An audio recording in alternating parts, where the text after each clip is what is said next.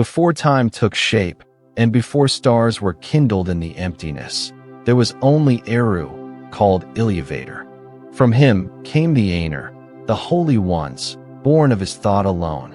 These were not beings of flesh, nor yet of form, but spirits vast and mighty, each embodying in themselves a portion of the understanding and will of their maker. To them he taught the shaping of music, a great theme, whose threads would weave through all things. Iluvatar gathered them and spoke to them a melody, subtle and deep beyond the understanding of even the greatest among them, and each added to the harmony according to their gifts and the part they had been given. It was not the song of one voice, but of many, structured in great patterns, echoing and rejoining, descending into silence and rising again in light. Melkor, who among the Ainur was the most powerful, sought to bend this music toward his own mind, desiring to increase the portion given to him. He added to it themes of his invention, strange and proud and violent. And in their wake came discord. Other Ainur faltered in their music or fell silent, unsure of how to follow. Yet Iluvatar responded not in wrath, but with counter-themes of deeper and greater beauty. From each dissonance, richer harmonies emerged, more profound than before. 3 times the music was disturbed, and 3 times Iluvatar changed the shape of his theme, raising the symphony to new heights. At last, he brought the music to an end. In the silence that followed, he spoke. He showed the Ainur a vision, unfolding before their eyes a vast world shaped from their song, its beginning, its seasons, its people, and its end. Mountains were raised and worn down by time. Forests bloomed and faded. Waters fell from high places into wide seas. The children of Iluvatar, elves and men, moved upon the face of the earth, and at their side the legacies of the Ainur lingered. But the vision was but an image. Then Iluvatar breathed into the void and made the world real, its matter and memory descending from the heavens into something that now truly was. And thus was formed Ea, the world that is. Some among the Ainur chose to enter into Ea, binding themselves to its fate and to its limits. These became the Vala, the powers of the world, and beneath them, the lesser spirits called the Mayor. Together they came into the physical realm, and through the vast halls of space and time, they moved until they came to Arda, the earth, which would be their dwelling. There they labored beside the waters and within the deeps of stone, setting in motion the shaping of the world. For long ages they worked, raising the lands, kindling stars, carving valleys. The land was still young and fluid then. There were no continents as yet marked, no names for its rivers or peaks. The light was dim and scattered through the airs, for the sun and moon had not yet been made, and only starlight flickered in the skyless deep. But among the Vala, Melkor had not forgotten the discord he had sung. Though he walked with them in thought and seeming purpose, he longed for dominion. The fire of Iluvatar that had burned brightest within him bent to pride and rage. Wherever the others built, Melkor unmade. He froze waters meant for gentle rivers. He scorched plains where forests were to rise. The crafting of Arda became not a harmony, but a contest of will. From this strife, the shape of the early world was bent and skewed, already marked by conflict before any living soul had awoken. Melkor sought dominion over the whole of Arda, claiming it for his own inheritance.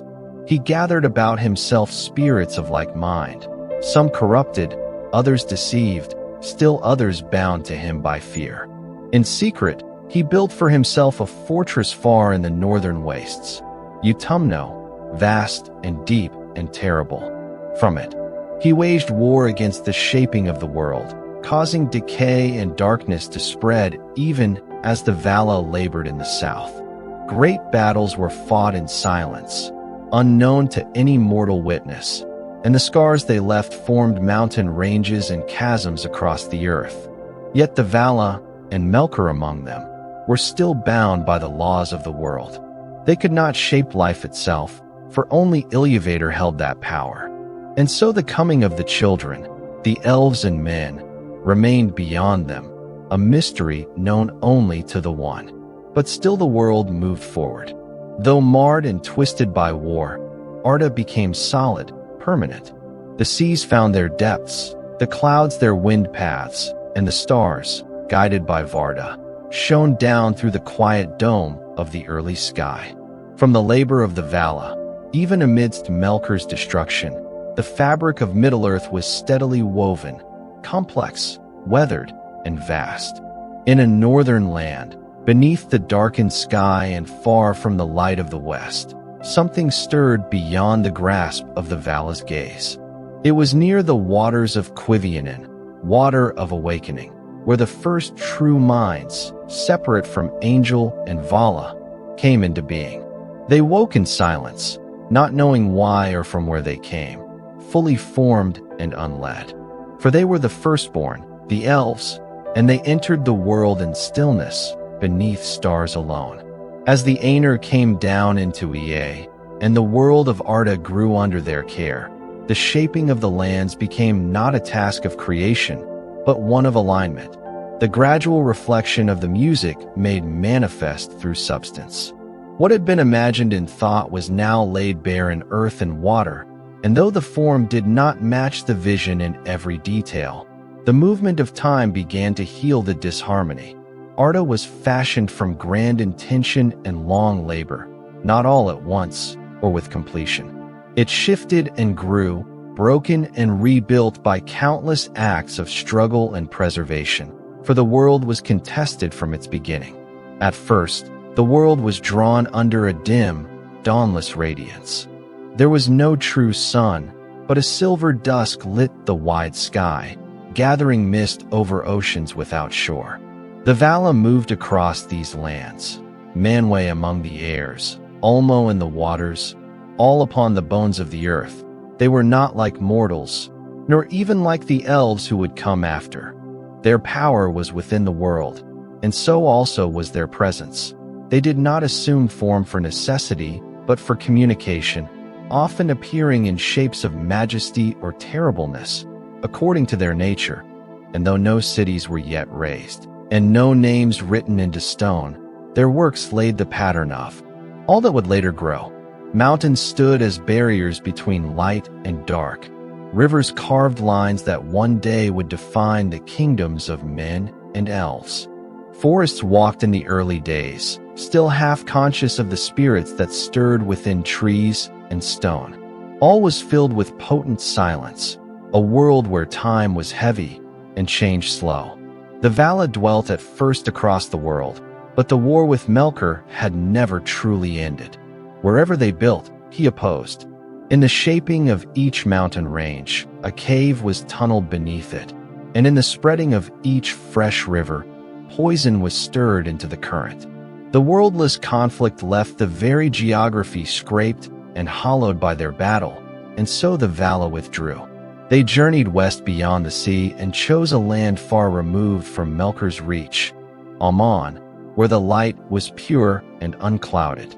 There they established their own realm of peace, the Undying Lands, and built a city there, Valmar, whose streets were paved with precious stone and whose ringing bells whispered through the valleys. Upon the plain of Izelahar, they watched as Yavanna, giver of fruits, sang over a green mound, and from it grew the two trees. One bore silver light, and the other gold, and by their mingled glow the land was lit day and night. These were no ordinary trees, and their light was not memory, but living, the last echo of the pure flame with which the world had begun. Thus Aman was set apart, untouched by shadow, while Middle-earth remained vast and darkened. Even as the Vala withdrew into Aman, Melkor deepened his hold over the lands left behind. While the world's earliest eras unfolded beyond the counting of years, he delved deeper into the roots of the earth, fashioning creatures of ruin and perverting forms that had once been fair. It is said that some Mayor were swayed by his cunning, drawn not by shared purpose but by desire, fear, or false worship. Among these were those who would become Balrogs, fire demons bound by whips of flame, and perhaps others whose names no tale has kept. In the pits of Utumno and Ongband, Melkor raised armies in secret, forging a dominion not in beauty, but violation. Still, the children of Iluvatar had not awakened. Their time had not yet come, but the Valar had not forgotten them. They knew the Elves were to be first, and feared what touch of Melkor they might encounter, should they wake into a world still ruled by darkness. So the Valar gathered in council and made war against Melkor at last. In the far north they came in force, breaking open the gates of Utumno and casting down its towers. Melkor was taken in chains, and the fires of his ancient fortress were quenched. For a time, he was held captive in the halls of Mandos, and the world drew a long, hushed breath. It was during this period, the years of the trees, as they came to be known, that the first winds of peace stirred across Middle-earth. Though much of the world remained unlit, the blend of starlight and distant peace allowed slow growth. Yavanna's works spread again, with forests untwisting and rivers clearing. The gentle rhythm of nature reasserted itself, almost shaped the seas and inlets where someday harbors would rise. All carved the mountains and hidden deeps, unseen by mortal eyes for many ages. And within a secret place, far from fire and ruin, the firstborn finally awoke. At the edge of a silent lake under an array of unblinking stars, they opened their eyes to the world. There were no parents to teach them, no kin to greet them. The Elves, tall, strong, and woven from the world's ancient light, stood without memory, yet full of wisdom, their voices echoing over the still water as they spoke for the first time. They were amazed by the stars, which mirrored the vastness they saw in one another. They called themselves the Quendi, those who speak, and by that word marked not only their voice but the very concept of waking into will.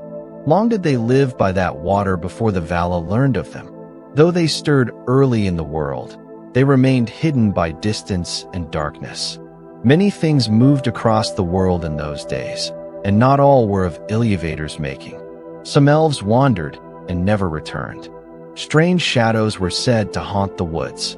The Quendi whispered of forms that watched from afar, who distorted the languages of those they captured and turned fair song to shrieking blasphemy.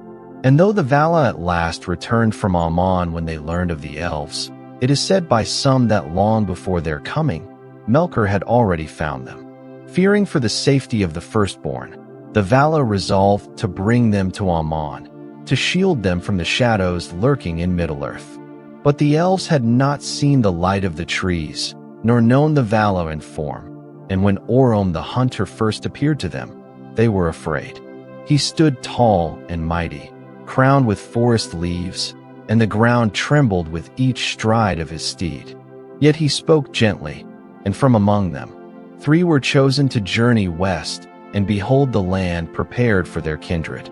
Ingwi, Finwi, and Elwi went with Orm to Aman, and when they returned, they carried with them the memory of a peace brighter than anything beneath the stars.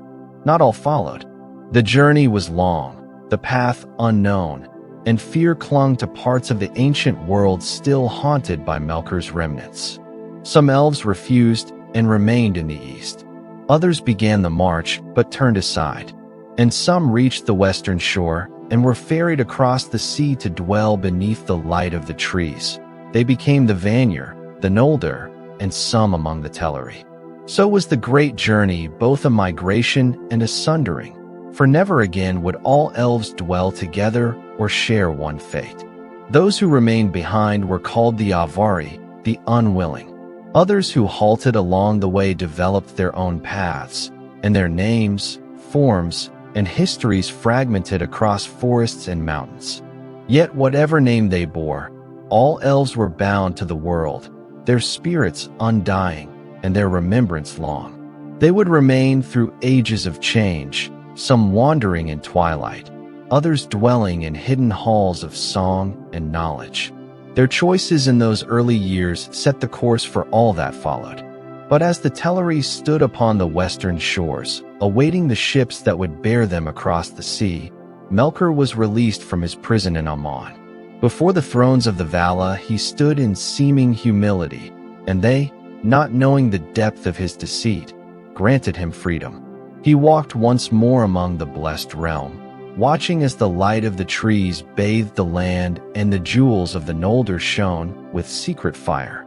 And though he wore no crown and built no fortress, his greatest work had begun, not in ruins, but in whispers.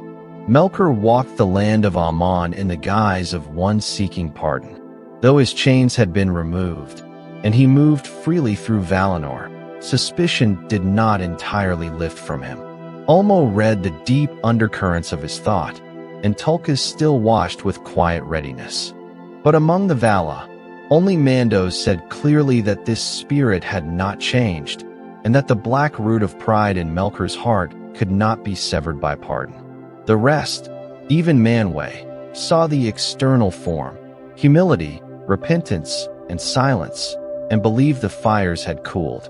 Yet beneath the visible harmony of Valinor, Melkor listened and envied and prepared. The trees stood at the heart of that land and cast light day and night, each waxing and waning in alternating rhythm. Around them rose the city of Valmar, and beyond it, the mountain of Tanaquetil, upon whose summit lived Manwë and Varda in air unbreathed by mortals. The elves who had crossed the sea settled in fair regions. The Noldor under Finwë built Tirion upon the hill of Tuna.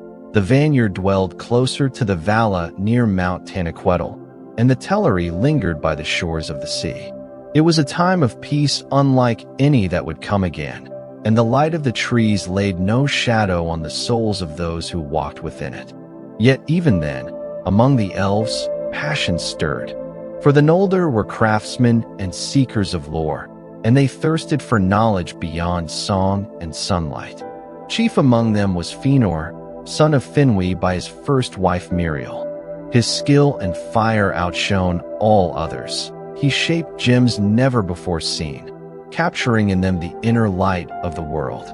Chief among these were the Silmarils, 3 radiant jewels into which he poured not only craftsmanship, but essence, caught from the mingled glows of the trees themselves.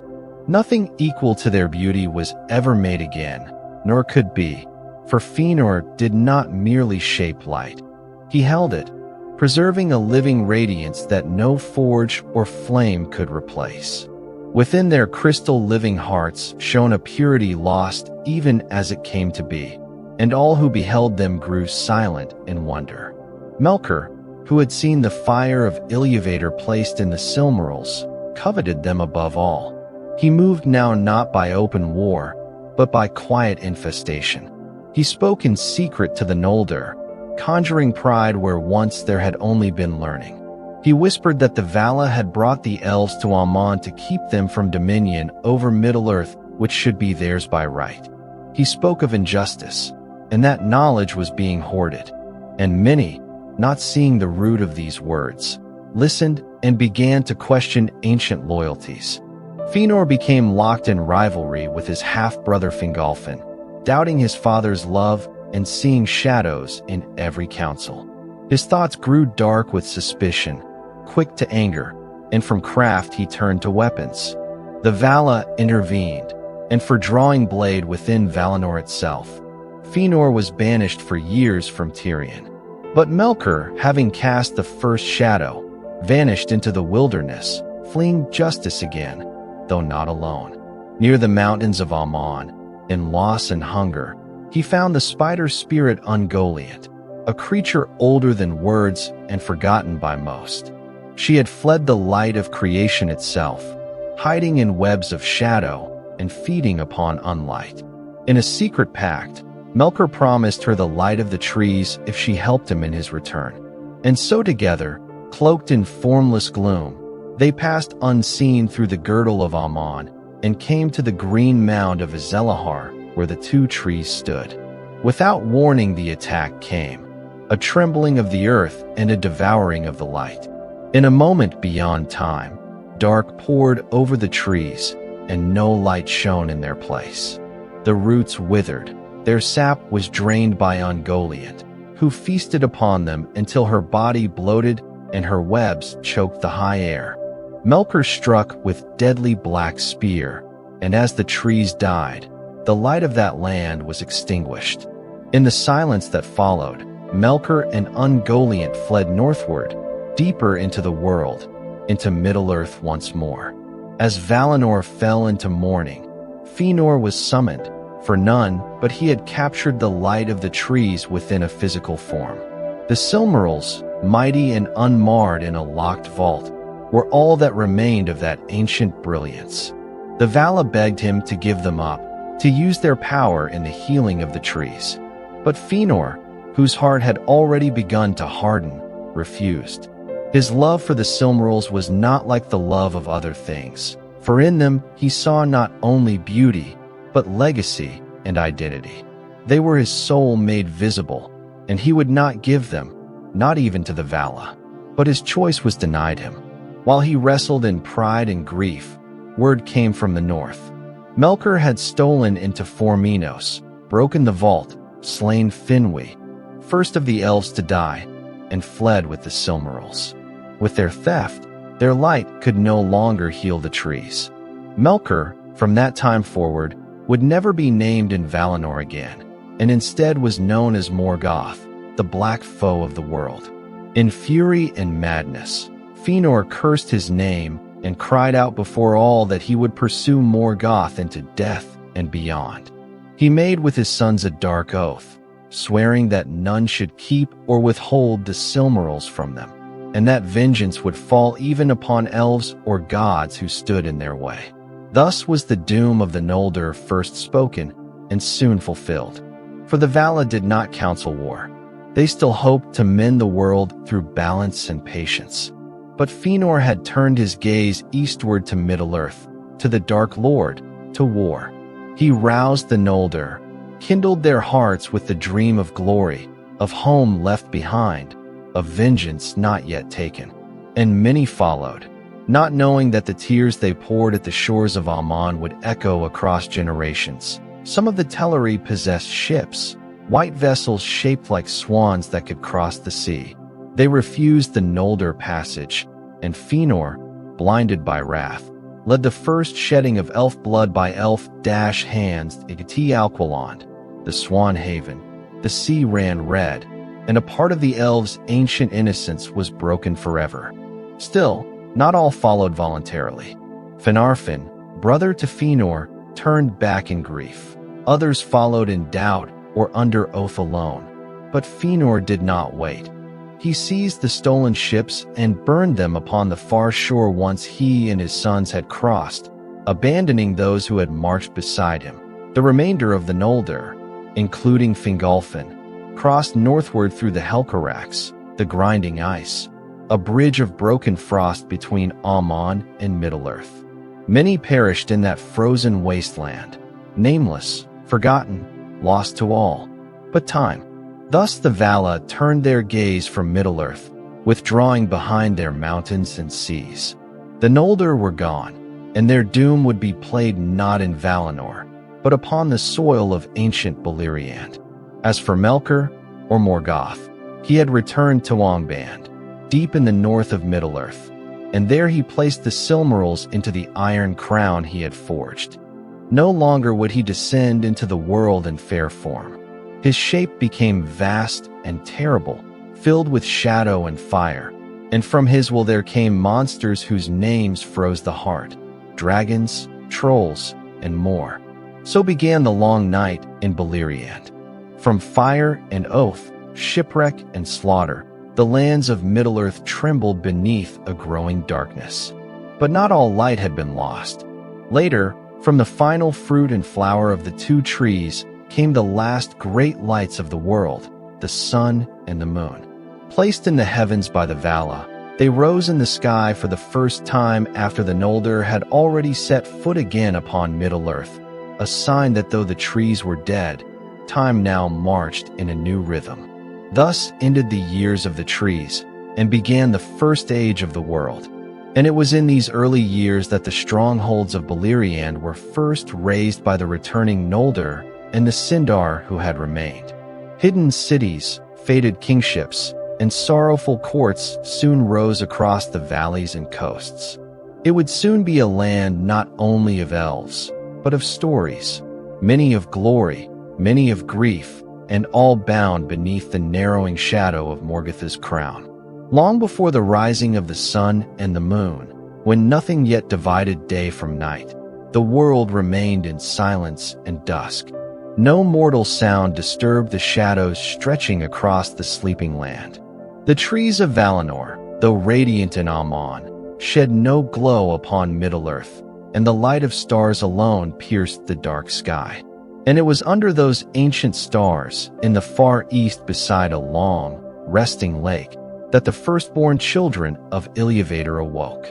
This place, remembered only in fragments, was called Quivionen, the Water of Awakening, a bay of calm waters beneath a wide plain of shadow, where starlight broke softly across the rippling surface. The elves stirred for the first time not from sleep, but as though emerging from the stillness of the world. They opened their eyes beneath the stars and saw the vast emptiness stretching about them. No parents guided them, no voice welcomed them. Yet their minds were already clear, shaped by the will of Iluvatar and woven with the patterns of the music itself. They stood together in awe and curiosity, for the world was without name, and language had not yet formed upon their lips. Still, as the music of the land carried into their thoughts, they began to speak, and were thus called the Quendi, those who use words. Their first sights were not of fire or war, nor of cities and crowns, but of the still water, the bending reeds, and the turning stars. With childlike wonder they gazed into the heavens, tracing paths and watching points of light drift slowly above the earth. Unlike all other beings before them, the elves possessed no memory of Aman, no knowledge of the trees or the Vala. They were alone in a realm that remembered only the footsteps of powers who no longer walked it. But in the silence, they found joy, and in the emptiness, meaning. Quiet songs were made around the waters, and from these songs came the beginnings of language, its rhythm fitted to the stars, its tone drawn from wind and water. They were tall, strong in mind and body, and their senses were keen. They did not age or wither by the passing of time, and though each was unarmed and unwary in those early days, their spirits were fearless. They learned quickly the patterns of the land, the paths of deer, the calling of birds, the shapes of clouds. Yet even in this time of innocence, there were shapes in the distance they could not name. They spoke of shadows that moved against the stars, and of figures seen watching from far-off hilltops, who slipped away before approach. Some Quendi vanished into the wilds of the land and were not seen again. No word was found of them, and their names passed into forgetting. What those watchers were is not fully known, yet many elves would later believe that Melkor had already turned his gaze to them. For in their early purity he saw what could not be undone, but might be corrupted. And though he had vanished into his fortress in the north, having long prepared the fortress of Utumno in secret, his power spread across the world like a creeping blight. He had heard of the awakening and sought to reach the elves before the Vala. Thus began the long contest for the spirits of the firstborn. But all was not at once dark. Orome, the huntsman of the Vala, rode upon Middle-earth by chance in his great journeys.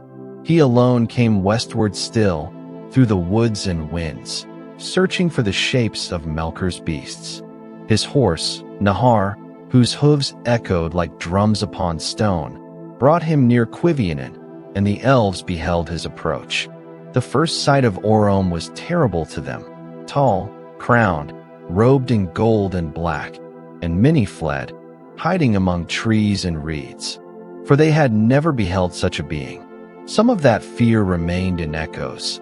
Some chose to remain hidden, and would never seek the light of the west. Yet others stood their ground, and were not overawed. Orome in his wisdom spoke gently and listened. He did not command, but inquired, and he learned their names. In his presence, the Quindi felt the world come into sharper clarity. He saw beauty in them beyond all his expectation, and his heart was moved. He returned swiftly to Aman and told the Vala that the children had awakened, the moment they had awaited since the forming of the world. There was rejoicing in Valinor, but also a great reckoning, for they knew now that the children lived in a land where Melkor's hand still reached. The Vala saw that the world had not yet been healed enough to be their dwelling place, and so the Vala rose in full force for war.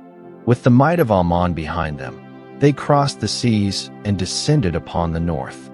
The mountains of Middle-earth rang with the clash of powers beyond the reckoning of mortals. All of Utumno was broken open, and the fires Melkor had set beneath the world were flooded and extinguished. When the battle was done, Melkor was chained once more and brought back to Aman as prisoner.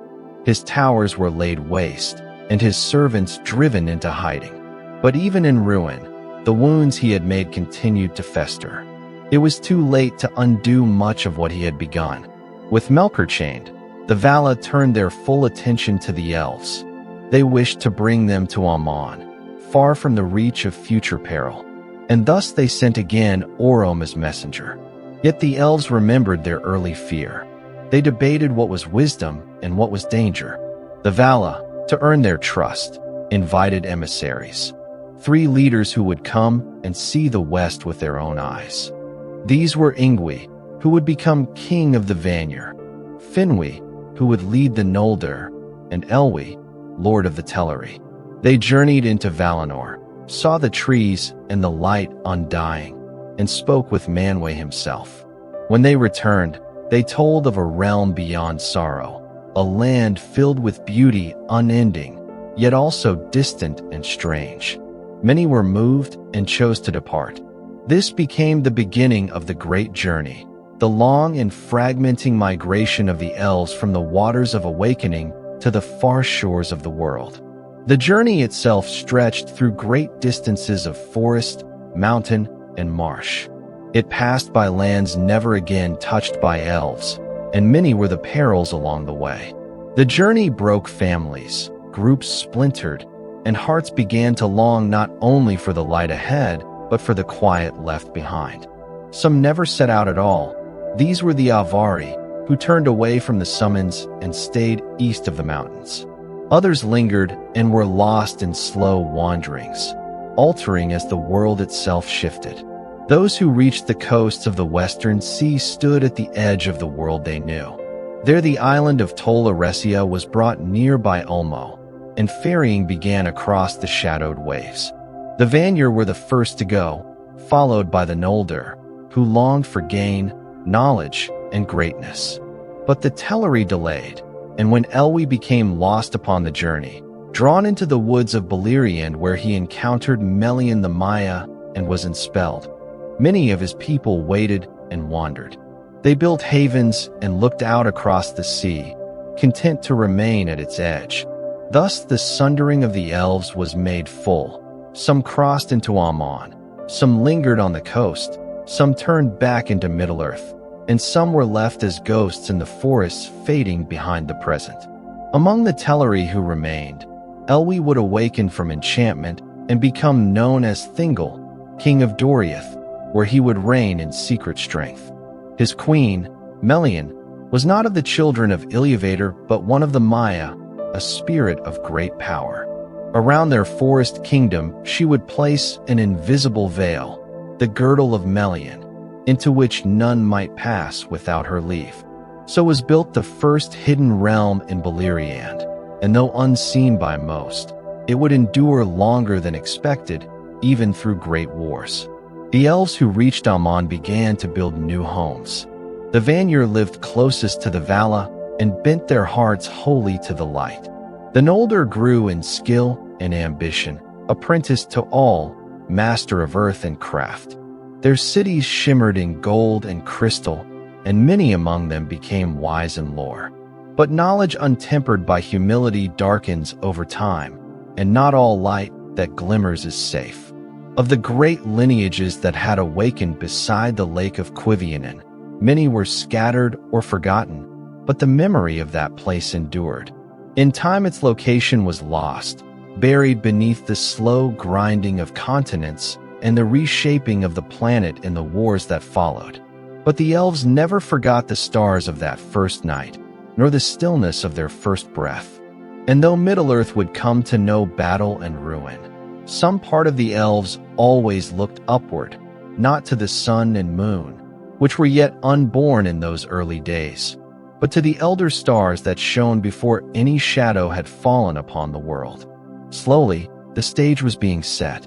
The children had awakened, Melkor was cast down, though not forever, and the elves were divided. Some had departed to live under the light of the trees and under the guidance of the Vala, while others remained scattered in Middle-earth, unshielded. The first age of the children had begun not with fire, but with silence, and that silence would deepen in the years to come, as treachery took root once more behind the walls of Aman, and shadow seeped again across the sea. In the time following the awakening of the elves, and the first contact between the children of Iluvatar and the Vala, the shaping of Middle-earth paused in a hush of possibility. Morgoth had been chained and cast into the halls of Mandos to serve long years in confinement, and no shadow stirred from the north. The stars burned clearly, unimpaired by smoke or cloud. Rivers ran free, and forests spread unchecked. For a brief age, the world remained whole and unbroken by violence. But though stillness marked this time, it was not without movement. For the Vala, seeing the firstborn alone under the stars with no guidance, resolved to bring them westward, away from the suspicion of old evil. And so began the great journey, a migration across thousands of miles and uncounted years, a path from Quivionen to the shores of Aman.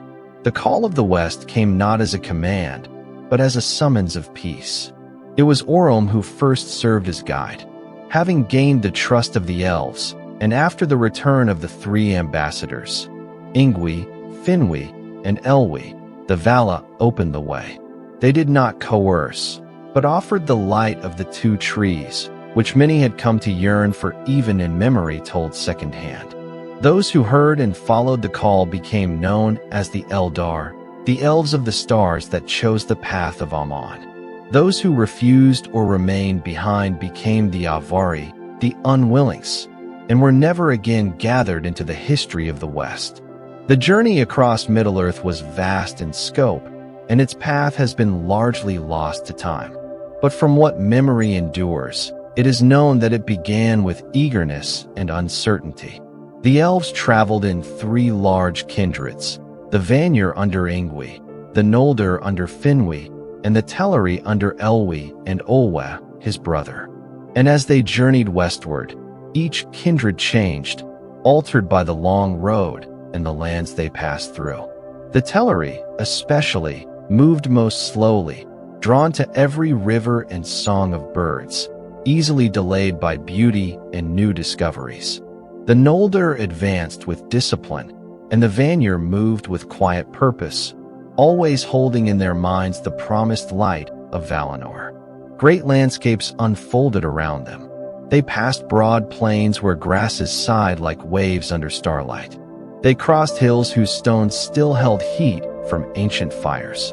In some places they met spirits of the land, Maya in quiet forms, who guided or protected the road. In others, they met only the memory of Melkor in twisted trees or strange beasts that watched from the brush. Still, they advanced. They climbed the blue mountains in the distant west, ancient ranges that marked the outer edge of the world they knew. There, some among them faltered. Many elves feared what lay beyond the mountains. Some believed that departure would erase what they were. Others mourned leaving lands that had shaped their songs and language. Among the Teleri especially, dissent grew. Those who turned aside at this point remained east of the mountains and would later become known by many names. The Nandur, who followed Linwë down the course of the Anduin, seeking the quiet of forests, the Lykendi, or Green Elves, who dwelt in Osirian and rarely spoke to outsiders, and others whose words and appearance became altered until they were unrecognizable to their Western kin. Still, the greater host continued. After their long struggle over the mountains, they came at last to the eastern shores of the Great Sea. Here the continent ended. Across the water lay Aman, the Undying Lands. But though the light of the trees now glowed in the far distance, between the Elves and that blessed shore was a darkness few could name. The empty ocean, cold and wide. The Valar would not leave them stranded. Ulmo, Lord of Waters, raised from the deep the Isle of Tol Eressëa and placed it near the shore. There the Elves rested, marveling at tree and flower not found in Middle-earth, yet still set apart from Aman across the bay. It was Ulmo again who took them across in great voyages, ferrying them west aboard the island itself, which he moved through tides and currents by his will. One by one the three kindreds came to Aman, but never together and never in full. The Vanir were the first. Once arrived, they passed quickly into the light of Valinor and did not return eastward. They became the noblest in spirit and the most beloved of the Valar. The Noldor came second, and they, though reverent, quickly turned to craft, knowledge, and ambition. Among them were minds of surpassing skill, and hands that shaped things whose memory long outlived their creators. Their pride, however, also quickened. Though blessed with sight, they often looked inward instead of up. The Teleri lingered. Elwi, their leader, had vanished into the forests of Beleriand and could not be found. For his sake, many of his people delayed their crossing. Some, after long years of searching, abandoned the hope of finding him and continued west under Olwe. These reached Aman last, and though they were welcomed, they dwelled always near the sea, with sails in their dreams and the sound of waves in their voices. Their ships, built of pearl and foam, became the finest of all things made by elves on that shore. Meanwhile, those who would not forsake the search for Elwi remained behind in Beleriand. There, when he at last reappeared as Thingol, king of Doriath, they remained forever under his rule. So their departure was never completed. This journey, fragmentary and slow, marked a great changing of elvish people. Those who reached Aman were called the Calaquendi, the Elves of the Light, and those who remained in Middle-earth, whether by choice or delay, became the Morikendi, the Elves of Darkness, though not in evil, but by lack of the tree's light. This split would define fates, wisdom, and memory. The Calaquendi dwelled in bliss unchanged by time for many ages. The Morikendi grew with the land, more weathered, less brilliant, but deeply rooted in Middle-earth and its hidden sadness. In Aman, the Elves built fair cities, the Noldor and Tirion upon the hill of Tuna, shining under the trees, and the Teleri in Alquilon by the sea, its harbors filled with swan-winged ships. Music was heard in every street, and song rose at dawn and evening alike. The tree's light did not fade. The stars above still burned, but were joined now by the golden and silver glow that changed the world beneath. No war touched that land, and no evil passed the mountains that guarded its inner peace. It was during this time of undisturbed joy that the Silmarils were made by Fëanor, greatest son of Finwë. These three jewels, cut from no stone and burning with no fire of earth, held within them the light of the trees themselves. Not a reflection, but the substance, living, unceasing. To gaze upon them was to remember something older than words. And though praised by all who saw them, even the Valar, it was said that the fire in them could not be touched by any hand unclean. Their sanctity became legend even as they remained with their maker. But in secret, Melkor's thoughts had darkened further in his prison. His hatred of the children, his envy of their peace, and his desire for mastery over all returned like a tide. Eventually, the Valar released him, believing that repentance had grown. Once free, he walked the paths of Valinor in silence.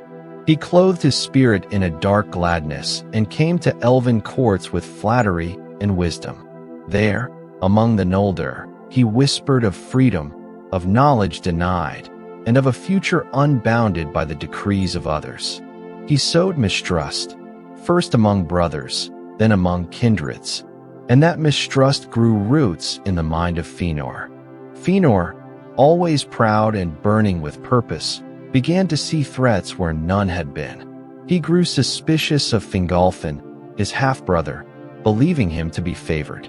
He condemned the council of the Vala, fearing they would take his Silmarils if unrest truly came.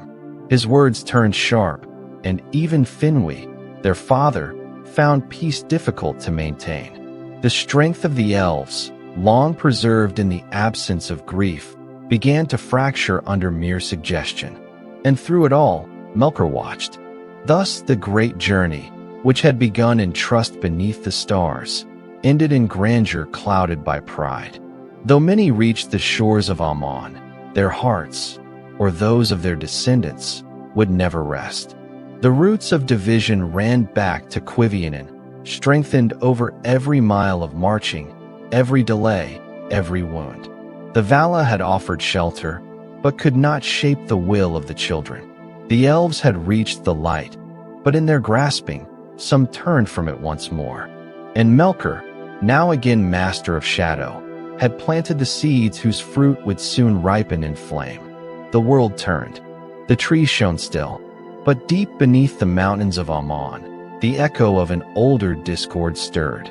The Elves looked to the future, and in the west, ships gleamed upon the water.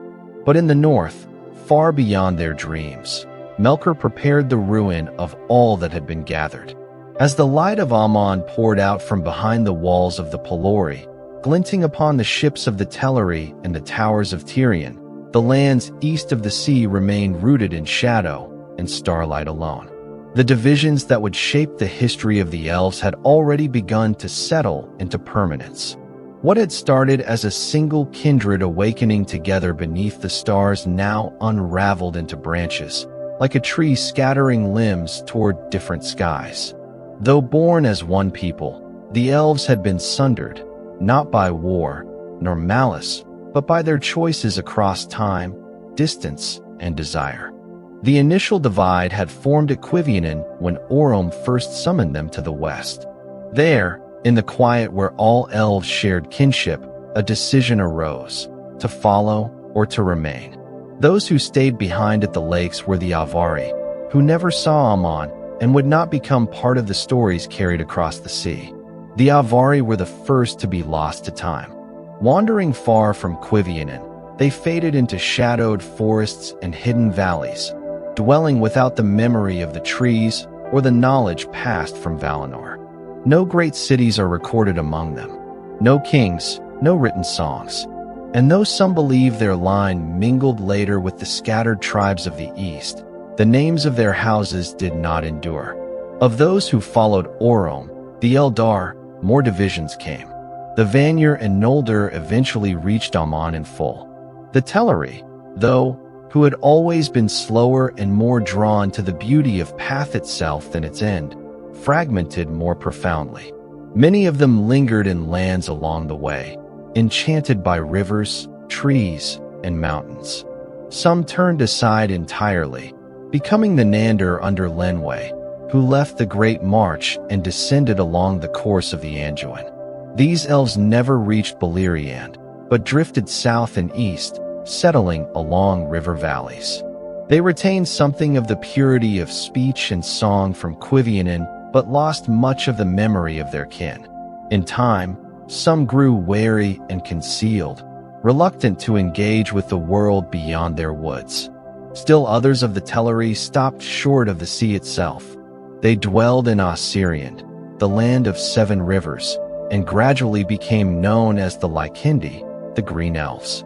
These were tender to nature, refusing iron and stone, moving not with the roar of war, but with the silence of leaves. They became elusive and difficult to find, yet they watched much and remembered more than others guessed. They never crossed into Aman, though the idea of its light lived in their songs as a distant dream never quite woken from. At the farther edge of the great journey stood the Western Teleri. After long years wandering in search of Elwi, they reached the shores of Beleriand and were gathered at last by the call of the sea. Elwi, caught in enchantment beneath the forest of Nan Elmoth with Melian, did not come again for many years, and the choice came whether to continue to Amon without him. Many chose to depart, sailing into the west under the guidance of Olwe, his brother. These became the sea-loving elves of Alquilond, whose voices shimmered like waves in their halls of pearl. But those who remained behind became known as the Sindar, the Grey Elves, neither Calaquendi nor Morikindi, for they had begun the journey but had not seen the trees. Though not counted among the High Elves, the Sindar had a nobility shaped less by divine light and more by endurance. In the quiet time before the return of Morgoth, they built realms of music and craft along the rivers of Beleriand. When Elwi was at last found, now marked as king and ensnared by the power of Melian the Maya, they gathered about him and named him Thingol. His voice held authority mingled with ancient sorrow, a memory of the West still tempered by long delay. With Melian, he founded the kingdom of Doriath, and from her came strength of a kind not yet seen in Middle-earth. Around that land, she wove a protective enchantment, known as the Girdle of Melian, into which no being might enter save by invitation or doom. So it was that while the Vanir, Noldor, and many Teleri lived in Amon in radiance, the Sindar crafted kingdoms of twilight and music. Among them came other travelers, Nandor, who had crossed the mountains at last, and scattered groups of Western Morikindi. Many of those who never left Middle-earth at all faded into obscurity, yet some emerged again in the great sagas of the First Age. The fullness of elven history was not shaped only in the halls of Tirion or the white shores of Alquilond, but also in the whispering woods of Beleriand and beyond, by voices who knew no light of the trees, but who shaped destiny nonetheless. In Amon, the separation was less visible, but no less profound. The Vanir and Noldor, though united in glory, remained different in heart. The Vanir forsook all thought of return. They loved the light and law of the Vala and devoted themselves wholly to them. With Manwë and Varda, they lived in peace, never ceasing from song and prayer. They built no kingdoms nor crafted works of pride. Their brightness was even and deep, and they remained the purest among the Calaquendi, untouched by ambition or possession. The Noldor, by contrast, loved knowledge and mastery. They learned much from all and became smiths, jewelers, and lore masters of surpassing skill. Their cities rose in splendid clarity, filled with memory and vision. But in their excellence lay the roots of unrest. Their hearts began to turn inward, measuring themselves against the works of others.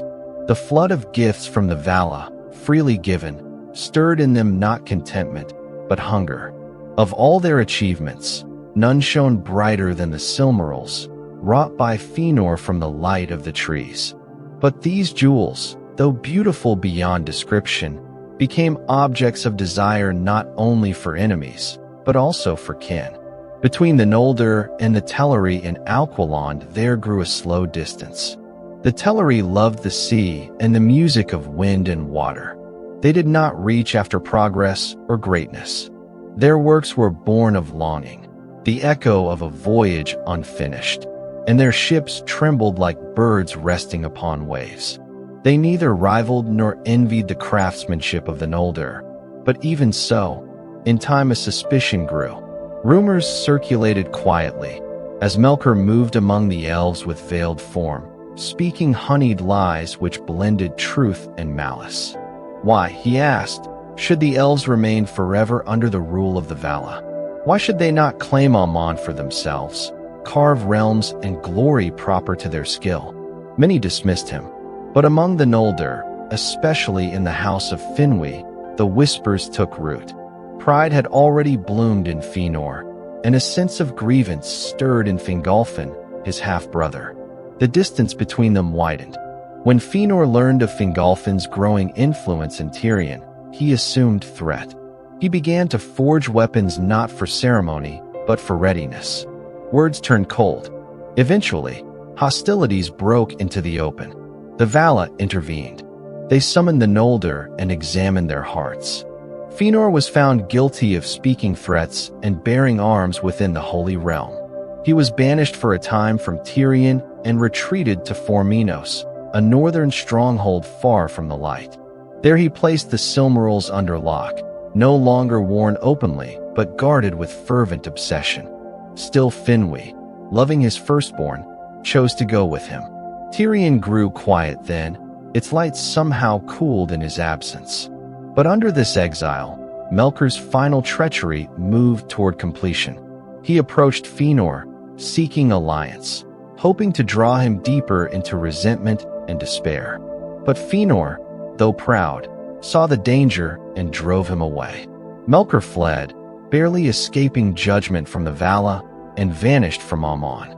Hidden from sight, he sought out the last of his allies, Ungoliant, a spider-shaped being of malice and consumption who had no love even for Melkor, but hunger that could be used. Together, in darkness, they struck. The trees were destroyed. The light was lost. Forminos was broken. Finwë was slain. And the Silmarils, the only fragments of that ancient light still preserved, were stolen and taken eastward, away from Aman. Fëanor returned too late. His grief became fury, his oath deafening. The division among the Elves, once marked only by geography and path, now became bonded by blood and doom. The Noldor became rebels. The Teleri, shedding tears on the stones of Alquilond, learned that kin could turn against kin. The Vanir forsook all further involvement.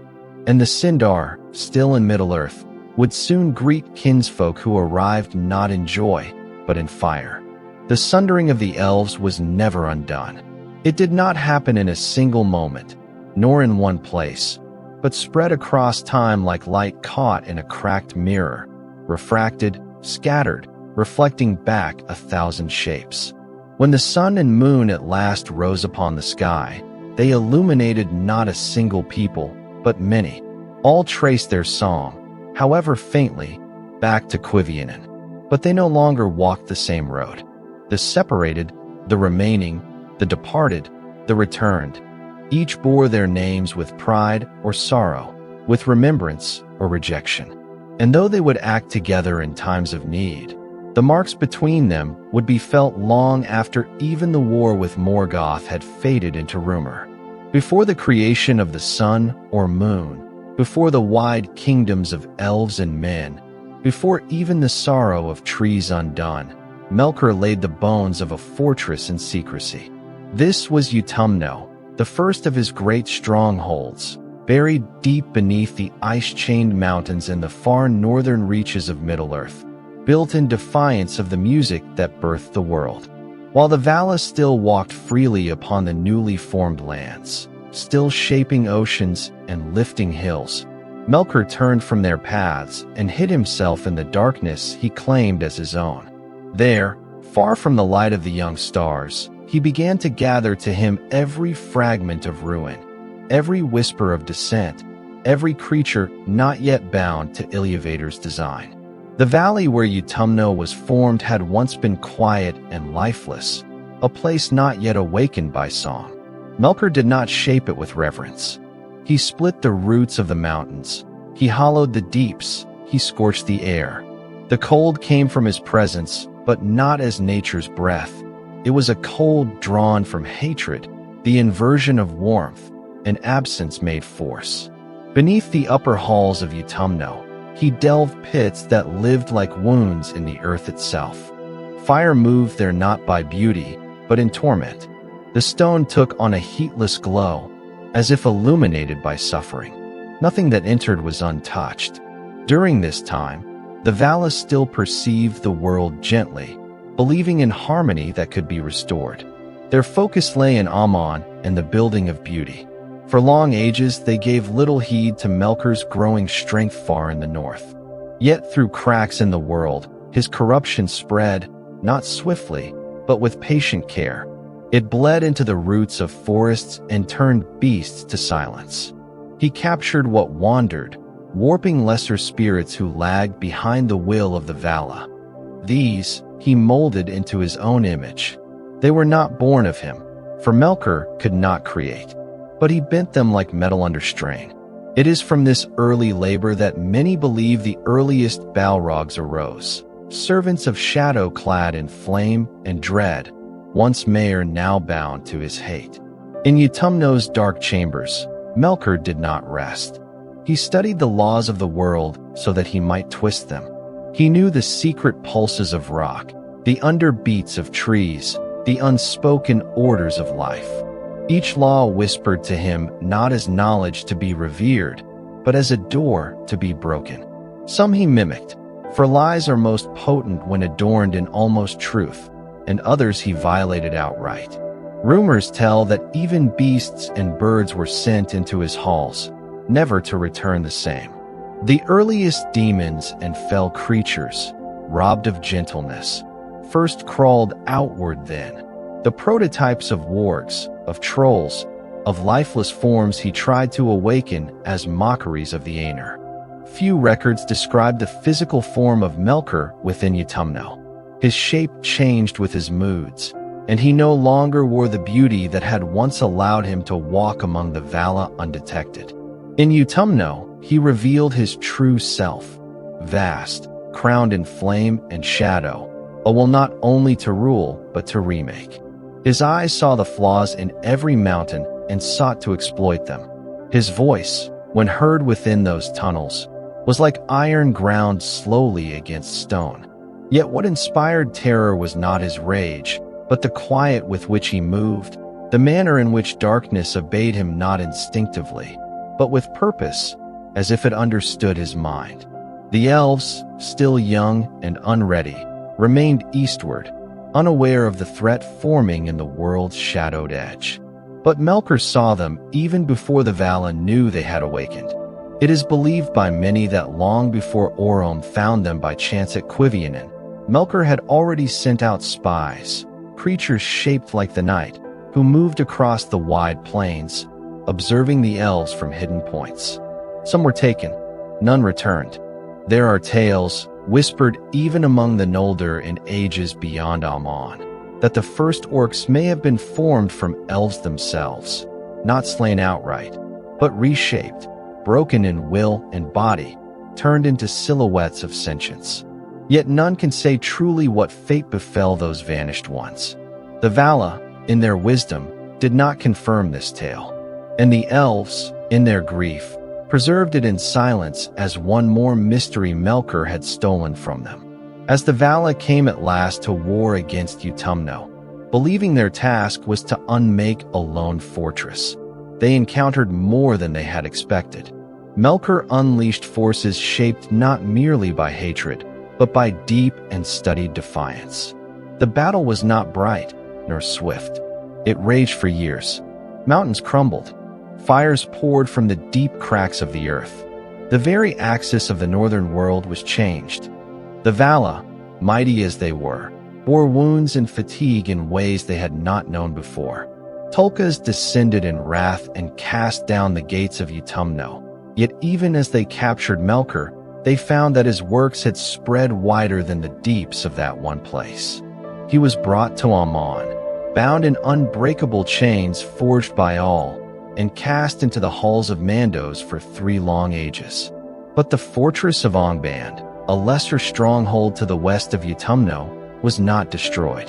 There, under the guard of Sauron, Melkor's chief lieutenant, the methods of ruin continued unseen. Many thought all evil cast out. But that is the nature of shadow. It seldom retreats entirely, and when it does, it leaves marks waiting to be reawakened. Even in absence, Melkor's influence remained. Creatures bred in his service moved slowly back into the wide places. Wolves with unnatural cunning, spirits once fair, now clothed in smoke. Lesser beings who claimed dominion over dead things, over stone, over decay. Some of his servants fled south and east, and among mortals who had yet to awaken, they whispered false visions of the world. Melkor had always spoken two languages, force and deception, and even captive, both lingered. When finally the world seemed at peace, and the elves were called to the west, the Valar believed Melkor's threat to be ended. Yet in Aman itself, the seeds of his vengeance had already been sown, faster than the Valar foresaw. While the Noldor dwelled in splendor, crafting towers and gems, refining tongue and song, Melkor emerged from captivity on feigned terms, speaking with softness and cloaked regret. He lured no spirits this time, nor beasts or fire. He lured thoughts, slowly, and turned pride into fuel. The events that followed were not the work of a single moment. Under the high trees of Eldamar, his designs crept like vines. Among the Noldor, who prized knowledge above rest, Melkor fed ambition. Among Teleri, who prized their isolation, he fed fear. Among even the blissful, he fed forgetfulness. In the hollow of Forminos, Feanor's doubt grew each year, shaped by seeds first whispered by Melkor, now swollen with wrath and grief. And when Melkor fled at last from Aman after his unveiled treachery, he did not build anew. He returned north, to the foundation that remained intact, Angband, and reclaimed it not as a hidden place, but as his open reign.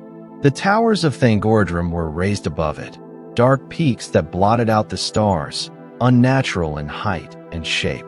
Beneath them, Morgoth, for that name he now bore, forged again the instruments of war. Dragons were first shaped here, not beasts but fire clothed in thought. The Balrogs came forth again, no longer scattered but bound as his personal guard. Orcs, if not yet fully made, became legion. Trolls stirred in far-off caves and turned from beasts to tools. And it was from Angband that Morgoth looked again across Beleriand, waiting for the return of the Noldor, for he knew they would follow. They might bring war, but they would come divided, blinded by rage, separated already from Valinor. He needed only wait. The rise of Morgoth in Utumno was never truly undone, for though the fortress fell, the pattern endured. What he had started in secret shaped not only the world's fires, but the very bloodlines of elves and men. The fear of unmaking, the long memory of corruption. And even as he was driven back or broken in shape, his will would haunt the foundations of Arda for all the ages to come. For Utumno was not merely a fortress. It was the birthplace of shadow made flesh, of silence bent to scream. And beneath all ruin afterward, its echo remained, a void not of absence, but of intention. When the war at the end of the Years of the Stars reached its height, and the Valar cast down Utumno, Melkor was brought low in both might and stature. For the first time since their descent into Arda, the Valar exerted the full measure of their strength upon a single foe, demanding not only the end of his destruction, but his subjugation. Tulkas struck the final blow, binding him hand and foot. Chains had been forged for this purpose long before, and Ainur, wrought by all, could not be broken by will or force alone. As Melkor fell into silence, the wind ceased in the northern world, and the fires that had burned through stone and sky vanished beneath cooling ash. He was taken beyond the sea into Aman, to the halls of Mandos, where none but the Valar could enter. There, Melkor was imprisoned for 3 ages in timeless darkness. During these long years of captivity, he neither spoke nor raged.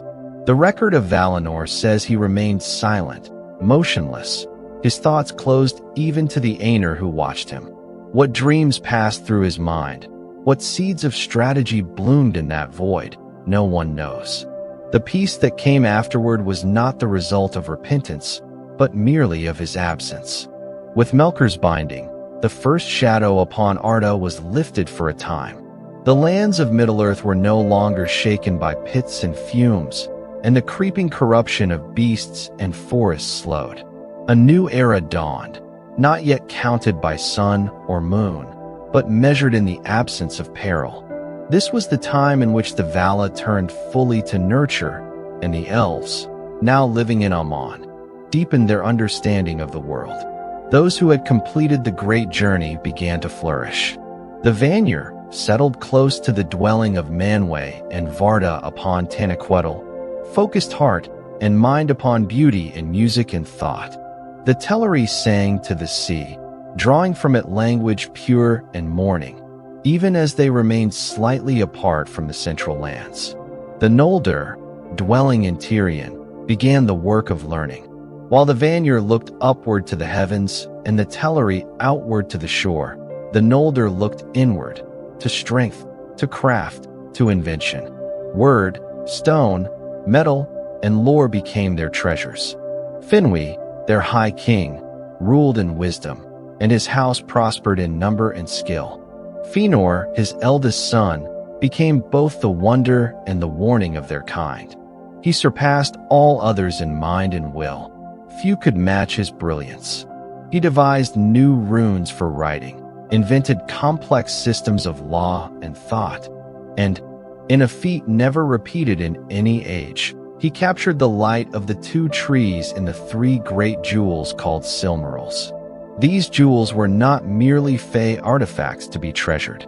They were something close to sacred, for within them lived the mingled brilliance of Telperion and Laurelin, the silver and golden trees that gave light to Aman. The light was not reflected nor refracted, it was contained.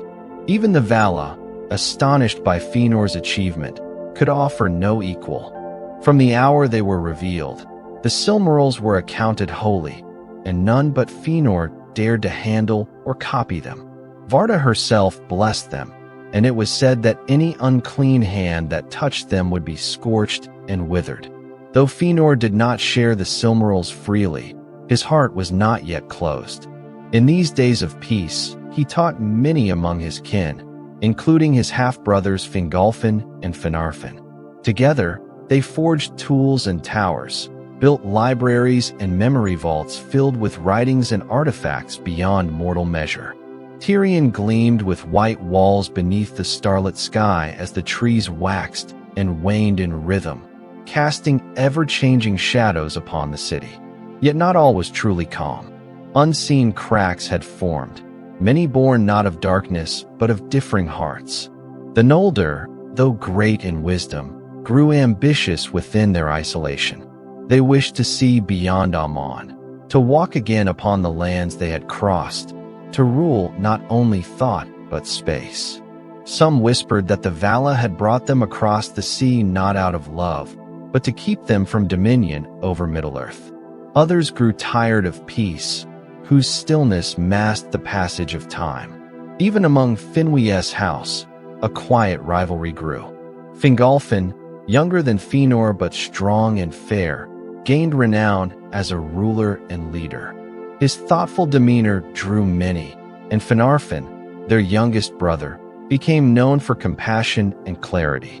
But Fëanor, who believed himself unequaled in creation, viewed their popularity with suspicion. Though no open quarrel yet broke between the sons of Finwë's two wives, the air in their halls had grown thin with unspoken pride. When Melkor was at last brought from the halls of Mandos, he returned not in terror or rage, but cloaked in submission. He bowed to the will of Manwë and walked unarmed. Many among the Valar believed that time and silence had tempered his mind. Manwë, highest of the Ainur and Arda and ever trusting in reconciliation, permitted Melkor to move freely within Aman under watch, believing that no irredeemable accuser might be excluded forever. Few suspected that the silence in prison had refined Melkor's hatred into precision. He no longer sought war openly. Now he walked among the halls of the Noldor, speaking with courteous words and carefully measured insight. He posed questions of curiosity. Why should the Elves bear no kingship over Middle-earth if indeed they were the firstborn? Why must they remain within the sea's boundary when beyond it stretched lands filled with memory, shaped long ago by their own footsteps? His tone was never commanding. He merely inquired, and such words found root.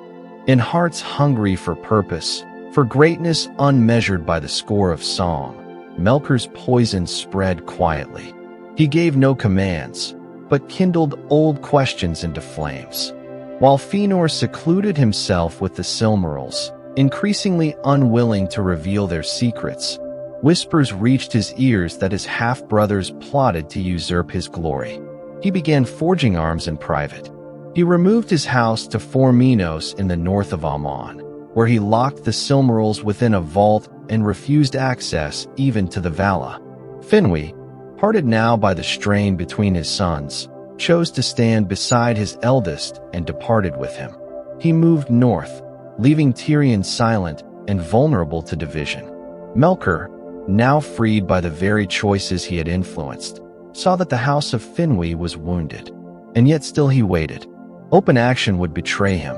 He needed one final act to ensure the ruin of peace.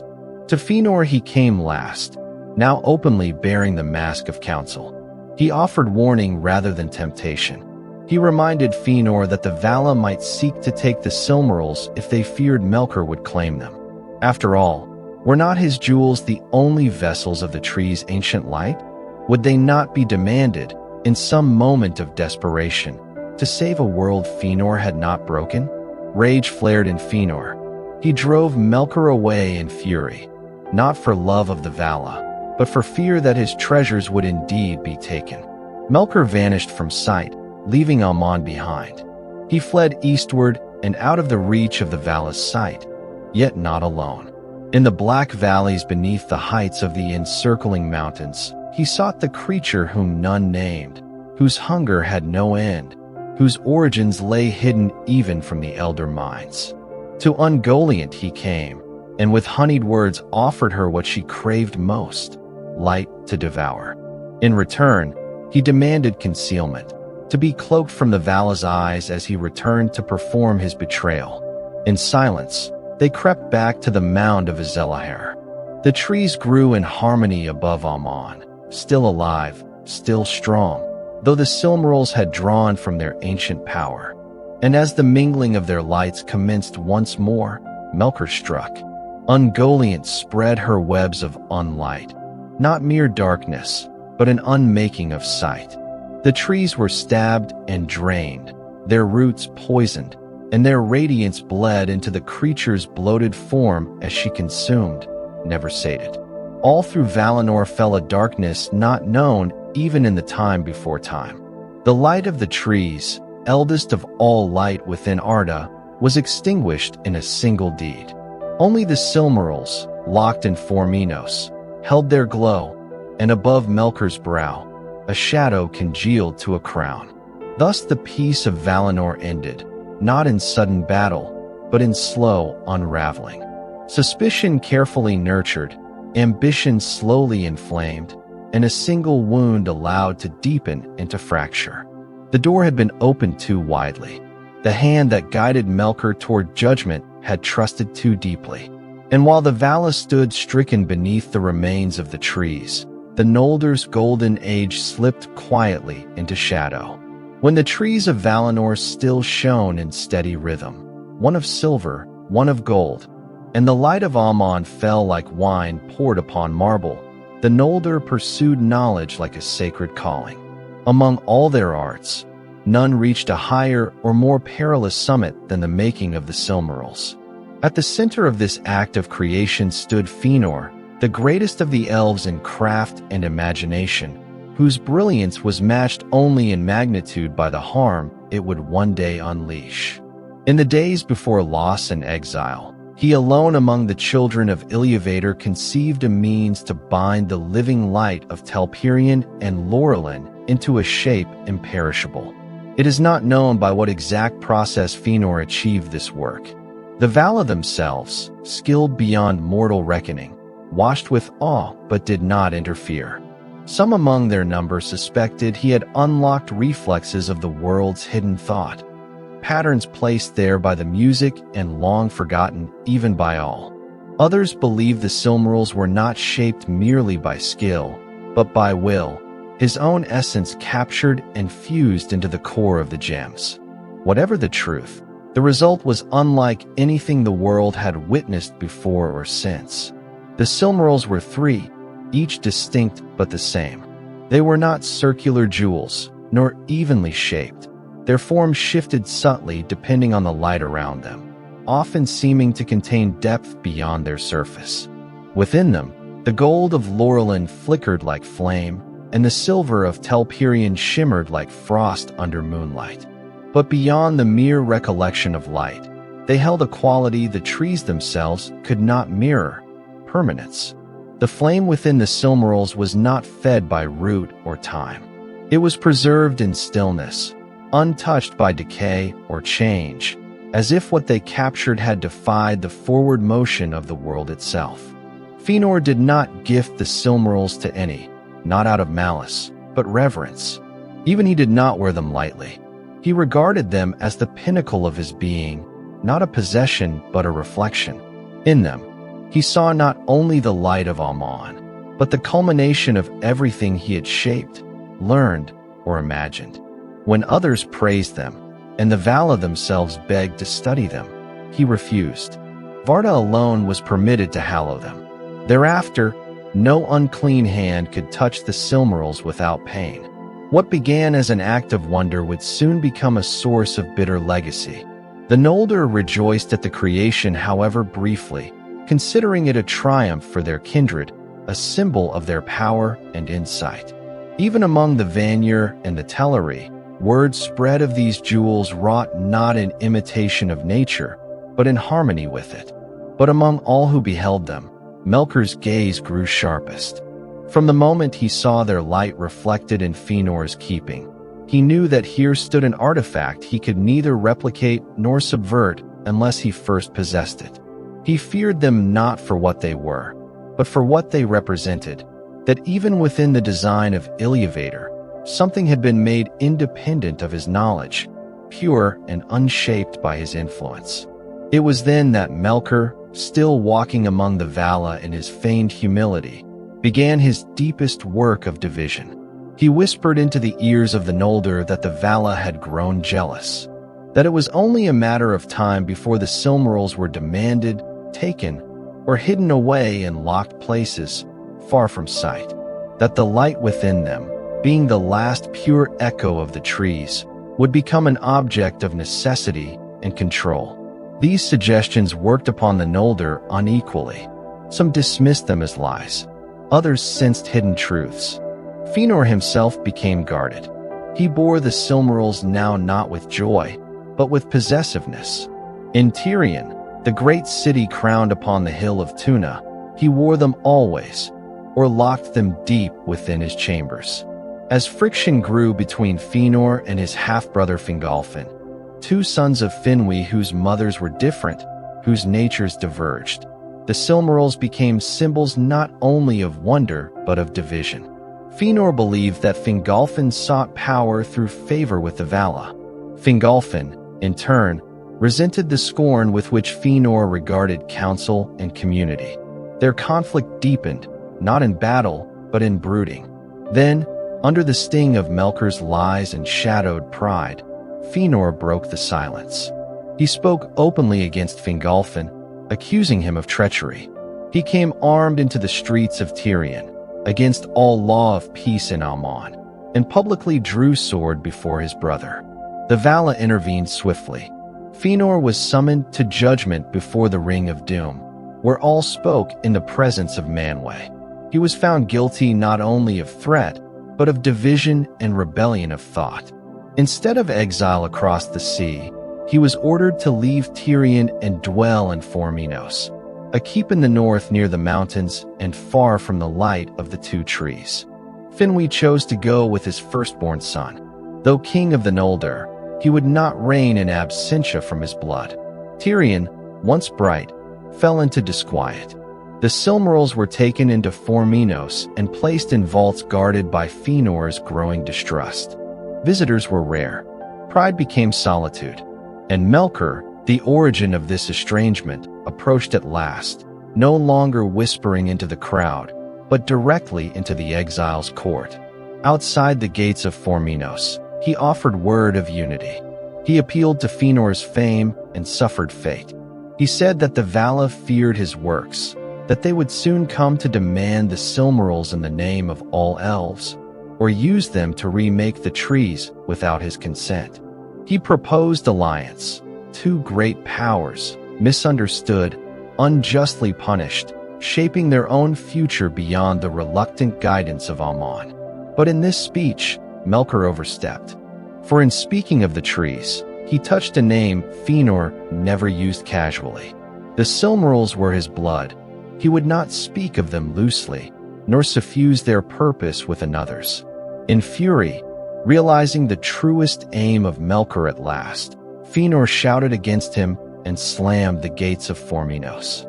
Melkor turned then, his mask discarded, and vanished once more.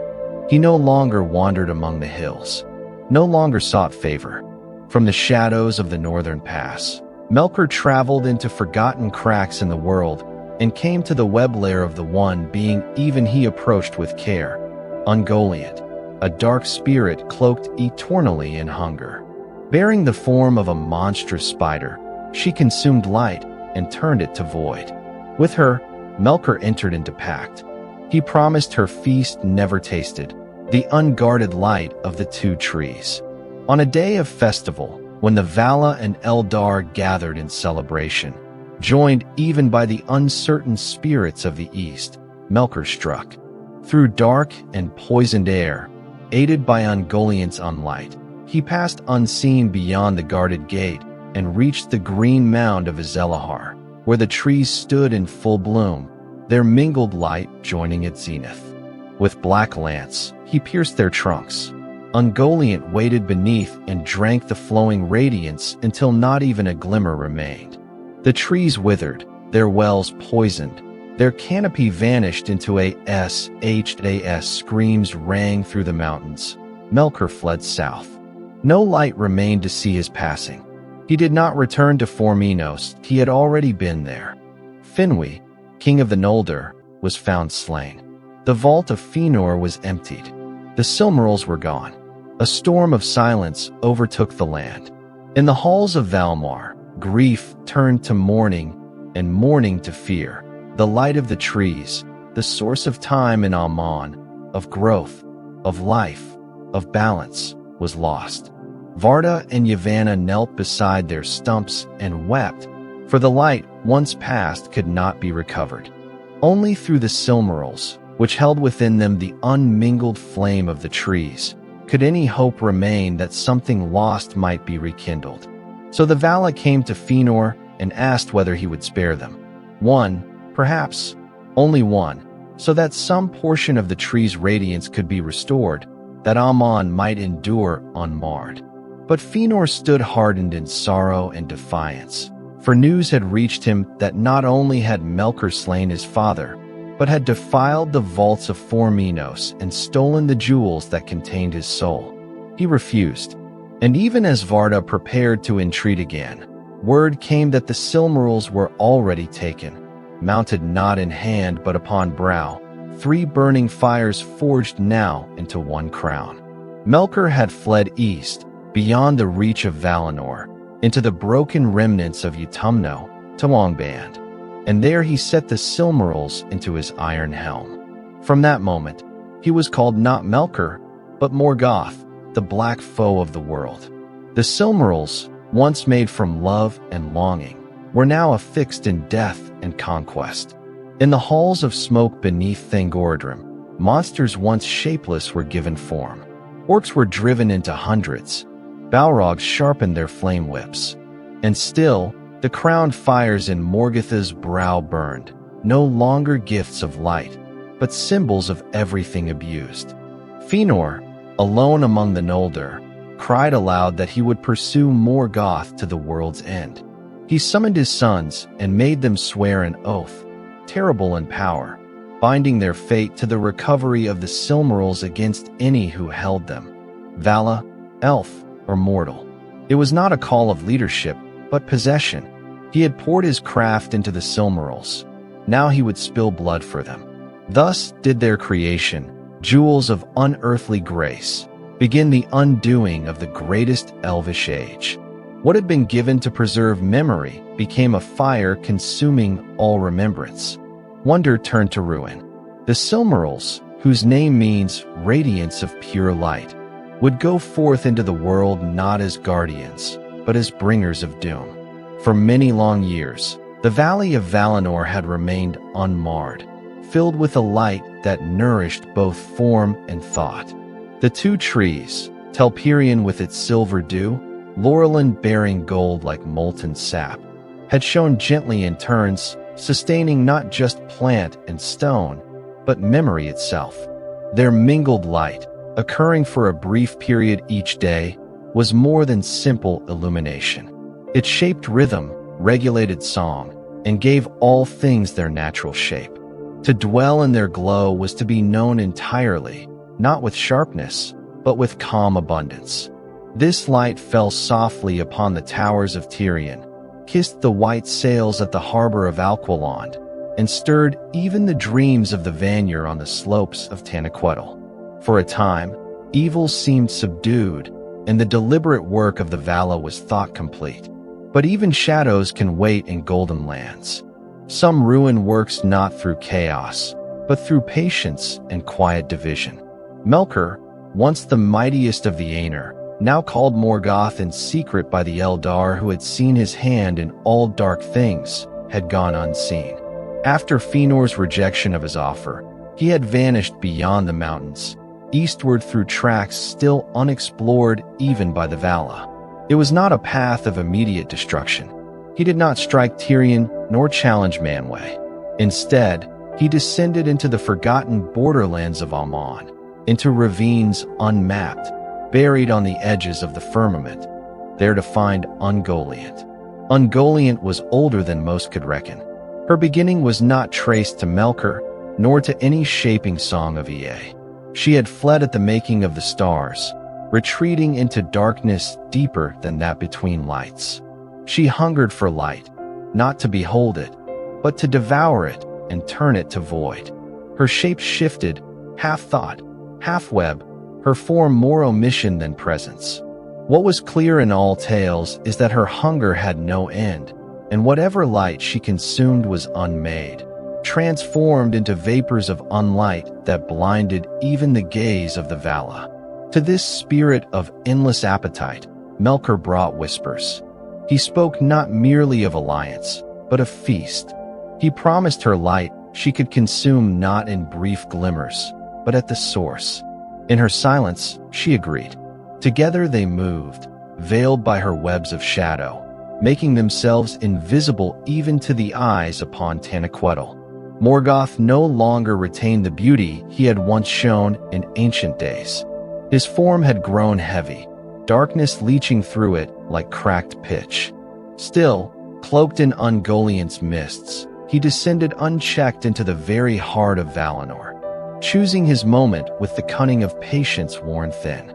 He waited until the time of mingling, the moment when Telperion's silver light blended with Laurelin's gold, and the Vala and the Eldar gathered in festival beneath their glow. All were present, save Fëanor and his followers, who remained in exile in Forminos, far to the north. The mood was high in Valmar. Bells rang across the sacred plain of Izelahar. Songs rose in tones unheard by mortal lips. And while voices lifted in celebration, the trees stood behind them like great living towers, shedding light not only upon faces, but into the stones of the earth. At that hour, Melkor and Ungoliant struck. From the darkness behind Izelahar, they came, unseen and soundless. The Vala, taken in joy and song, did not register the shadow until it had already arrived. Melkor drove his black spear into the trunks of the trees, and Ungoliant drank deep of the sap that ran forth, not merely as nourishment, but to undo their nature entirely. What she consumed did not return, even in death. The glow of the trees flickered, spasmed, and went out. Their roots blackened, their leaves turned to gray ash. Above, where their light had filled the sky, only emptiness remained. No star could be seen. Song stopped mid-verse. All was silence. Then panic. A darkness spread. It was not shadow caused by blocked light, but the absence of vision itself. This was unlight, by which all sight failed, not only the eyes, but the sight of the spirit and the mind. Even the Valar, even those whose being was shaped by flame and radiance, could not pierce it. Voices fell, hands reached without finding walls. Shapes became formless. The silence of this absence struck deeper than noise ever could. Morgoth and Ungoliant fled before this confusion, returning toward the mountains unseen. None pursued them, for none could move without thought. Into the northern places they vanished, into darkness deeper even than night. From Feanor's stronghold at Forminos, they took more. Finwë, father of the Noldor, was there alone, watching over what remained of his house. He was struck down without word or battle. Morgoth tore open the vault and took what lay within, not gold, not weapons, but the Silmarils, the last vessels containing the light he had just destroyed. In his hands they burned. Even his darkened will could not completely resist their hallowed glow. But he endured and turned them to spiritless relics upon his iron crown. He fled eastward again, through hidden passages made for his use long ago, crossing the grinding ice and reaching the vast lands of Middle-earth. Ungoliant followed, bloated and terrible with the light she had consumed. Her hunger grew, and her promise returned to mind. She demanded reward, more than was given. When Morgoth refused, she attacked. In those silent wastes their struggle broke into sound, of drawn breath noxious and piercing, of flame battered by threads of void. Morgoth, though mighty, found himself encased in webs he could not break, drained by a darkness more absolute than his own. He cried aloud. That cry tore through the upper airs and echoed into the roots of the mountains. It was heard in places long dormant. And in answer came the Balrogs. Fire demons Melkor had corrupted long before Amon's founding. Hearing his pain, remembering their master's call, they emerged out of deep caverns beneath the future foundations of Angband. Armed with whips and cloaked in fire, they descended upon Ungoliant and drove her away, not through might, but through fire, which she hated above all. She fled south, into the dim parts of the world where neither song nor story followed her. Morgoth, wounded and humiliated, crawled back to Angband. His pride had burned as deeply as his flesh. There he rebuilt himself. New armor was forged, darker, heavier, more impervious. His crown of iron was set with the Silmarils, 3 burning stars upon a brow never meant to hold light. The pain they caused him became something he accepted, for he would not now be unmade by purity. He called himself king of the world, and from Thangordrim he issued his will across the empty wastelands to the east and south, binding to him goblins, trolls, wolves, and all manner of things unclaimed by the Valar. Meanwhile, in Amon, the Valar stood amid silence. The trees were dead. Varda and Yavanna spoke together quietly beneath their remains, but no new light could be kindled. The lost sap had been devoured. The dark could not be removed. They saw then that only remnants of the tree's light endured, the 3 Silmarils, now taken and defiled. And while their thoughts turned to restoration, the Noldor began to gather not for healing, but for reckoning. Feanor's wrath reached heights unbound even by the Eldar's long memory. He spoke not in grief, but in fire. He cursed Morgoth with a name none would address again, and called his sons before him. There, he made the oath that no matter time, cost, enemy, or end, they would retrieve the Silmarils. By fire or doom, they would refuse the breach of their claim. This oath was not a plea to justice. It was a binding vow upon the world itself. Even the Valar, hearing it, withdrew their hands. From that hour, the world began to move toward war. The Teleri, when asked for ships, refused. Feanor and his followers took them by force. In Alqualand, blood was spilled among kin, and the sea turned red. For the first time since the beginning of days, Elves fell to elves under moonless sky. The Valar warned the Noldor, appearing in power to those who left Aman, but they continued heedless. Some turned back, shamed and sorrowful. Others marched on, determined by pride bound to oath. And so it was, the two trees were gone. Light was no longer living. Hope passed into jewels locked upon the brow of a fallen god. And the Valar themselves, who had shaped the world with song, were left in haunted stillness. They withdrew behind the Pelori and left the Noldor to their path. Thus ended the Age of Light. After the trees were darkened, and the light of Aman faded into absence, the stillness in the land grew heavy, as though the very air waited for direction. The Valar mourned in silence, seated again upon their thrones in distant thought, speaking little to those who had once looked to them for guidance. But Fëanor did not mourn in quiet.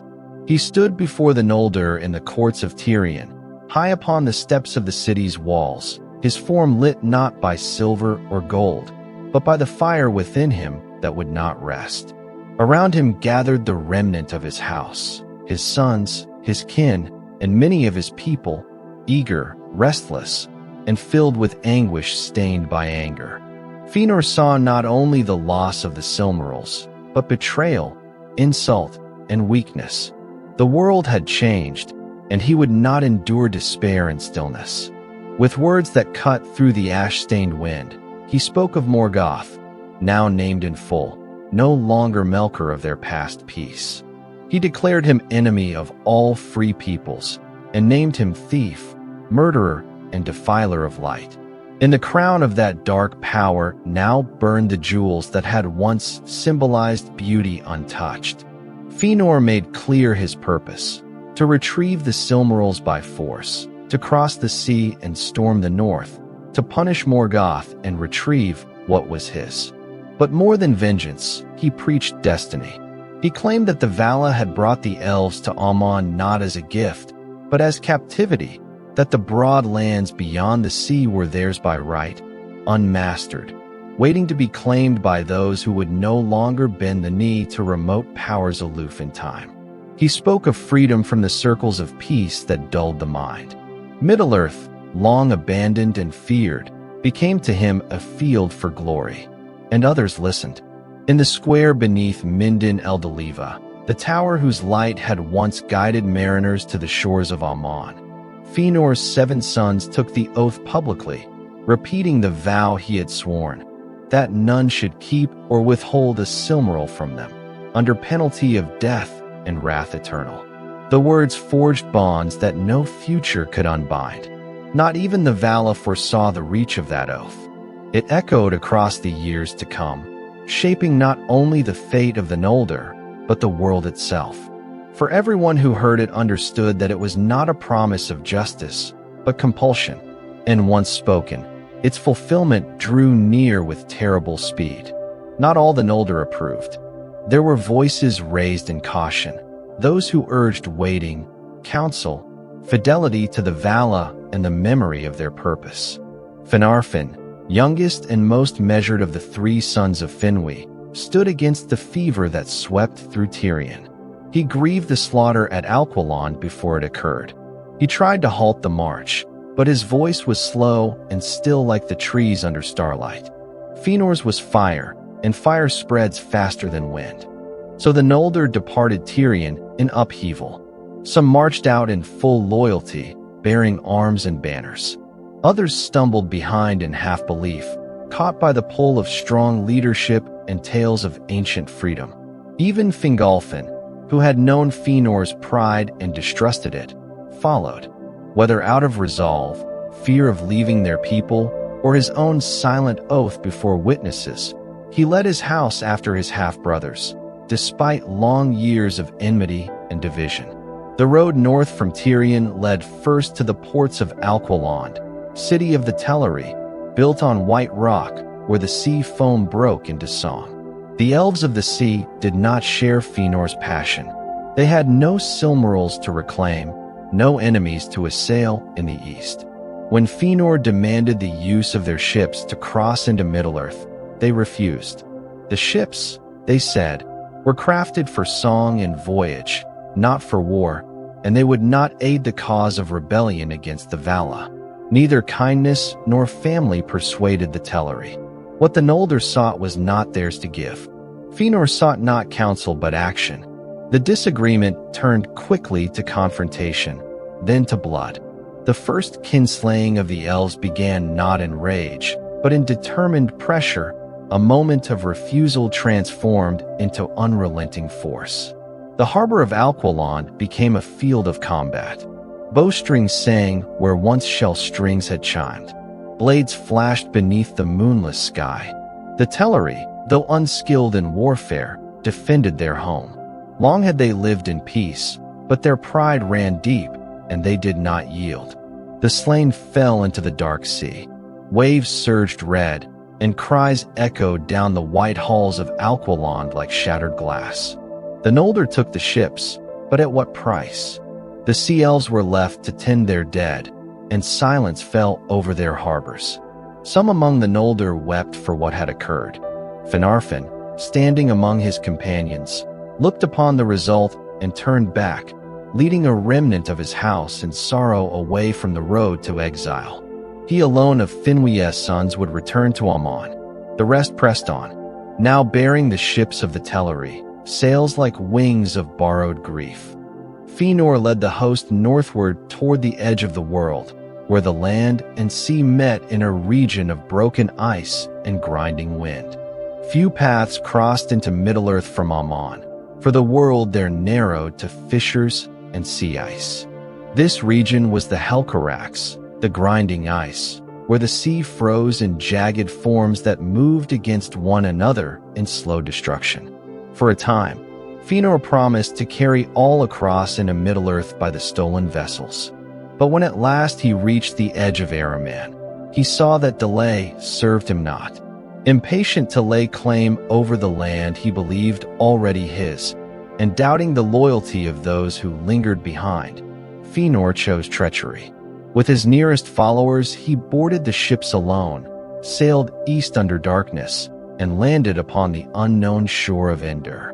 There, beside the waves of the northern coast, he ordered the vessels burned. His reasoning, perhaps, was born of strategy, perhaps of pride. He made clear the ships were no longer needed, and he would not have them fall into the hands of Fingolfin or his kin. Flames rose bright in the dark, casting red light on the jagged cliffs until only black hulls remained, cracked and smoldering. Fingolfin and his people, waiting upon the western coast, saw the fire across the sea and understood. Betrayed, abandoned, and without ships, they had only one choice: to pass by foot across the Helcarax. The march across the grinding ice became legend even among the long lives of the Elves. Bitterness, cold, and silence met them at every step. The stars above offered faint light as they traversed fields of broken frost, where the sea beneath heaved and groaned. Entire families fell into crevasses. Children perished. Songs were silent. Those who emerged endured not merely trial, but transformation. Their eyes were hard with memory, their hands raw from ice. But among them, pride endured. When at last they arrived in Middle-earth, long after Fëanor's betrayal, they brought not joy, but silence and steel. From their suffering came strength unmatched by any who followed later. So began the banishment of the Noldor. In that time, Mandos himself came beyond the mountains and spoke the prophecy of the north, a doom laid upon Fëanor and all his house, that they would come to darkness and death, that treachery would follow them, and that though they might reach realms of glory, all would be lost. Some heard this and hesitated. Others pressed on. Fëanor did not pause. He had crossed the sea not for joy, nor honor, but for vengeance, and the fire within him would accept no rest. In Aman, the Valar turned their gaze inward. They made no further move to stop the Noldor, and the sea widened behind them. Only in the north did the land remain open, but only for those willing to suffer. Thus the Noldor, once the proud lords of Tirion, became wanderers upon foreign soil. Their inheritance was no longer the light of the trees, nor the songs of the west, but barren coasts, frozen plains, and the growing knowledge that their departure had broken more than they could name. Blood had been spilled that would not be forgotten. Allies had been abandoned, and Morgoth, watching from behind the walls of Angband, saw not the strength of his enemies, but their division. Their war had not yet begun, but the wounds within their own host would shape each battle more than any blade drawn from forge or flame. And in the far reaches of the world, across the forests, rivers, and hidden valleys of Beleriand, the first notes of grief began to gather, softly, slowly, like footsteps heard before the storm. The land that lay before the returning Noldor bore little resemblance to the hallowed peace they had forsaken. Beleriand, as it would come to be named in their speech, stretched wide in the northwest of Middle-earth, bordered faintly in the south by hills, and in the north by vast wastelands of shadow and stone.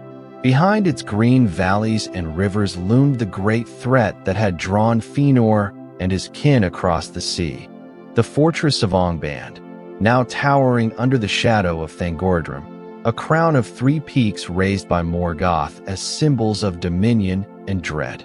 From beneath those mountains, smoke and wind poured outward into the sky, and armies bred in silence. But when Fëanor came ashore with his small company, these fires had not yet moved. He claimed his landing ground quickly and named it Losgard, setting foot upon the wide world with confidence, not caution. His heart burned. To recover the Silmarils, to strike against Morgoth before the return of Fingolfin's host, and to set his mark upon a land that had never knelt to the Vala. Though few in number, those who followed Fëanor were fierce in will. Their weapons were sharp, their minds honed by passion. They did not wait to build cities or form treaties. They turned immediately toward battle. Morgoth, sensing their coming and uncertain of their strength, acted in haste. He sent forth a host of orcs and creatures of war, attempting to drive the Noldor into the sea before they could fortify their presence. In the foothills near Lake Mithrim, the first encounter occurred, not a battle of armies, but a clash of determination against haste. The Elves, though wearied by sea and sorrow, moved with coordinated fury. Their blades shone with starlight, and their archers loosed volleys with deadly precision. The orc host faltered. This encounter is remembered as the Dagon in Gileath, the battle under stars, for the sun had not yet risen, and the light that guided the Noldor was that of the elder stars, the same that had witnessed their awakening. The clash left the plains strewn with bodies. Orcs broke and retreated. Morgoth's trial force had failed. Fëanor, now emboldened, pursued the fleeing enemy northward, following whispers of low trails that might lead into Angband itself. But these whispers were traps. As Fëanor pressed further into Anfoglith, the harsh, broken plain before Thangordrim, he overreached.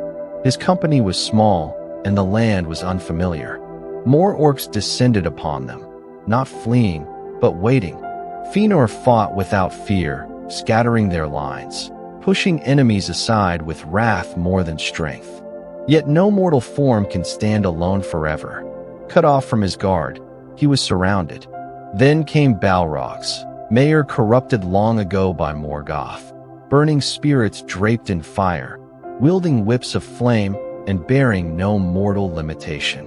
Fëanor stood against them, unyielding, and even among foes they did not strike in haste. For his presence was bright with ancient authority, descended from the first days. Yet in the end, he was hewn down. Before aid could reach him, he was mortally wounded. His sons found him as the Balrogs withdrew. He had no strength to return. It was there, with the smoke of Angband on the horizon and no Silmaril recovered, that Fëanor passed from the world. His body was consumed by flame, his spirit departing without resting place in Middle-earth. The fire of his soul took his form with it. No grave held him. No tomb was built. His sons swore to carry on the oath, and his death became not an end, but a vow renewed. Fingolfin's host arrived weeks later, weary from the Helcarax, bearing scars deeper than those of battle. When they entered Beleriand and found the ships burned, the plains scorched, and their kin scattered in silence, understanding came swiftly. They had been betrayed. But war had come, and there was little time for vengeance between brothers. Fingolfin took command of the second host and moved quickly, establishing camps beside Lake Mithrim, near where Fëanor had fallen. The Noldor were reunited only in grief. From Angband, Morgoth watched and hesitated. He had tested the returned elves and had not found them weak. His servants had suffered their first true defeats. The fire in Fëanor had burned hotter than expected, and though he had cast confusion into their lines, the Noldor continued to multiply, for they were now joined by others. The Sindar, those elves who had never left Middle-earth, now stirred in earnest. Long had they dwelt in the woods and valleys, under the rule of Thingol in the hidden forest realm of Doriath. When the stars changed and the smoke of war crept beyond the northern mountains, they knew the world had shifted. Thingol, once kin to the Teleri of Aman, now ruled in secrecy within the girdle of Melian, a barrier drawn by his queen that no foe could cross unbidden. These were elves of memory and wisdom, untouched by the oath or the treachery of the ships. When the Noldor came south, seeking alliances, battles, and strongholds, the Sindar were wary. They spoke in ancient tongues and remembered still the sounds of Valinor. But they had not been part of its fall. They knew not fully what had been done, nor the blood spilled upon their behalf. From first, a tension grew between the returning princes and the Watchers of Middle-earth. No war broke immediately between them, but neither did peace settle easily. Yet battle overshadowed diplomacy. Morgoth, angered by defeat, unleashed a second force, larger now and mounted by monsters bred in secret. Dragons were stirred for the first time, not yet winged, but scaled and terrible, breathing fire known only in dreams. The plains of Ardgalen, to the north of Beleriand, became the arena for a second great clash, often named the Dager Aglarab, the glorious battle. This time, Fingolfin led, his shield burnt and scratched from the crossing, his spear hard with intent. The Noldor had gathered, and though their numbers were smaller than Morgoth had expected, their forces were disciplined and swift. The battle swept northward and lasted for days. At last, the host of Morgoth was thrown back beyond the walls of Angband. The elves, filled with the memory of light now lost, fought not for land, but for the echo of the Valis silence. Orcs fell by the thousands. Tolkien writes that never again would Morgoth send forth such a host in open war. The plain became a waste, strewn with the bones of the fallen, later renamed Anfoglith, the gasping dust. Then the Noldor did what none had expected. They did not retreat. They built. Around the fortress of Morgoth, the sons of Fëanor constructed a siege marked by watchful vigilance. Castles and outposts were raised. Hithlum in the west, where Fingolfin ruled, Himring in the east, where Maedhros, eldest son of Fëanor, held court, and between them, other strongholds, forming what came to be called the Siege of Angband. The Noldor manned these defenses for nearly 400 years. No host came forth from the gates of Morgoth. It was a season of stasis, unmatched by any similar time in the history of Middle-earth. During the long siege, the Noldor spread across Beleriand. Realms were founded. Gondolin, the hidden city of Turgon, Nargothrond, the secret stronghold of Finrod Felagund. These fortresses, hidden and fortified, would save many in the days of greater darkness to come. The elves carved deep rivers, delved into stone, and built halls filled with ancient speech and quiet harp song. Time passed like water under still stars. But the siege did not end Morgoth's will, only his willingness to act openly. Dragons now hatched in secret. New captains, like Sauron, worked in shadow. Orcs learned to tunnel. Morgoth turned southward, reaching past the Noldor's high vigilance to stir beasts, men, and dread. The oath of the sons of Fëanor lingered, unfulfilled, growing like a vine between stone blocks, steady, ignored, but carrying ruin in its unacknowledged growth. On the surface, the First Age began in triumph. The returning Noldor stood undefeated. Cities rose. Light returned, if only from the stars. Yet every sunless dawn in that land was a reminder that the trees were dead, that the Silmarils were beyond reach, that the lies of Melkor had already changed the world, not through armies unleashed, but from within the choices made under firelight and oath. The battles had only begun, but already they bore the shape of sorrow. The siege of Angband brought a kind of stillness to Beleriand, but it was not the stillness of peace. The presence of Morgoth brooded behind the peaks of Thangorodrim, and though his armies did not march openly again for many long years, his hand still disturbed the world in subtler forms. Beneath the monitored plains of Anfoglith, serpents of heat and ancient hatred coiled deeper into the roots of the earth. His servants wandered the woods disguised or hidden in forms not easily discerned.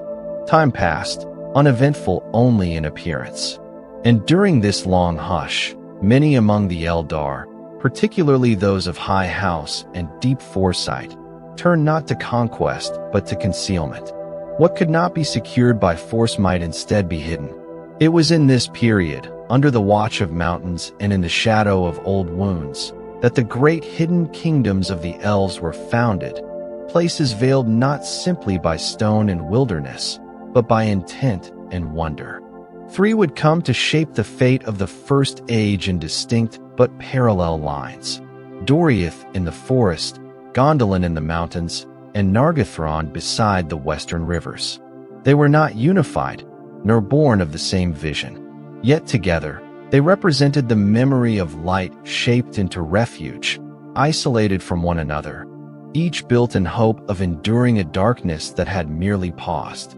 Doriath was the oldest among them, though its true form did not arise until the time of greater need.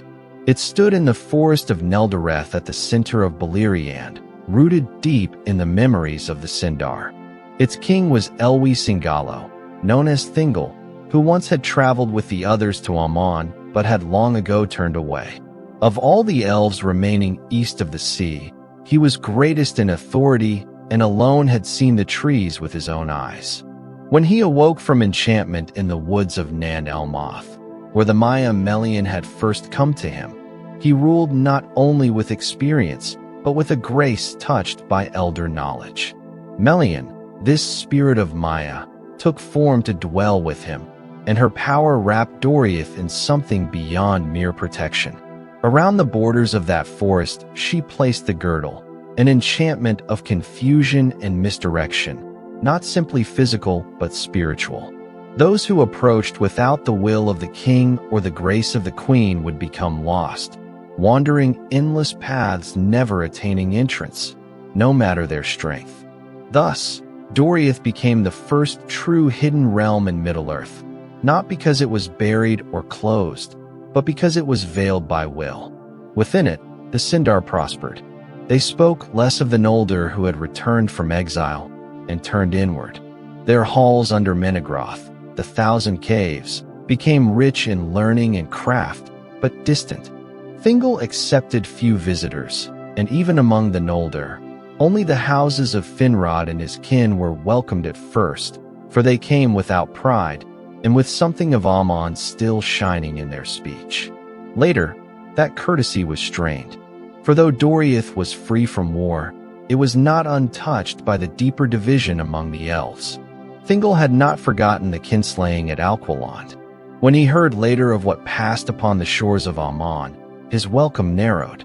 No son of Fëanor would ever walk again within the bounds of his kingdom. Far to the west, along the Nerrig and Surion rivers, another realm took root, Nargothrond, hidden in caverns beneath wooded hills, modeled in part upon the mighty palace of Menegroth, but differing in tone and purpose. Its founder was Finrod Felagund, son of Finarfin, who had turned back briefly after the doom of Mandos but returned again of his own will. Of all the Noldor princes, None possessed a heart more attuned to quiet strength and measured insight. He had walked among the Teleri, learned from the Sindar, and had spoken even with dwarves in mutual respect. Where others built fortresses, Finrod sought sanctuaries. Nargothrond's gates were never proclaimed. It had no towers, no walls rising above the trees. Its strength was in secrecy. The doors, set in cliffside stone and sealed save for trusted kin, opened into vast chambers carved by the joints of the river itself. Hallways echoed with ancient songs, and tapestries whispered of Aman, though none who dwelt there still remembered its light directly. Finrod ruled not as a warlord or tyrant, but as a steward of wisdom. Under his banner gathered those disquieted by the mood of Feanor's sons, and those who had wearied of strife. Even so, Finrod was not untouched by oath. He had sworn friendship to a mortal house before the memory of all Beleriand, but that lay yet ahead in time.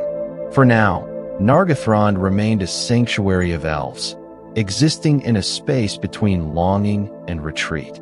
Curiosity in Finrod's face did not vanish, but it turned inward to stonework and star charts, not to armies. He watched the siege of Angband from afar. But perhaps most legendary among the hidden realms was Gondolin, city of white stone, raised in secret by Turgon, son of Fingolfin and prince of the High House of the Noldor. Unlike Doriath, which drew its magic from Melian or Nargothrond, whose silence was its shield, Gondolin was constructed in deliberate imitation of Tyrion upon Tuna, reflecting a desire not to live away from Aman, but to recreate that first memory within a shielded valley. Turgon had been guided there not entirely by reasoning. The vision that led him was dreamed upon the shores of Lake Mithrim and given urgency after a journey to the sea where he first heard Ulmo, Lord of Waters. In that revelation, he was shown a refuge, a place where light might be preserved when all others failed. And so he journeyed long into the mountains of Akoriath, eventually finding the hidden vale of Tumliden, ringed round by peaks, flat and fertile within, unseen from above or below. There he began. Gondolin was years in the making. Its walls rose from sheer cliffs behind veils of cloud. Its gates were cut from living rock, woven by hands of stone masters and dwarven aid. For a time, even in its building, the city remained a secret to all but a few. When at last it was finished, Turgon brought his people from Nevrast quietly, abandoning public settlement. All who followed him were enjoined to secrecy under pain of exile. The location of the city became myth even to other elves. Its towers lifted in quiet perfection, isolated by necessity, but shining with remembered glory. No traffic moved between Gondolin and the siege lines. No messages were sent. Turgon became a ghost of a king among princes. Yet in his halls, the ancient presence of Aman endured longer than elsewhere. The high speech remained unaltered. The architecture mirrored the West. The fountains ran like those once heard in Valmar, though no one recalled that city directly. Gondolin did not rejoice in isolation, but thrived in it, until the day when its secrecy would no longer suffice. Thus Beleriand came to contain realms apart from one another, separated not merely by distance, but by memory, loss, and outlook. Doriath looked inward and held to the past. Nargothrond looked outward but downward, into river depths and underground stillness. Gondolin looked upward, behind walls of silence, toward a perfection that could not be fully regained. Between them moved travelers, whispers, and fate. Into the woods near Doriath wandered beings of uncertainty, Mayor in disguise, servants of Sauron testing broken borders, messengers from Angband grown bolder with each passing year. Along the coasts, certain the shipwright watched the tide, seeing things yet to come. In the east, the sons of Fëanor ruled sporadically, each withholding territory with vigilance but little union.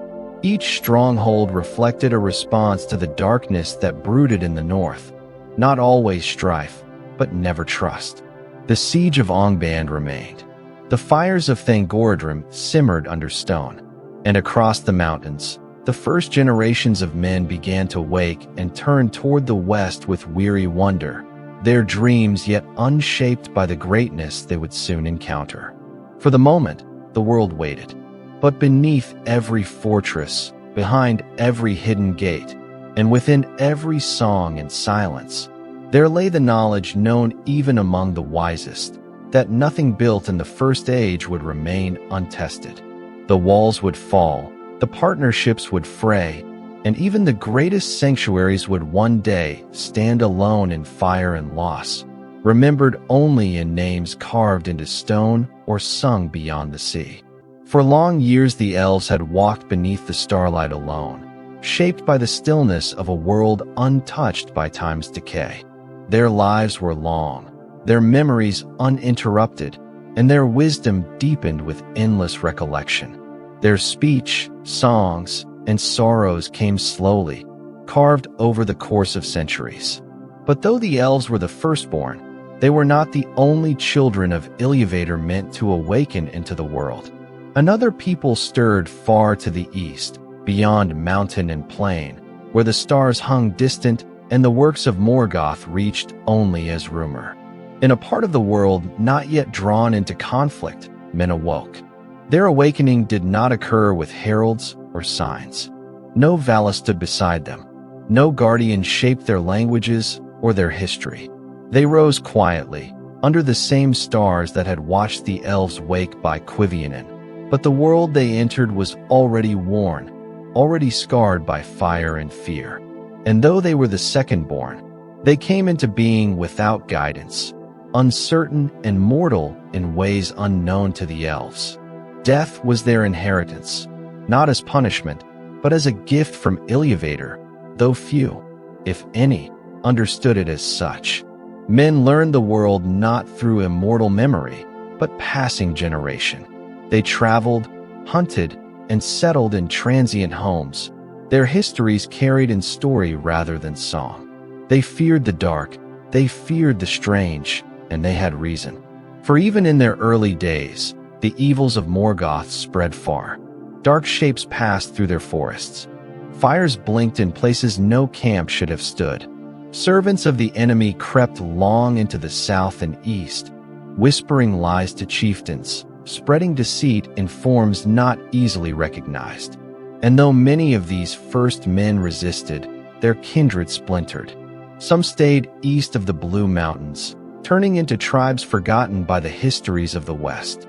Others, driven by unknown callings or hidden dreams, turned toward the fading light of Beleriand. They walked slowly, unfamiliar with the lands they approached, and when at last they crossed into Ossiriand, their presence stirred long-held silence. The elves saw them first as a mystery, and then as a disruption, for these beings aged before their eyes. Mortal creatures, dim in spirit compared to the eldest of the Eldar, yet filled with urgency and strange varieties of courage. Their languages were alien, their customs unrooted. They seemed as wanderers shaped not by presence but absence, born to leave behind more than to hold. And yet there was a strength in them that elves could not easily dismiss, a tenacity that defied even time's passage. The first of these men to reach the frontiers of Beleriand arrived in small groups, scattered and cautious. They crossed the wild regions slowly, over rivers, through thick woods, and across hill country long unclaimed. Many passed unnoticed. Others entered into lands watched by the Sindar or the Noldor, and in these first encounters history turned. Finrod Felagund, Lord of Nargothrond, was the first among the high lords of the Noldor to meet them openly. In the northern forests of Ossiriand, beside a campfire whose warmth broke the chill from the mountains, he came across a group of men who sang unfamiliar tunes beneath unfamiliar stars. Unlike many of his kin, Finrod feared not the strange. Drawn by curiosity and a fragment of foresight yet unshaped, he sat with them a while, listening to their speech, attempting to understand their origin.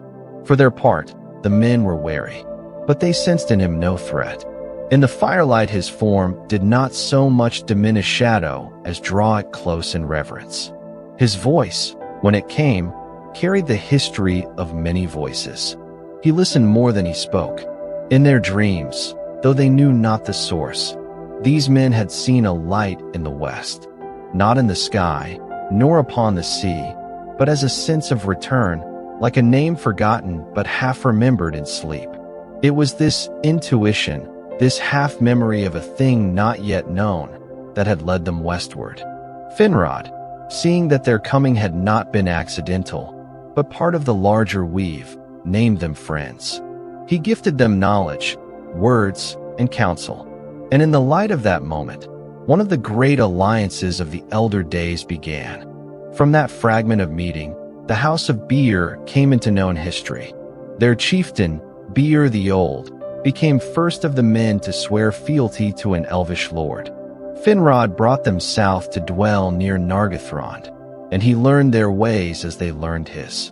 They were bold, reverent, and swift to change.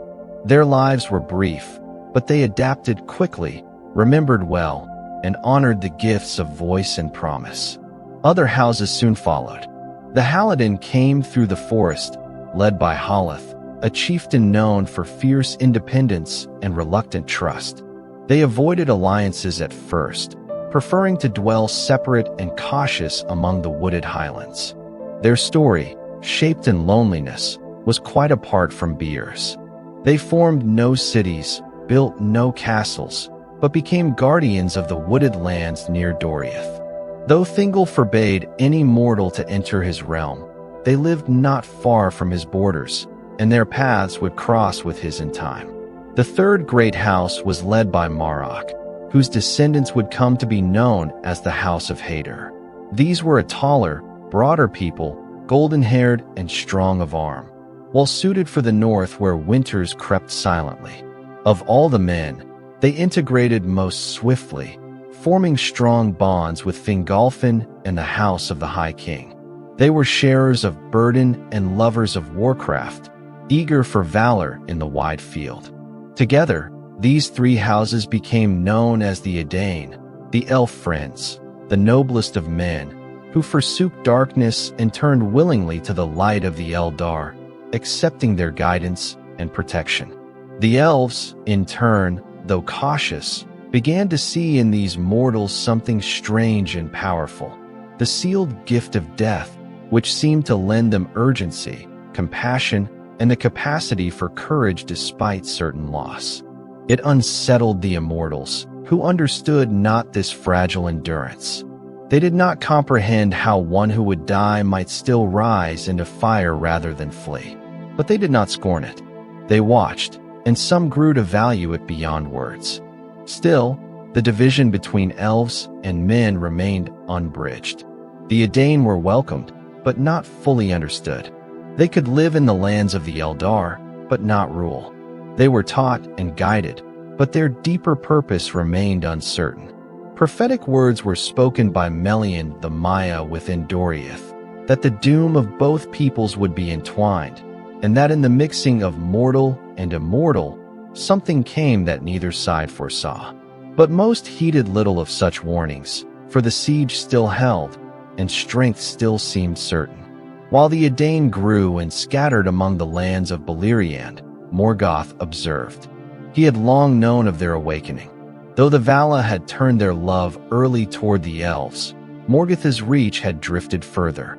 Some ancient branches of men had been ensnared in old lies. In the deep east, far beyond the Blue Mountains, his servants had drawn civilizations into darkness, not with open war, but with falsehood, promises of power, of survival, of knowledge stolen, not earned. These men would not come west for many years, but their shadow was growing. They were of other houses, other paths, and not all who bore human form carried the same mind. So already, the destiny of men was split. Some came under stars toward a faintly remembered light. Others remained behind, or sprang forward later seeking not guidance, but rule. Among the Edain, the oath to the Elves grew stronger. They took arms beside them, learned tactics and tales, and even the Quenya. Yet against the backdrop of time, their mortality was unrelenting. Leaders passed in a heartbeat, leaving successors who bore only stories in place of memory. Sons grew old while elf princes remained unchanged. Friendships were bridged across generations, but the distance remained. The Noldor, blessed with near-endless years, could not perceive the world as men did, brief, beautiful, and tragic. Among all the Eldar, Finrod remained closest to men, not just in counsel, but in understanding. He saw that the war against Morgoth could not be won by the elves alone. He sensed that men held a piece of the world's change, perhaps buried in fate unknown even to the Vala. He walked among their tents, remembered each child's name, sang with them in twilight. And he alone, in the hour of greatest need, would give his life for them. But that tale had not yet been written. For now, in the long, lightless quiet of Beleriand, the Dúnedain learned the paths of the Eldar, and war seemed distant. But the moon would soon rise, and the sun behind it. And with their coming would end the long dominion of stars. The world, long held still by memory and siege, was about to turn again. Among all the cities of the elves in Beleriand, there was none more concealed and none more revered than Gondolin. Raised in secrecy by Turgon under the counsel of Ulmo long before the first rising of the moon, its location was known to few and spoken of to none. It lay hidden within the encircling mountains of Icoriath, in the green-shield plain of Tumlodin, a place of wonder, far from the smoke of Morgoth's wars. So secret was its foundation that even many among the Noldor believed it a lost venture, a dream withdrawn behind myth. Those who entered it were bound to remain or to die in exile. Turgon, kingly and silent, ruled there with rigid purpose, and under his stewardship, Gondolin flourished. Marble towers rose, silver bells rang at dawn and dusk, fountains danced beneath the stars, and white walls caught the starlight like snow untouched. The city bore the shape and memory of Tirion, the city once loved by the Noldor in Aman. In its architecture, its names, and its customs, Gondolin preserved what had been left behind, a reflection not only of place, but of a time before oaths, betrayals, and bloodshed. Within its borders, time passed gently and without remembrance of the flames beyond the mountains. Its warriors trained with purpose, but not with urgency. Its people sang not of shadow, but of spring. But no city, however high its walls or secretive its gates, could remain forever untouched while Morgoth reigned. Though Turgon heeded only wisdom from Ulmo, and though his counselors urged vigilance over pride, the seeds of doom had already been planted that it was not armies that would break Gondolin's secrecy, nor dragons that would find its location in rage. It would be one born within, raised by its law, and corrupted by desire. Maeglin, son of Eredhel and El, was born not in Tumlodin, but in Nan Elmoth, a darkened forest east of Doriath, where shadows hung heavy and light seldom pierced the branches. His mother, Eredhel, had been sister of Turgon, and she had departed Gondolin against his will, seeking to wander beyond the mountains. In her roaming, she came upon Eowel, a dark elf of uncanny skill in smithcraft and gloom-bound thought. Under his charm and secrecy, she remained with him, and of their union Maeglin was born. Though he learned word and craft, he also grew under silence, suspicion, and pride, shaped by a father who hated the Noldor and spoke of Gondolin with contempt and envy. But Maeglin always longed for the city his mother described in whispers, for brightness unshadowed, for heights unreachable in forested dark. When he was grown, he and Eredhel fled Nan Elmoth and crossed the mountains to find Gondolin. Eowel followed. At the gates of the hidden city, he demanded his family be returned. When denied, he attempted murder and defied the king. His death came swiftly, cast from the heights for his defiance.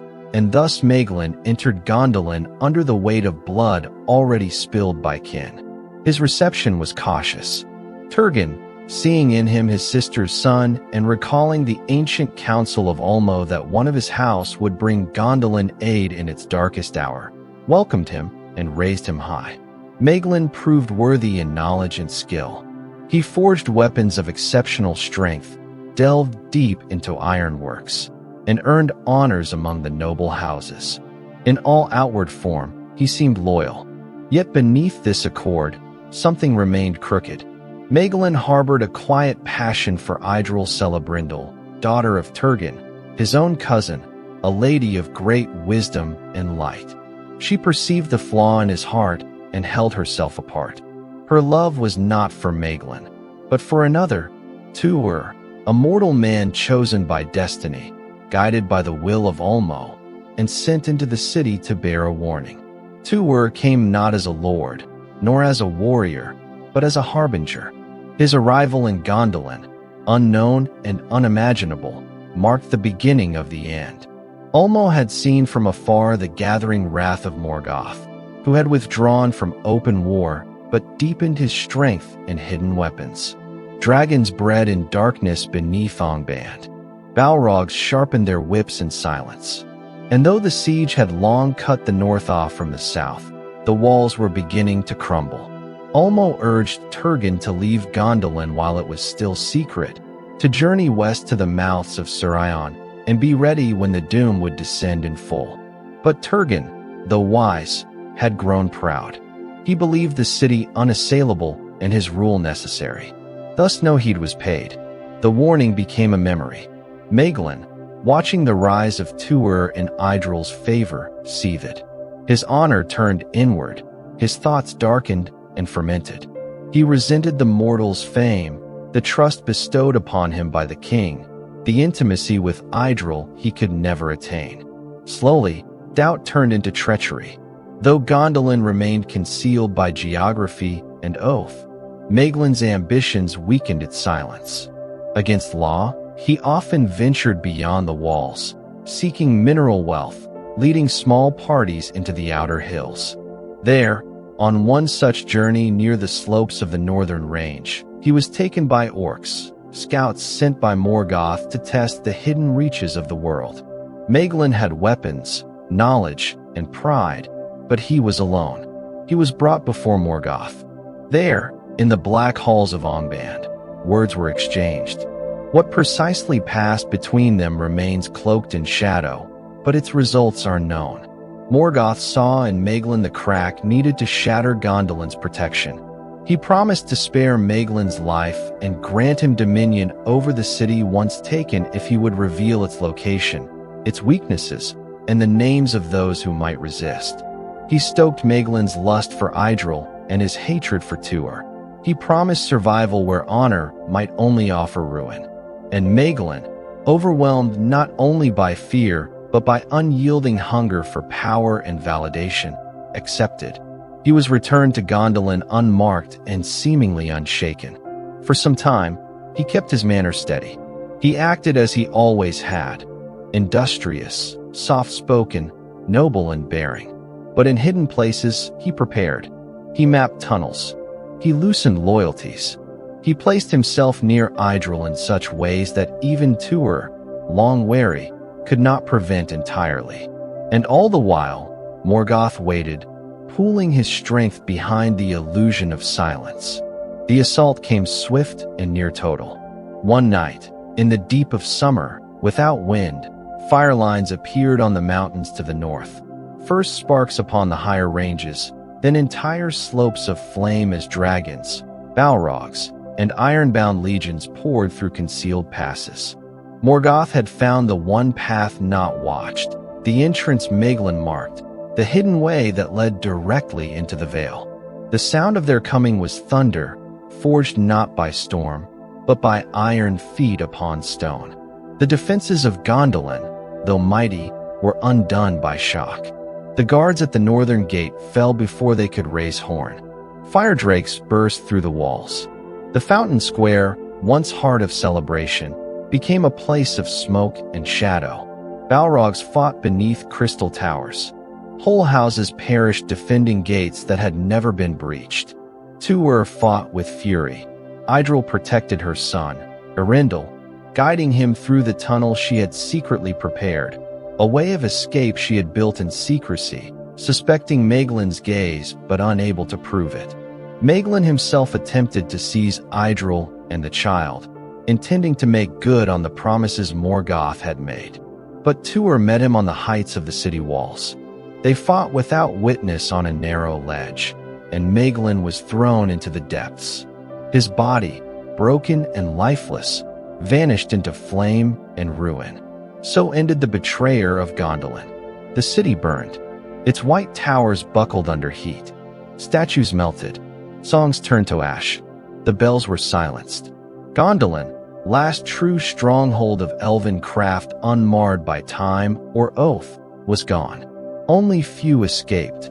Tuor, Idril, and others through the tunnel to the south, emerging upon the plain of Surion. Among them was the child Eärendil, born of elf and man, and destined to bear a light not yet set upon the sky. The fall of Gondolin signaled more than a military defeat.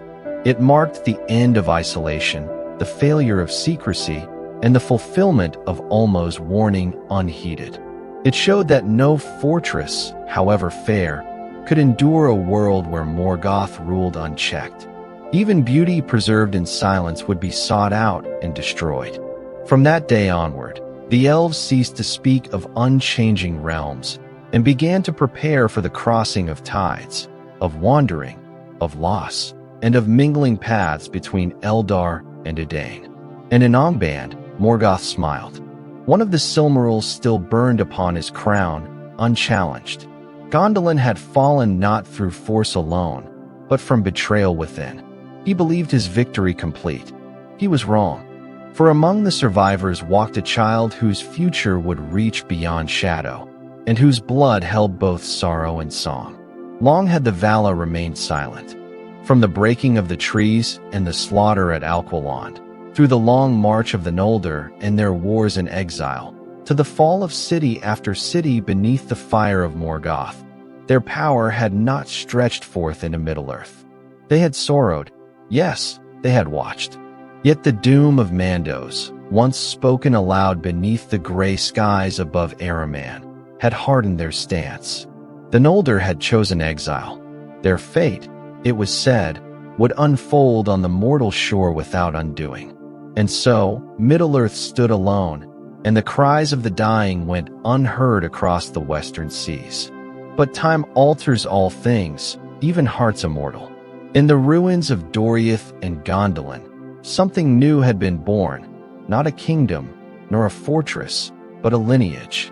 Tuor of the Dúnedain and Idril Celebrindil of the house of Fingolfin had escaped the fall of the hidden city, bearing with them their child, Eärendil. He was neither holy elf nor man blood from the undying lands ran through his veins, and also the gift of mortality. This mingling had never occurred before, and in him lay the seeds of what the future would be, an interwoven fate that neither side could escape. Eärendil did not live in peace. Hope was failing across Beleriand. Morgoth's forces had grown strong again, spread beyond Hizalom and Ardgalen, and forced the survivors of elven kingdoms and mortal houses alike into scattered, desperate camps. Many had perished. Others wandered as outlaws. The refugees gathered at the mouths of Surion, where the river met the sea in winding paths through reeds and quiet shores. There, under the leadership of Elwing, daughter of Dior and last heir of Thingol's line, they found fleeting refuge. She carried with her a Silmaril, the only one not in Morgoth's possession, a jewel rescued from the fall of Doriath, passed through blood and fire. Eärendil loved her. Together they raised two sons, Elrond and Elros, born among tints and tidesong, never knowing the halls of Tirion or the courts of Menegroth. But even joy bound to sea and starlight could not endure under the weight of ancient oaths. The sons of Fëanor, though broken among themselves, still clung to their vow. Maedhros and Maglar, the last of the seven brothers, demanded the Silmaril. The people of Surion refused. No more kin blood, they thought, could be shed. But the oath did not sleep. In a final, desperate assault, Maedhros and his company attacked, and the havens were destroyed. Families torn by war now tore each other asunder. Many were slain. Elwing, clutching the Silmaril, cast herself into the sea rather than surrender it. And in that fall, though her body was nearly broken, she was borne by the waves, not to ruin, but to something older and greater. Ulmo lifted her from the deep. In the shadowy shallows of forgotten sea paths, she was healed. The Silmaril, shining even in salt water, clung to her breast like a living fire. And by the grace of the Vala, she found her way aboard the ship Vindulet, which her husband had built with uneasy hands and untaught skill. For Arendelle, guided by dream and despair, had sought a way to reach Amon, no longer for pride or glory, but to plead for an end. And so the prophecy long avoided came to pass. By paths none had taken in millennia, Arendelle sailed beyond the reach of winds. The shores of Valinor, long barred, lay silent before him. No man had ever arrived living. No ship had ever crossed without guidance. And when at last he passed upon the sands of Eldamar and walked beneath the white towers of the Teleri, none met him in joy. The Vala summoned council in Mahanaxar. Judgment was pronounced, not punishment, not for Arendelle, for he had come not in rebellion, but in sacrifice. He asked for help not only for the elves, but for men, and the Vala rose. They forgave the sins of the Noldor, not out of forgetfulness, but because the cries of the Forsaken had at last been borne not in pride, but in sorrow. Ianwe, herald of Manwë, was sent with a host beyond reckoning. Upon ships long and used, guarded by powers older than storms, the host of the West crossed into Middle-earth, not of elves alone, but of the Mayor and the faithful. The War of Wrath began. Morgoth, confident behind the walls of Angband, had not anticipated their arrival. The skies darkened not from his doing, but from the movement of armies beyond the clouds. The sea broke upon shores in thunder. Dragons rose, fire spread. But this was a war for which no song would be enough. The earth itself cried out beneath the feet of the combatants. The mountains trembled. The rivers turned.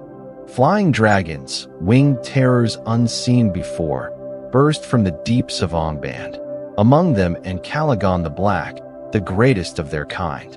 But into the sky rose Arendelle and Vindulet, his ship now caught in the winds of the Vala, and upon it he carried the Silmaril recovered from Elwing's fall. The flame of the west clashed with the fire of the north, and Calagon was thrown down upon the towers of Thangorodrim, and the peaks fell. The force of that ruin shook the northern world. The gates of Angband were broken. Morgoth, who had descended now into coward silence, fled to the deepest of his vaults. But his dominion could no longer hold. Still, his defeat came not swiftly. The war took years, not days. Many among the Eldar fell. The lands around Angband were torn and destroyed. Beleriand cracked and shifted. The western shores bent and folded.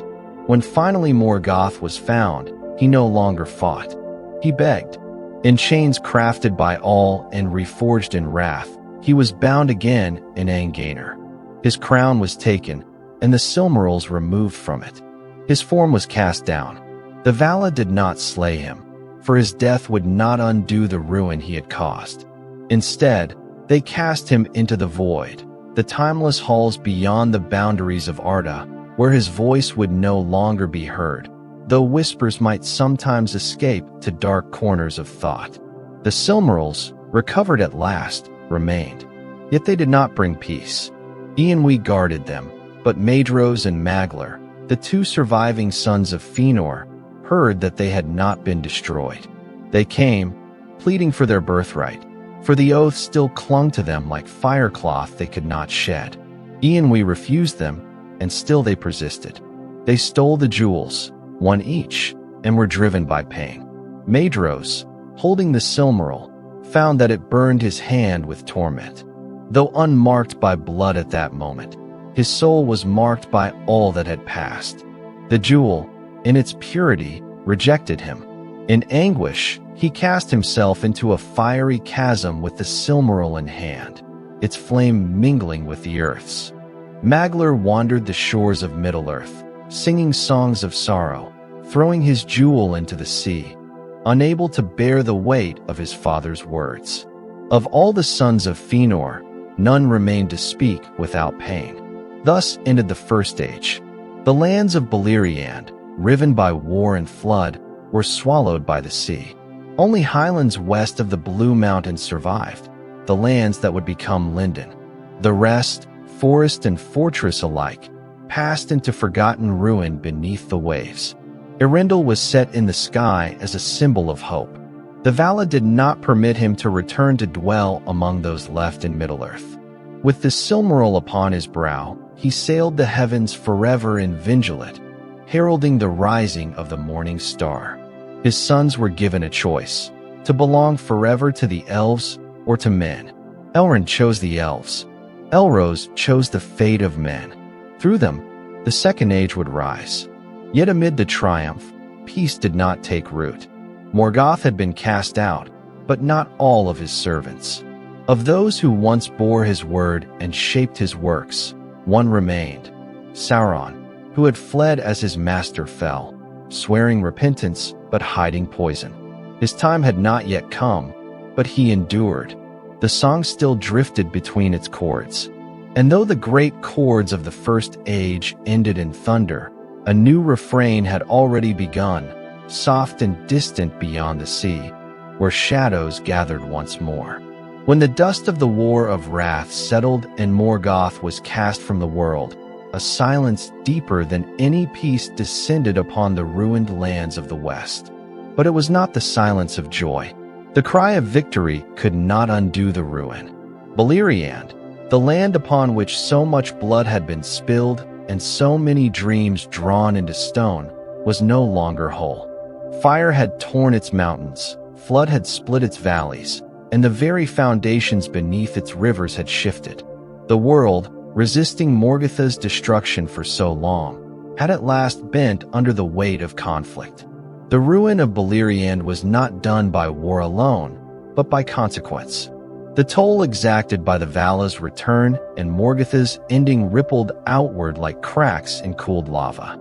The lands west of the Blue Mountains, once vast and varied, from the green fields of Ardgalen to the forests of Brethil, from the wastes of Anfoglith to the hidden cities long thought impregnable, all of these were broken or submerged. Some places sank slowly, the sea creeping over them in creeping tides and long gray mornings. Others collapsed swiftly, falling into deep chasms as if the breath of the world had been withdrawn. Doriath had already perished, but even its bones were erased. Nargothrond, carved beside the river Narek, was flooded and lost. Menegroth, the Thousand Caves, was left open to the sea. Gondolin, long ruined, was buried beneath stone. The northern wastes were swallowed. The great field where the hosts of the west marched, where dragons fell and the crown of Morgoth was broken, became a seabed.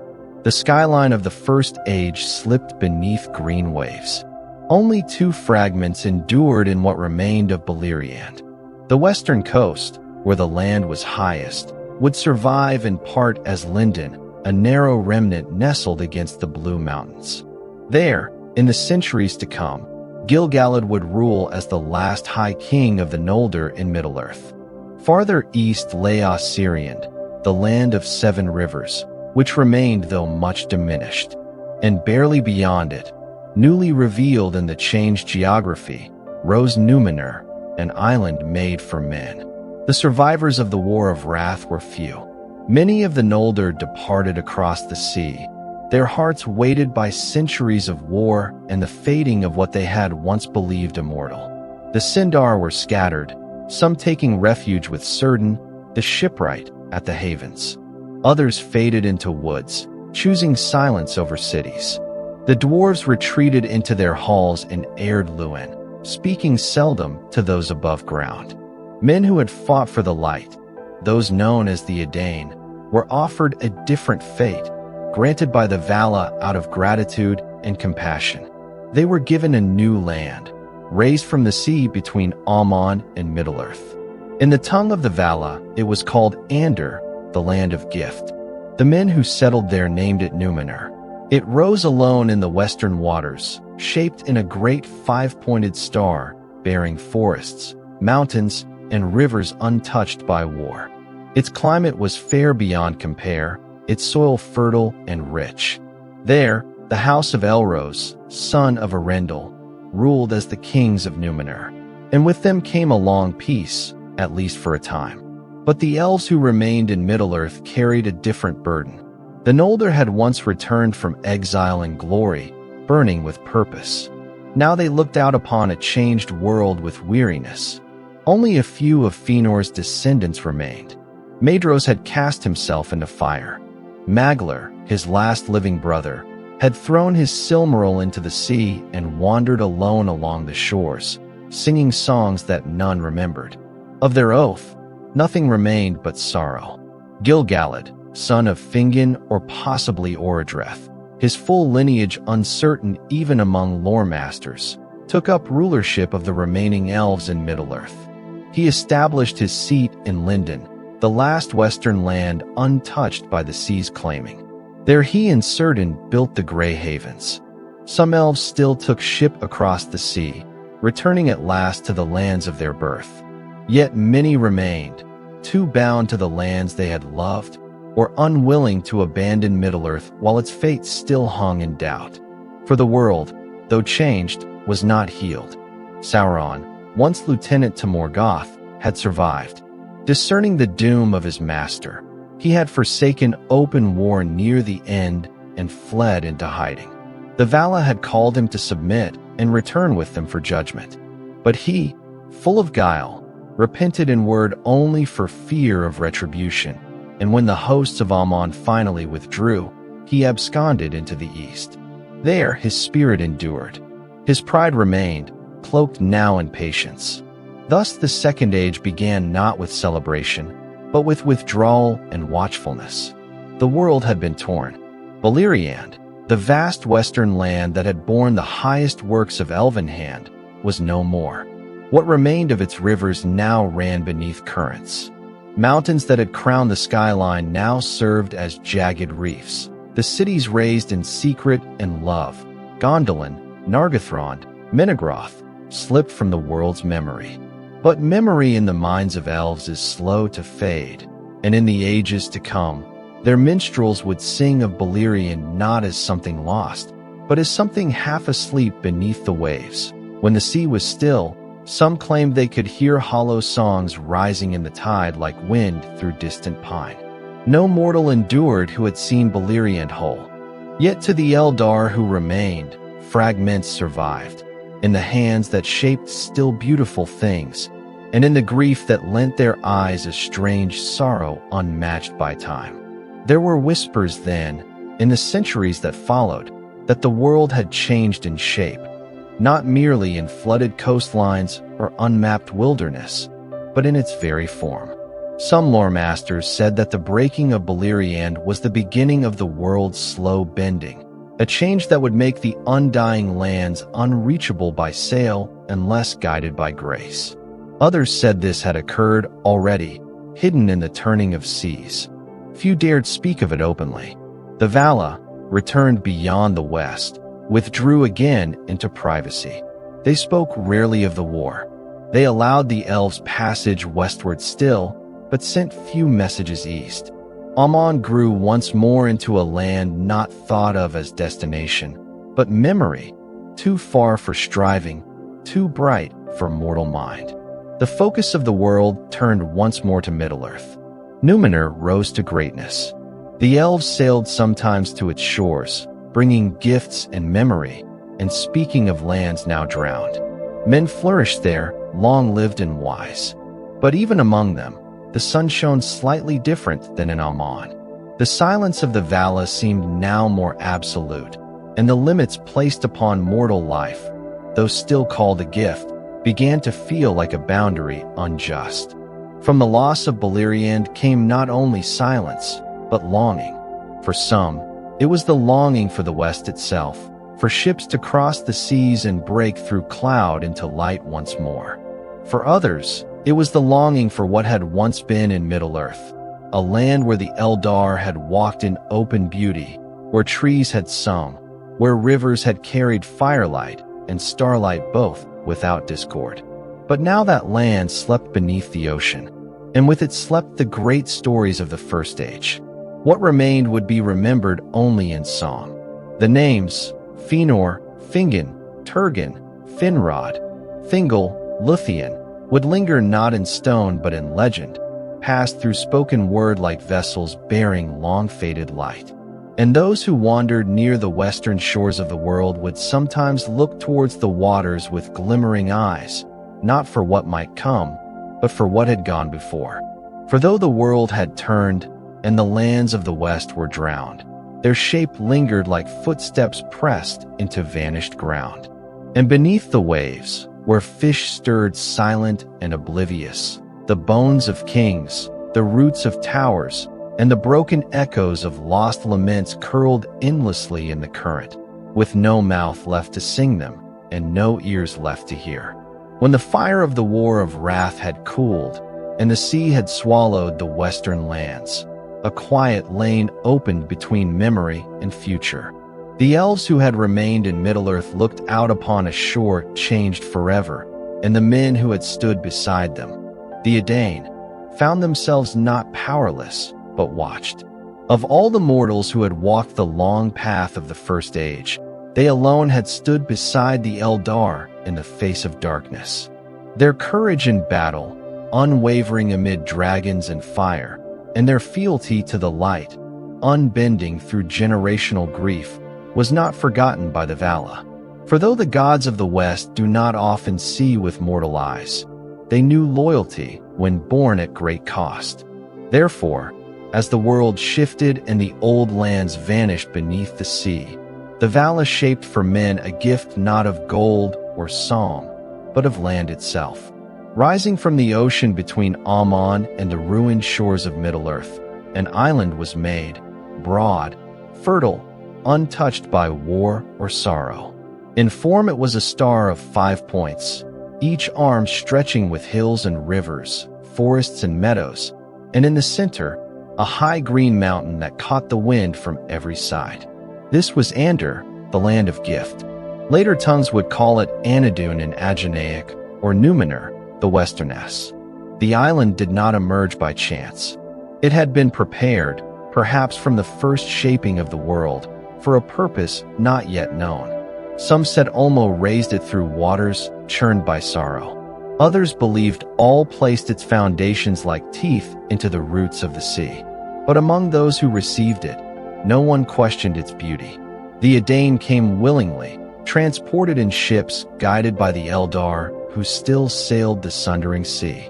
And upon their arrival, they brought with them little but language, memory, and reverence.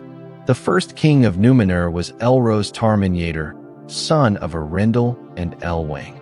Born of both elves and men, he had chosen, at the beginning of the Second Age, to live as a mortal, but his lifespan was magnified, exceeding any who had come before him. He reigned for over 4 centuries, founding the line of kings that would endure for generations, stretching down long and golden through the middle years.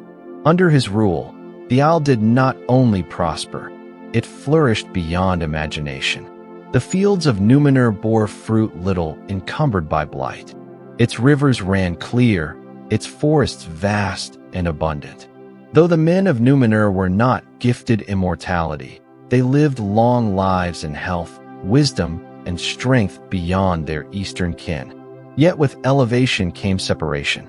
The Valar had granted the island between Aman and Middle-earth, but not in full closeness to either. Númenorians were forbidden to sail west beyond sight of their own shores. This ban, that no mortal craft should seek the undying lands, was not punishment, but boundary. To cross into Aman was not in their nature, and though the elves might come from time to their eastern harbors, men were not permitted to enter the Western realm. The sea, in all its brilliance, became a reminder of both how near they were to the sacred and how far they would always remain. At first, this stirred no unrest. The early kings and queens of Númenor revered the Elves and the Valar, kept their appointed laws, and maintained friendship with the Eldar who would sail from Lindon or Tol Eressëa. Ships arrived bearing lore and gifts, saplings of elven trees, stones that sang at twilight, scrolls that remembered the dawn of the world. And the Númenorians, blessed with long years and bright minds, absorbed all they were given, and built in stone and wood cities whose lights rivaled the stars. Their port, Romena, opened eastward. From it rose ships of superb design, swift as gulls, white-sailed and keen. Their ancestry in the Dúnedain, worn long in the plains of Beleriand, tempered them, but their ambition now grew not through war, but excellence. The center of the land was the mountain of Meneltarma, the pillar of heaven. No temple or house was built upon its summit, for it was set aside for the worship of Eru Iluvatar alone.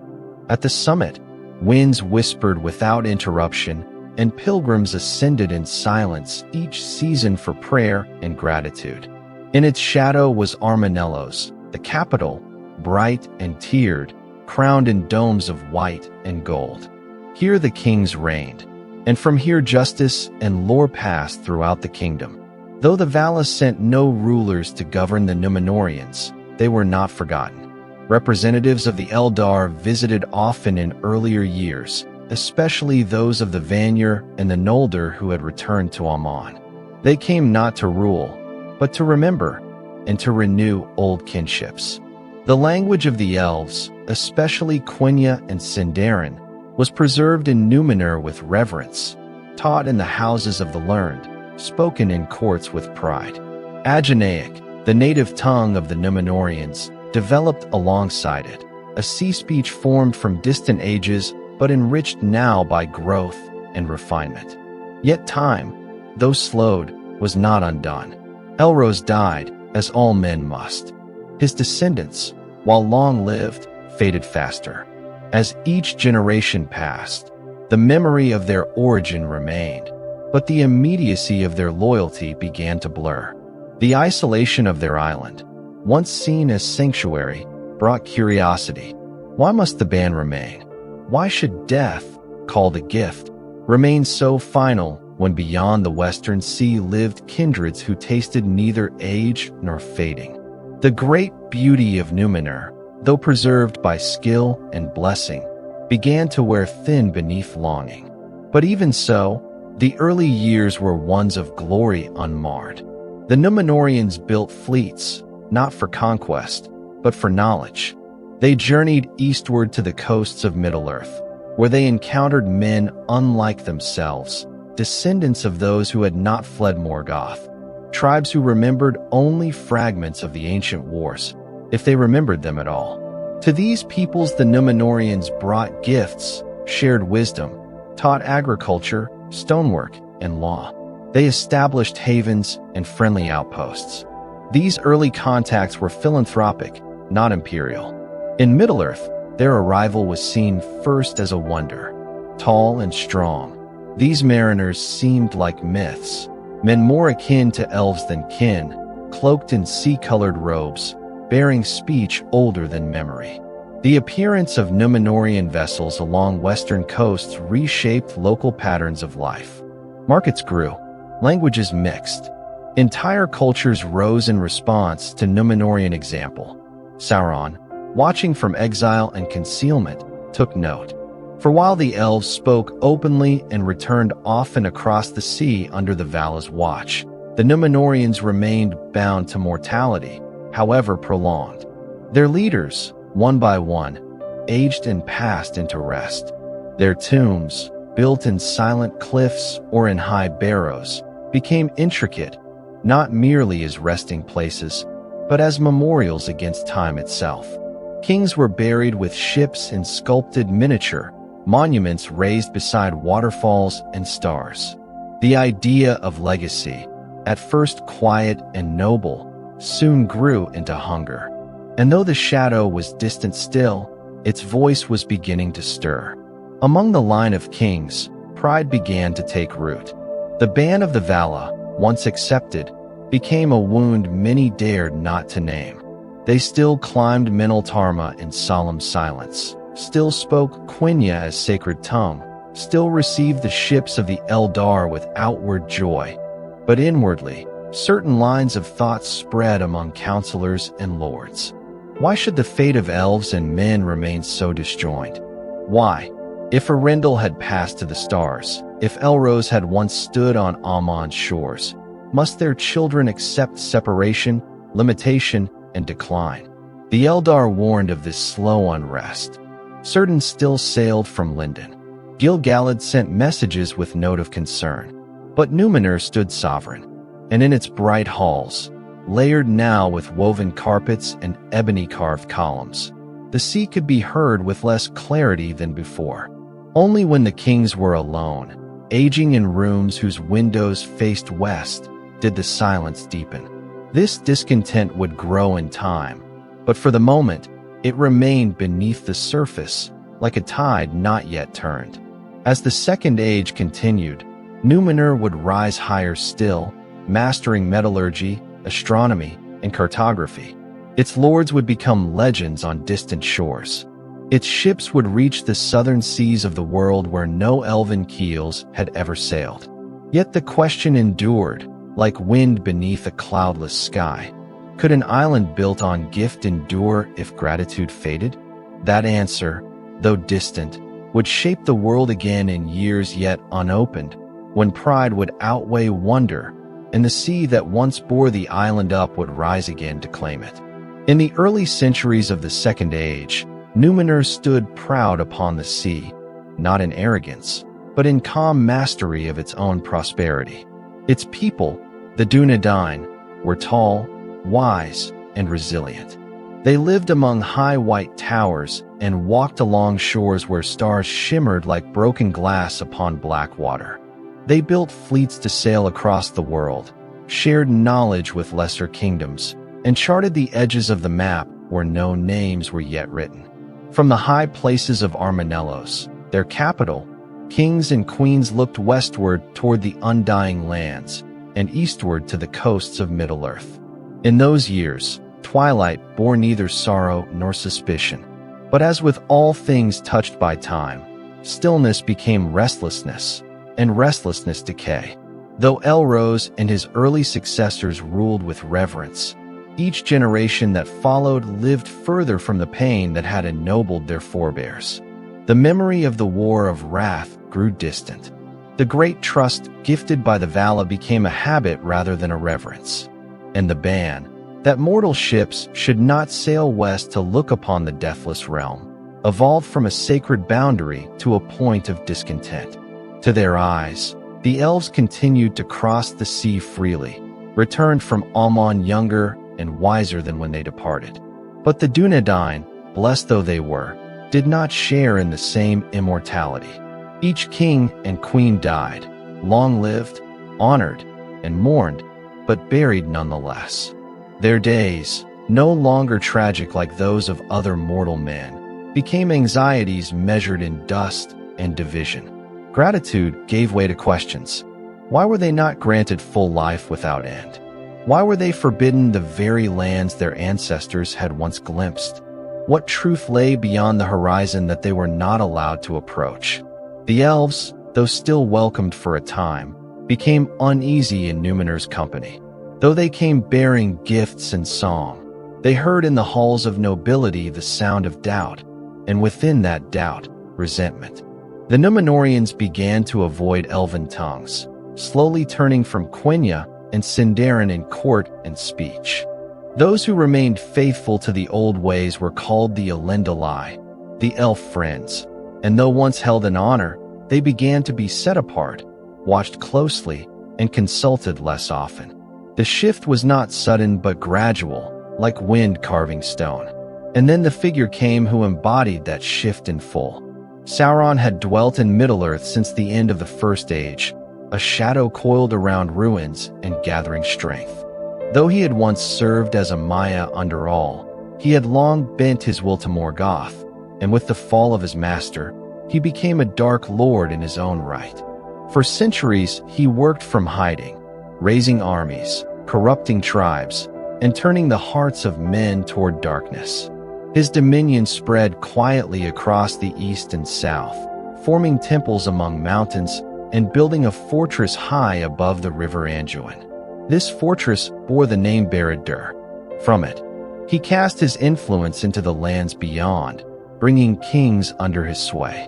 But even as his power grew, he knew it lacked moral height or elevation. His sway, though vast, did not possess the majesty of immortality. The Elves resisted him. The Valar ignored him. But Númenor, proud, restless, curious, was vulnerable. To them he turned not as adversary, but as opportunity. It began with rumor.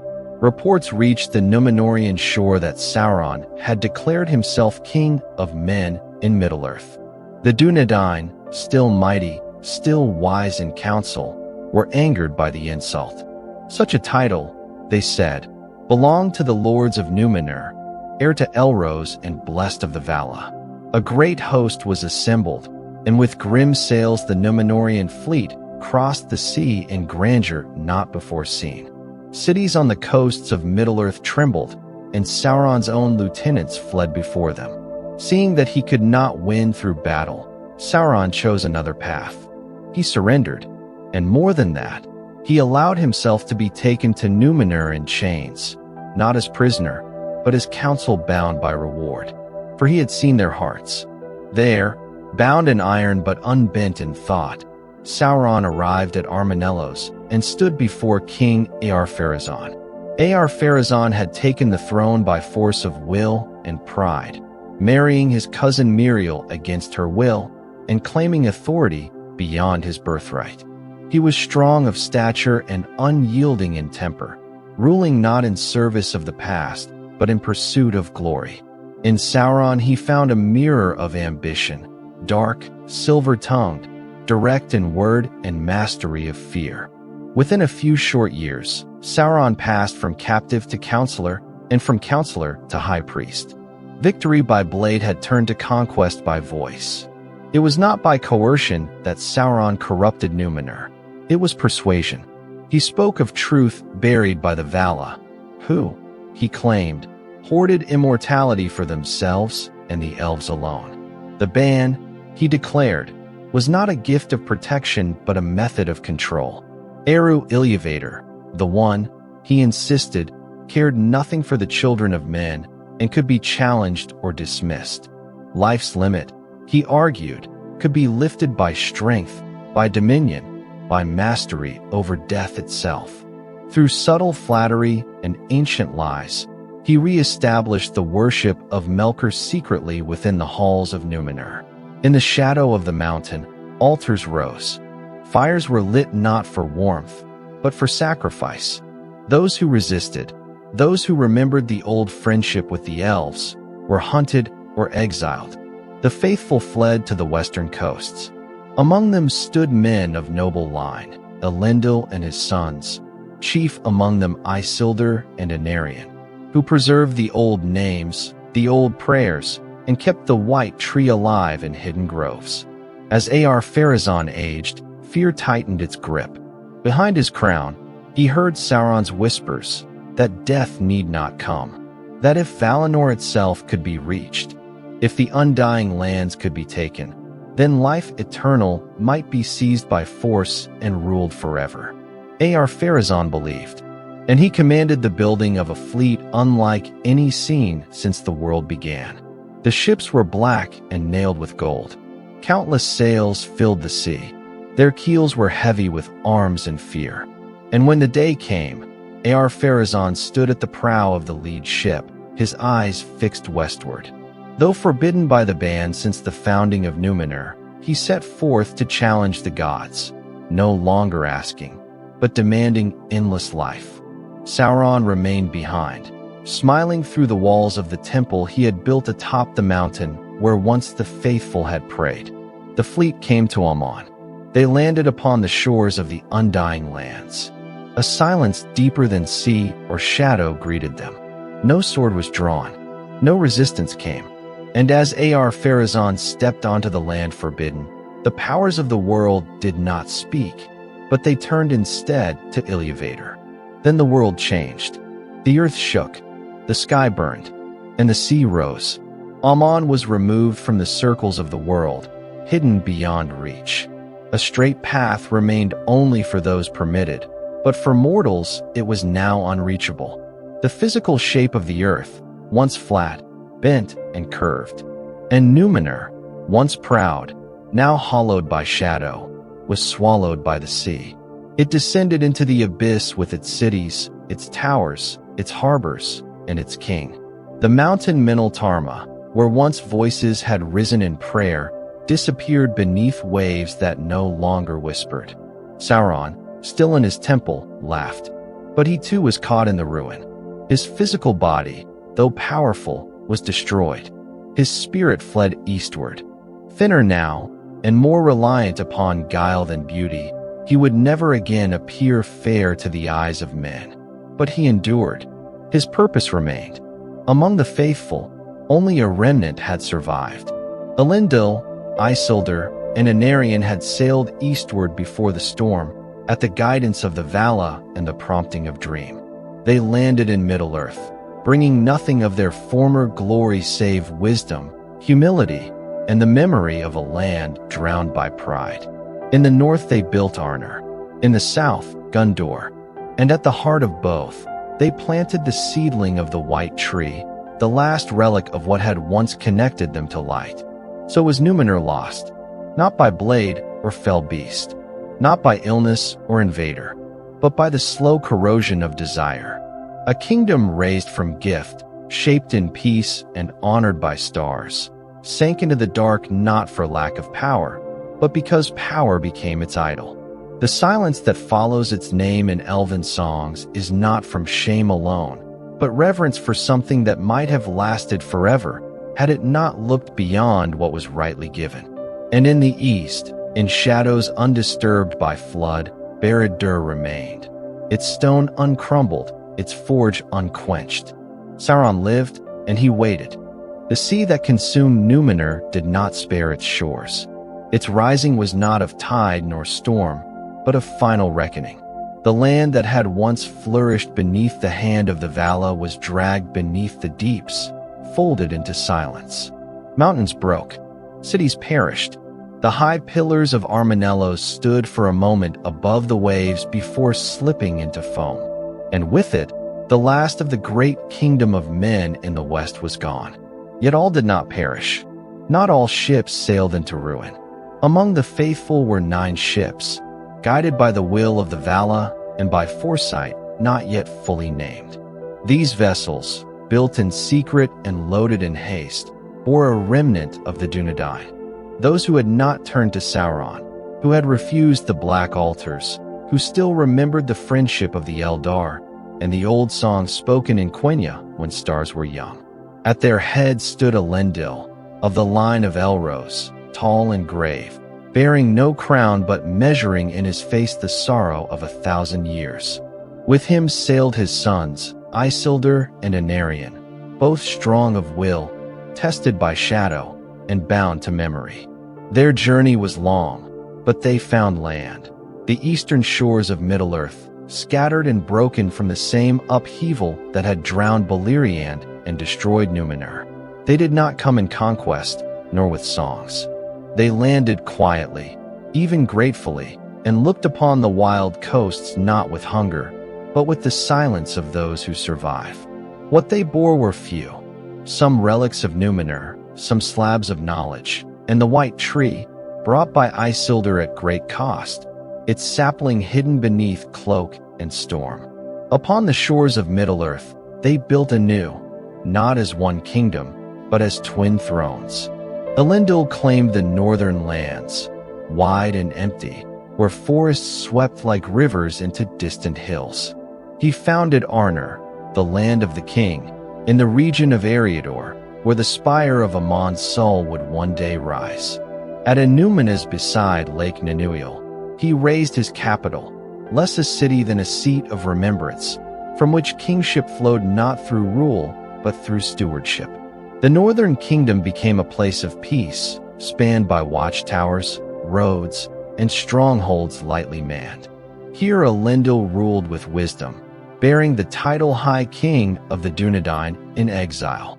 To the south, Isildur and Anarion established a second realm, Gondor, the Land of Stone. Towered and ancient in form, the foundations of Gondor were shaped not only of their design, but by the remnants of peoples who had before dwelt in the lands between the White Mountains and the Inner Sea. There had been settlements there since the early Second Age, tribal men, wanderers, and older lineages touched faintly by the memory of Beleriand. Their rule was not tyranny, but alliance. In Gondor, the cities rose swiftly. Osgiliath, Pillar of the Stars, came first, built upon the great river Anduin, its domes straddling the stream, its walls bearing inscriptions older than speech. To the west, Anarion built Minas Ainur, the Tower of the Sun, in the shelter of the White Mountains. To the east, Isildur raised Minas Ithil, the Tower of the Moon, at the edge of Mordor, whose name was not yet spoken openly. Between them, Osgiliath connected the king's rule across a single realm. For a time there was harmony.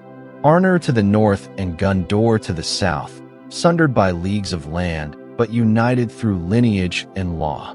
Elendil ruled as High King, and his sons governed Gondor as royal princes, loyal to their father and to one throne, though separated by mountain and plain.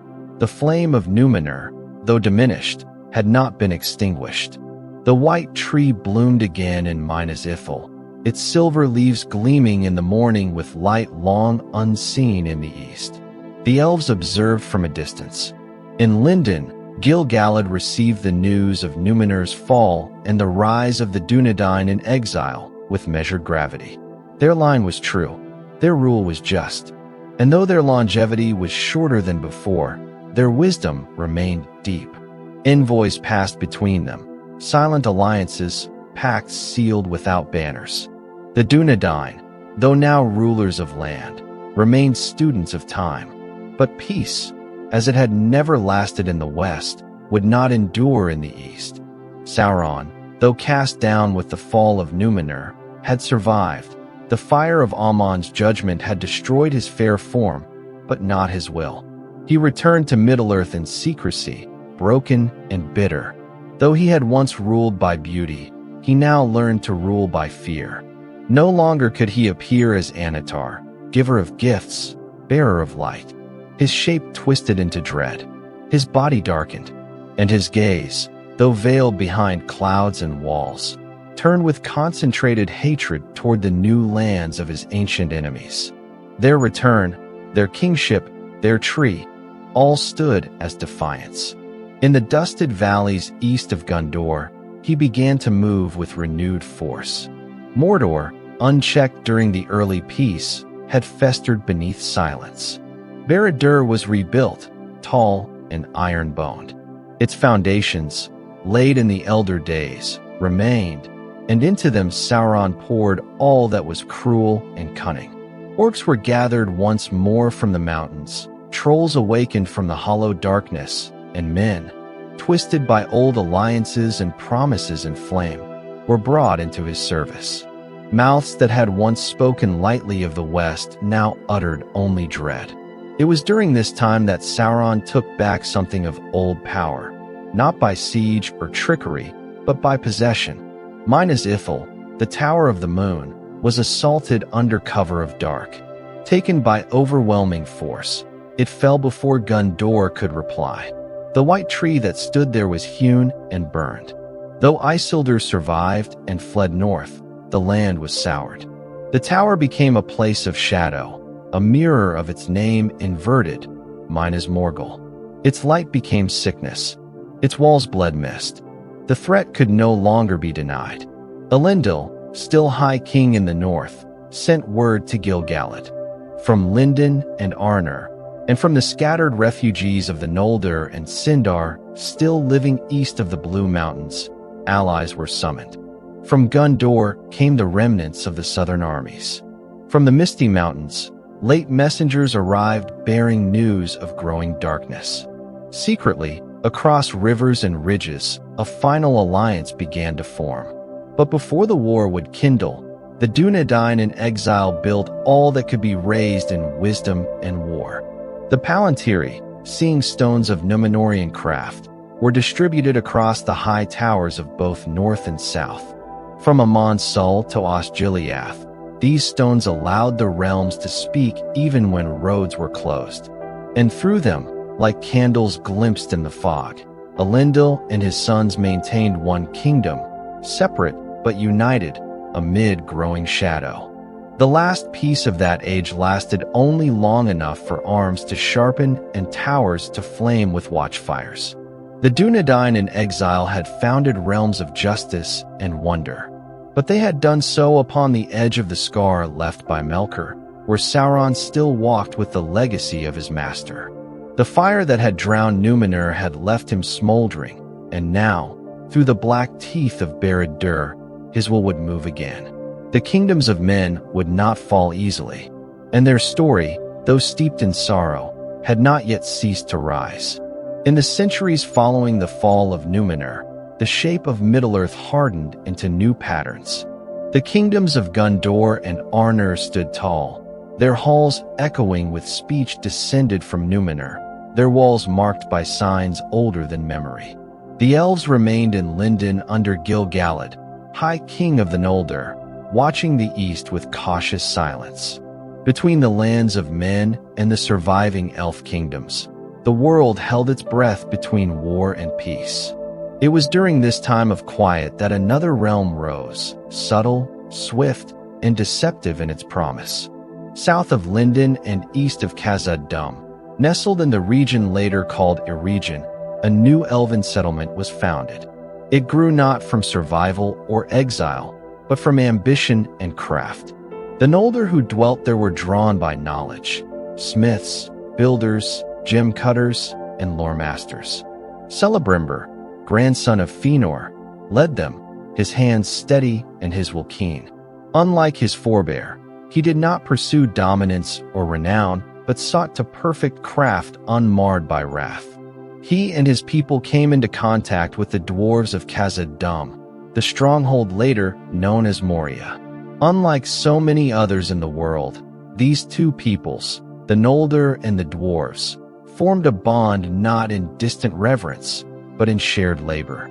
Together they built Ost-Enedhil, a jewel of stone and clarity.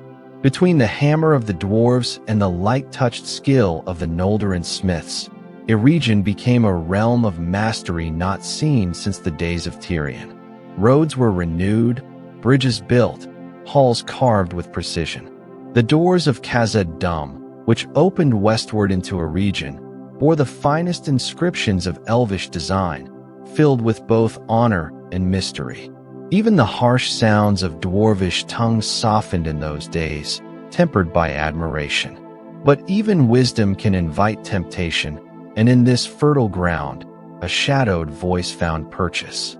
Sauron, having endured the fall of Númenor and the loss of his fair form, had concealed his presence. With time, his malice changed. No longer seeking dominion through terror alone, he now cloaked his intentions in vision, offering aid, direction, and knowledge to those most skilled. To the Elves of Eregion, he came under a new name, Annatar, the Lord of Gifts. His form, though forged in falsehood, bore grace. His words were clear, his arguments compelling. He came not as a tyrant, but as one who spoke in terms of healing and preservation. To those who had endured war and witnessed the fading of majesty, his words were difficult to dismiss. Many distrusted him. Gil-galad in Lindon and Elrond in the north refused him entrance. They perceived something sealed behind his noble tone. But in Eregion, among the smiths who toiled to preserve beauty against the slow decay of the world, his gifts seemed invaluable. Celebrimbor, hungry for a higher form of creation, welcomed him in cautious alliance. Sauron spoke of power, subtle and sustaining, not for rule, but for preservation. He urged them to create artifacts of endurance, rings, finely wrought, vessels of order and balance that could resist time's erosion. And so the rings of power were conceived, not in haste, nor trickery, but in the patience of shared labor. Under Anatar's guidance, many rings were made. 7 were forged, intended for beings of strength and stone, shaped with the dwarves and suited to their secret hearts. 9 more were made for men, whose wishes burned bright but short. But these were not made solely by the hands of Celebrimbor. By that time, Anatar had instructed others in secret. The 7 and 9, though shaped in a region, bore the signature of deception from their very making. Apart from these, and without Sauron's knowledge, Celebrimbor forged 3 untouched, the greatest of all, wrought with unsullied intent, each conceived in solitude and named for the lights of the world as they still flickered in elven hearts. Narya, the ring of fire, to inspire courage. Ninya, the ring of water, to preserve beauty. Vilya, the ring of air, to guard wisdom. These bore no stamp of Anatar's teaching and were never in his grasp. Their power was bright, subtle, and unstained. But Sauron had not come merely to assist. In secret, away from all eyes, he traveled east into Mordor, a land already chosen for its strength and solitude. There he raised the fortress of Barad-dûr upon foundations not of stone alone, but upon the will to dominate all life. And within the fires of Orodruin, the mountain of doom, he forged the One Ring. Not a gift, but a master. The One Ring was unlike the others. Sauron poured into it a portion of his own power, his malice, his will, his intention for domination. Through it, he intended to bind the others. The 7, the 9, and, if he could find them, even the 3. It was not a ring of enchantment. It was a device of subjugation. When he placed it upon his finger, the elves heard his thought and perceived the truth. The voice of Anatar became as ash in their ears. He was revealed. As one, the elves took off their rings. The 3 were hidden, scattered to different keepers. Narya passed to Círdan, elven lord of the havens. Ninya to Galadriel. Vilya to Gil-galad in Lindon. The 7 were sent out of a region with the dwarfs, accepted, but never yielding their full power. The dwarves, resistant to conquest, but vulnerable to greed, failed to fall under Sauron's dominion. The 9, however, were gifted to men, and there his power flourished. Those who bore the 9 became kings, warriors, lords, mighty in their day, enhanced in vision and extended in life.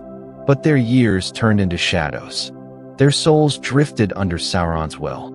Time unbound them from the world and left them mere husks of autonomy. They became the Nazgul, the Ringwraiths, eternal and enslaved, neither living nor dead, their hands bound to the will of the One. Now exposed, Sauron turned against the region directly. His armies moved west in force, falling upon Ost-Enedhil in fire and ruin. Celebrimbor was taken, tortured. He refused to reveal the locations of the 3. Only the 7 and 9 did he yield, or perhaps only those already known. He was slain after. Eregion was destroyed. The fields turned black. The bridges collapsed. The last walls fell. Khazad-dûm shut its gates and did not open them to the world for many years after that. Elrond, fighting with what remnants could be gathered, led a host northward, drawing survivors into the hidden valley of Imladris, later called Rivendell. There he built no kingdom, but a refuge. The knowledge of the elves, though harmed and scattered, found a resting place there, not in triumph, but in endurance. The forging of the rings had reshaped the world not by force of war, but by the crafting of things meant to endure beyond fading. Yet they became devices of control instead. The greatest paradox of the rings was this: they extended power not toward new creation, but to prevent loss. And in that desire to preserve, their bearers became susceptible to control. It was not greed alone that made bearers vulnerable, but the very longing to avert decay. The elves, who knew the world's sorrow, did not wield their rings then. They hid them. They watched from behind veils. But Sauron now had his weapon. Though he did not yet hold the three, he had turned the men of the nine into wraiths. The dwarves he could not dominate, but he stirred their hunger. Over the lands, his influence spread like a slow smoke, not always seen, but always present. His eye turned again to Gondor, which stood between him and true dominion. And in the darkness of Mordor, the forging fires never ceased. The land was no longer a memory of old ruin. It had become a kingdom of iron purpose, with Barad-dûr as its crown. His return was complete, but his vengeance, though sharpened, remained incomplete. For Elendil lived. His sons ruled. The three remained outside his grasp. And above all, the One Ring was his power, but also his vulnerability. If lost, his shape would become thin again. If broken, he would be diminished. He did not yet fear that end, but in time he would. And the world, bound now to rings and fire, had changed forever. In the long years following the fall of a region and the forging of the rings, Sauron no longer lingered in disguise. The fair form he once wore, brought north under the name Anatar, was cast away like a mask no longer useful. His betrayal had been revealed, and the elves would never again receive him in any semblance of beauty. His spirit, though still veiled in a body shaped by choice, now bore the mark of vengeance. No longer was his ambition subtle. No longer did he seek alliance. Sauron began to rule not through charm or counsel, but openly, as Lord of Mordor, crowned not by gold but by fear. Barad-dûr, rising in steps from the blackened plain of Gorgoroth, became the center of his power. Its foundations had been laid long ago, and now they were deepened with craft taught to him in ages long forgotten. Lessons learned in the shadow of all, once applied in thought and shape, now in torment and tyranny. With the One Ring upon his finger, Sauron poured vast force of will into the dark walls of the fortress. Its towers, impossible by the crafts of men, rose by the strength of spirit alone. Its stones resisted time. Its gates were unbreachable.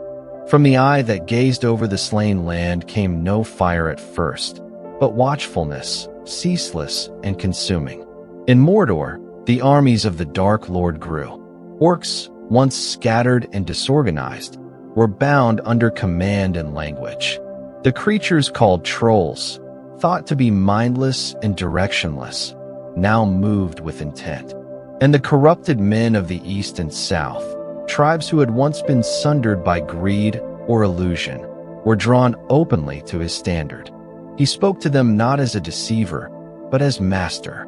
They followed him not because he lied, but because he offered power and purpose in a world whose light was retreating. Now, with his dominion over the Nine assured, Sauron moved beyond the borders of Mordor. His gaze turned westward again, to the lands of Gondor and Ainur, where the Dúnedain still guarded remnants of Númenor's glory. Osgiliath, with its stone bridges and shining domes, remained unconquered. The cities of Minas Ainur and Minas Ithil still stood, though the former now bore the scars of proximity to the growing shadow. Isildur and Anarion held Gondor between them. Elendil watched from Ainur, and across the land a quiet resistance persisted. Yet Sauron did not strike immediately in full war. He understood now that force alone would not suffice. He turned instead to strategy layered in time, and to corruption where the sword could not reach. Through emissaries, through servants bearing names unknown to their masters, rumors spread, doubt in the loyalty of one tribe, suspicion in the kingship of another. The strength of men, while noble, had always borne the seed of pride. And in that weakness, Sauron planted quiet confidence. To the dwarfs, he sent no armies. He knew their stubbornness and their resistance to domination. But he understood greed. The 7 rings made for their houses did not enslave them as the 9 had subdued men, but stirred in them a deep lust for wealth. In time, these rings would become not servants of will, but agents of unrest. Delving deeper into stone, they grew suspicious and jealous of one another. Kingdoms that might have withstood together the Dark Lord's reach splintered in silence, sealed in halls beneath mountains. The elves could not be corrupted in the same way. Many departed Middle-earth altogether, sailing into the west. Others remained in hidden places, rarely seen. Galadriel dwelt in Lorien, guarded by Ninya, the Ring of Water. Elrond, descended of both elves and men, watched from Imladris. Círdan still ruled the Grey Havens, and Gil-galad reigned in Lindon. Each bore wisdom and grief in equal measure. They did not challenge Sauron directly, for they knew the cost of open conflict. But they did not abandon the world. It was in this time, as the ringwraiths were first seen openly, that Sauron declared himself King of Men. It was not a title claimed in isolation, it was a statement. He sent forth priests, soldiers, and symbols across expanding borders, marking himself as Lord of the Earth, heir to Morgoth, bearer of the flame imperishable. The black banners of Mordor bore an unblinking eye wreathed in flame, and where they passed, cities wavered. The kingdoms of the east bowed. In Harad, his name became revered. In Run, his signs were carved into stone. Isildur and Anarion, watching from Gondor, sent word to Arnor. Elendil, in the north, saw the pattern and gave answer. Gil-galad, oldest among the Noldor, perceived the shape of a familiar war returned. Together, they began to gather strength. For though Sauron had grown in shadow, the line of Elros endured, and the memories of the Second Age were not fully broken. To men who lived in lands beyond Gondor's reach, those tribes lost to history, far removed from the Dúnedain or the line of Númenor. Sauron made different promises. He offered mastery over their neighbors. He gave them coin, steel, and devices of war. Some called him a god. Others revered him as a teacher. In every heart he reached, he whispered one truth, that death need not come. He promised peace born of submission, safety born of surrender, and many received these promises gladly. But not all knelt. Among the faithful who had served Elendil in exile arose pockets of resistance far from cities, small but enduring. Among them were leaders not made great by lineage, but by hope. Their names are not sung in wide songs. Their banners are not preserved, but they were the mortar between stones. And in silence, they watched Mordor rise, waiting for the moment when swords would again be drawn. During these years, the One Ring remained upon Sauron's hand. He wore it openly in Mordor, and through it, his power expanded. Yet it remained a risk. So long as the ring endured, Sauron's strength was bound to it. He ruled through it, but could be undone by it. Though few in the world still knew of the true nature of the ring, the lore masters among the Eldar feared what its loss might mean, for they did not yet know what would come when the hand that bore it fell. The final preparation began. Sauron's army swelled.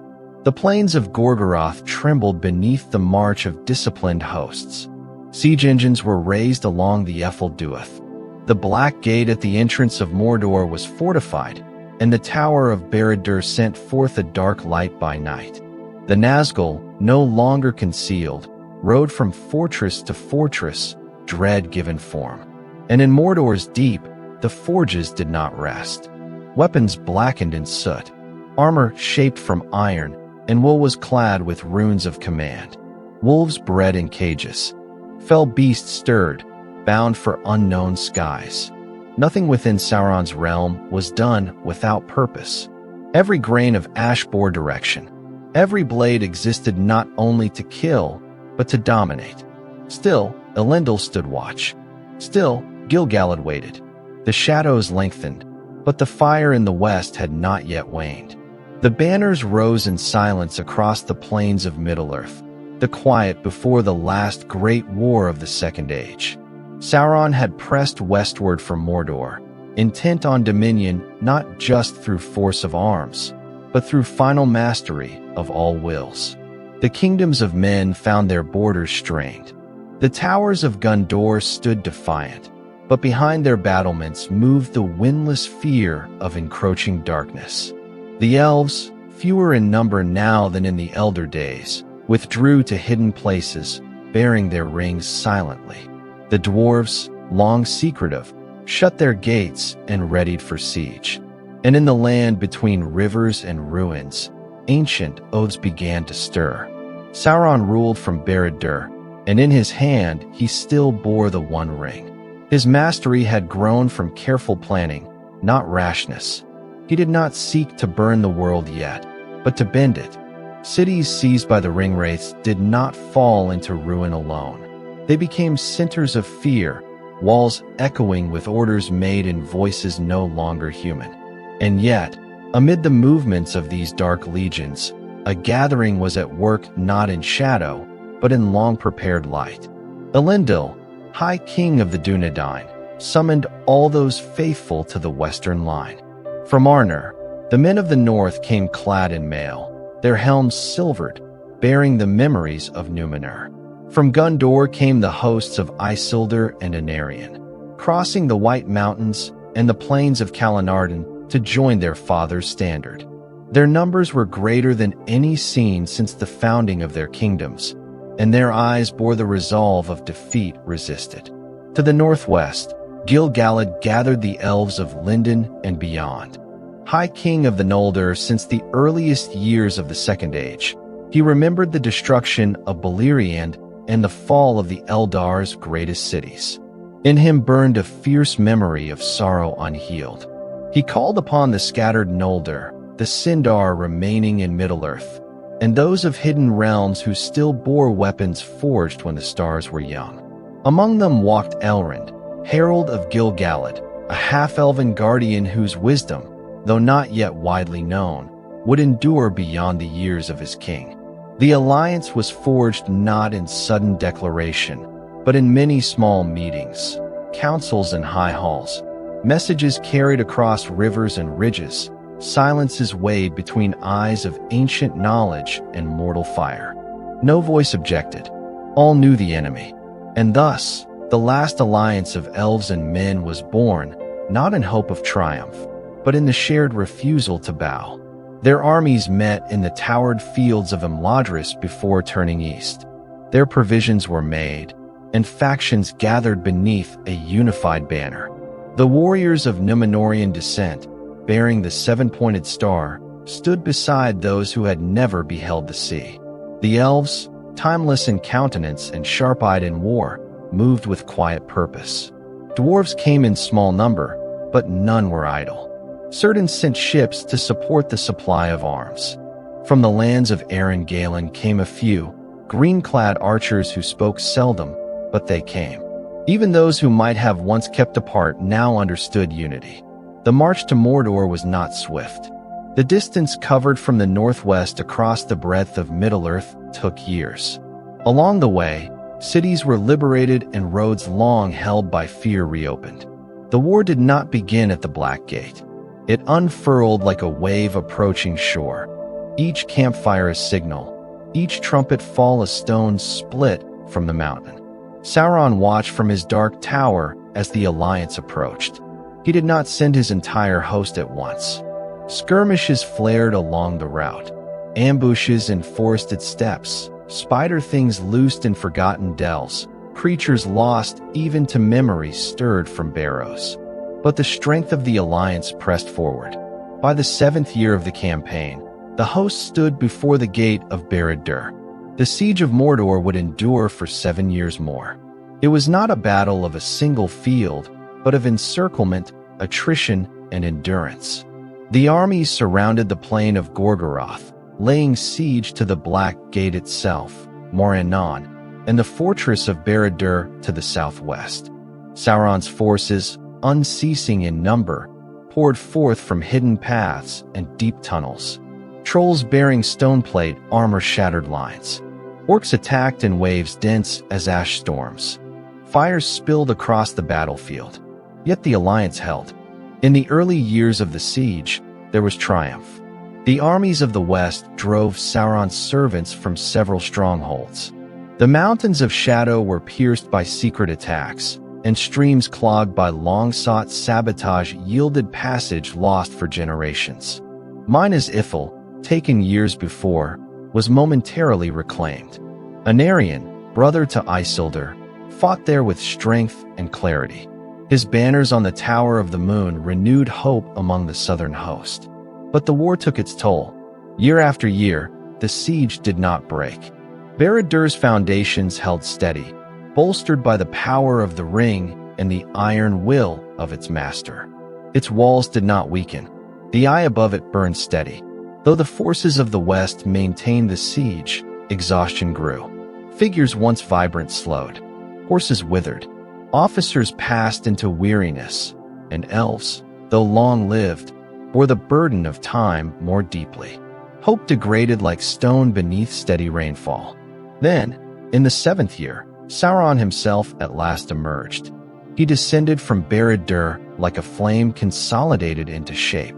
No longer concealed, no longer commanding from behind walls, the Dark Lord entered battle against the leaders of the Alliance. His presence overwhelmed. The ring upon his hand gleamed brighter than the sun behind clouds, and around him struck the silence of despair. Wherever he moved, men retreated, and even seasoned warriors hesitated to strike. Few could withstand the direct presence of his will. Gil-galad met him in combat before the gates. Beside him stood Elendil. For the first time since the days of the Elder Days, an alliance of equal might faced a foe drawn from the same destruction that had ended Morgoth's reign. Their battle was not a thing witnessed by most. The heat and light from it scorched the sky, and the fire that poured from Sauron's wrath blinded all who drew near. In the end, both Gil-galad and Elendil fell. Their bodies were broken beyond song. Elendil's blade, Narsil, shattered beneath him, its rebirth not yet come. But before the flame had stilled, Isildur took the hilt of the fallen sword and came upon the enemy. By a stroke born of grief and defiance, he cut the ring from Sauron's hand, and all that had stood faltered. The Tower of Barad-dûr did not collapse immediately. The ring still bore its enchantment, but Sauron's physical form was destroyed.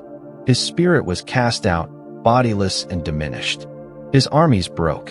Orcs fled screeching. The Nazgul vanished into mist. The ring, severed from its master, fell into silence. The siege ended.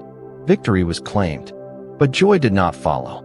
Isildur stood amid the wounded and fathers without sons.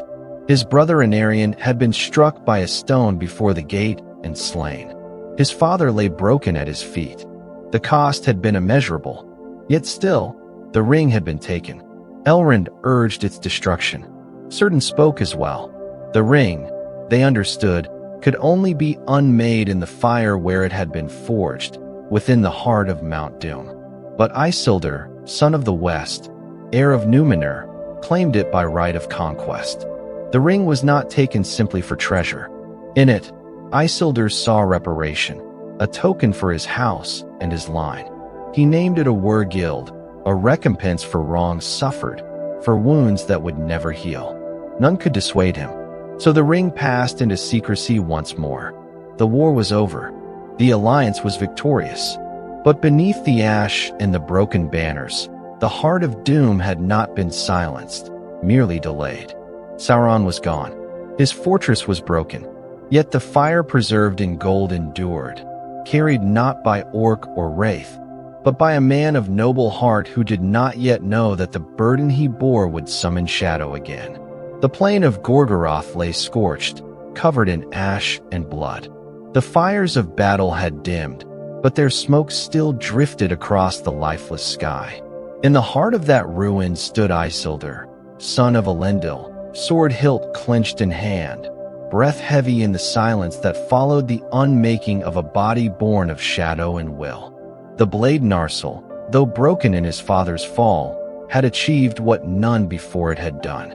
With its shattered edge, the ring had been cut from Sauron's hand, and in that severing, the body of the Dark Lord was undone.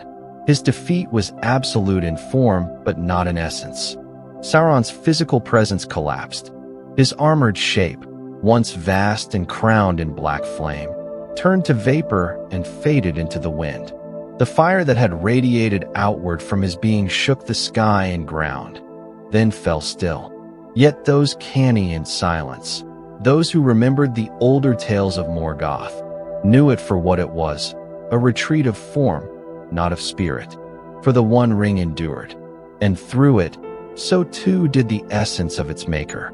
Isildur held it, still hot from separation, its engravings alight with fire visible only for a moment, script in the black tongue of Mordor, spoken by none in friendly lands. It was simple in appearance, a band of gold of no remarkable size or ornament, but it gleamed with a light from within, a pulse without beat, and in his hand it seemed both alive and watchful. He did not place it upon his finger then. He held it and looked into its luster, as if into a well holding something long sought or long feared. Elrond was there. Círdan stood beside him. They bore no weapons in hand. They knew the war was ended, and that its power, left untouched, lay within that single ring. They stood quietly, not as lords among lords, but as voices among silence. They urged the same, take it to the fire. Mount Doom still lived. Its flame had not died. A path remained open. The ring could be destroyed. Isildur listened. He did not shout, nor proclaim victory. His health was worn. His armor bore rents and soot. But he spoke then, calmly, and with the weight of blood still fresh upon him. This, he said, was the were-gild of his house, the ransom for both his father and his brother, both slain in the war. The ring, having been cut from the hand of the enemy, had come into his by right of conquest. It would not be burned. It would not be forgotten in flame. It would be borne back to the north, preserved as an heirloom of the Dúnedain. No further argument turned him. Elrond and Círdan watched the path to the fire grow cold. Isildur reclaimed Narsil's shards and took the ring. The armies of the Alliance, or what remained of them, returned to their homes. The elves withdrew to Lindon and Imladris. The dwarves faded deeper into mountain stone caverns. And the men of Ainur and Gondor turned to rebuild the cities they had left behind in pursuit of war. In Osgiliath, the great capital of Gondor, Anarian's tomb was built beside the river. Isildur, now sovereign in both northern and southern realms, re-established governance. He placed men he trusted in command and made plans to return to Ainur. The ring, clutched by its chain, rested close to him. He wore it not as a constant, but kept it near. It was not yet known to corrupt openly, but in it already whispers had stirred. On the journey north, Isildur took his sons and a company of trusted men. Their route followed the western slopes of the Misty Mountains, passing through the long lands of what would be later called the Anduin Vale. Upon the 12th day of travel, as they followed the winding edge between river and hill, they were set upon. From the darkness beneath trees and hill crests, a host of orcs descended in sudden rage. Many had been scattered by the fall of Sauron, but none ceased to hate. They struck under moonless sky, unnumbered and without purpose beyond blood. Isildur's guards stood firm. They were Dúnedain, high of blood and well-armed, but their numbers faltered. Line by line, they broke beneath the overwhelming tide. Realizing the day was lost, Isildur turned toward the river. He placed the ring upon his finger. Its power, subtle yet potent, concealed him in spirit. To the eyes of the orcs, he vanished. Unseen and alone, he fled into the water, hoping to escape under cover of its current. But the One Ring had a will of its own, forged to bind, not to serve. It bore hatred for the line of Elendil. And so it betrayed him, not with thunder, but with a soft slip. The ring slipped from his finger. The spell of concealment shattered. His form, now visible, glimmered under moonlight cast upon the river's surface. Arrows from the bank struck him. The heir of Elendil fell into the Anduin, pierced and broken. His body was carried by the current and lost. The ring, fallen from his hand, sank into the silt and vanished. The company was slain. The sons who had traveled with him were lost. The shards of Narsil would not be recovered for many long years. And the one ring, in whose fire the fate of countless lives had been bound, passed out of knowledge. It lay beneath water, surrounded not by guardians, but by silence. Its power, though dormant, was not ended. It remained, patient and still, as seasons curled into years, and years into centuries. No search availed in finding it. Elrond, returning to Imladris, bore no joy. Gil-galad had fallen. The high kingship of the Elves in Middle-earth came to an end with him. The Elves withdrew, not defeated, but diminished. Círdan continued to keep the Grey Havens, launching ships westward at the appointed time. The Dúnedain, wounded and scattered, now ruled lands where fires still haunted dreams. With the loss of Isildur and the Ring, the Third Age began, not with victory, but with error unnoticed, with triumph compromised and hidden. In Mordor, the silence grew darker. Sauron's form had been thrown down, yet his spirit endured. Without the ring, he could not regain full shape, but he was not unmade. In valleys of ash and ruined towers, shadows gathered, and his servants lingered. The Nazgul, though not yet seen, were not destroyed. The Nine remained, wounded in will but bound to the same dark root. The ring called to nothing and no one, for it waited still. It was found not by king, nor warrior, nor bearer of wisdom. Ages would pass before it stirred again. But when it did rise from the mud and water of the Anduin, no great power held it. It came to a creature slipping through darkness, unnoticed, unloved, bearing no name spoken by elf or man. In that moment, the story turned not toward glory, but toward quiet ruin. The One Ring endured. Its master waited beyond reach. And the world, still weary from the last war, began to forget, though the shadow already stirred beneath it. The battlefield had grown quiet. Time passed, and with it, memory. The Third Age began not with horns, nor songs, nor proclamations, but with silence. The ring was gone, hidden beneath riverbed and stone, and few remained who knew of its making, or of what had truly passed at the close of the Second Age. The lands of Middle-earth, though wounded, were at rest. Cities were rebuilt, roads reopened, timber was hewn that had once fallen in war, and the ruins of Barad-dûr, blackened and quiet, sat idle beneath the distant gaze of stars. In the south, Gondor matured swiftly, inheriting the strength of Númenor's wisdom and the will of Elendil's line. Though Elendil himself had perished beside Gil-galad upon the plains of Gorgoroth, his realm endured through his sons. Isildur's northern kingdom of Ainur bore the mantle of high kingship, but his death left Gondor stronger in presence and power. Anarian's seed took root in the White City, and the towers of Minas Ainur and Osgiliath gleamed again under the sun. The line of kings was preserved, marked by ceremony drawn from the elder times, yet tempered now by grief. The capital at Osgiliath became Gondor's heart, stretching both banks of the Anduin, a bridge of stone joining east and west. Light played through its arched halls and domes, and the Palantiri, brought from Númenor, remained as tokens of vigilance. Over many generations, these seeing stones linked the cities of the kingdom, allowing the ruling stewards and heirs to remain in council, even when leagues apart. To the north, Ainur spread wide across Eriador, a kingdom of long hills and old forests. Yet its strength did not root as clearly. The death of Isildur left a wound not easily closed.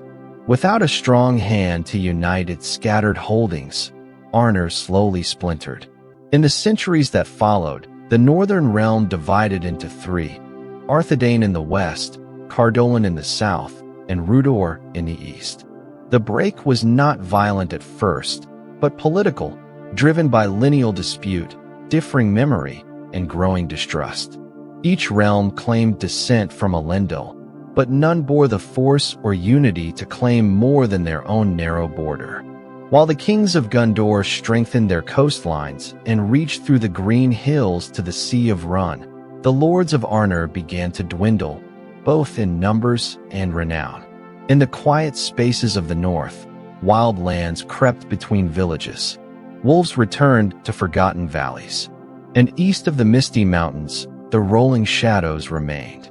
The elves of Lindon, who had once answered the call of Gil-galad, now lived under quiet sky. With the High King gone, they did not raise another.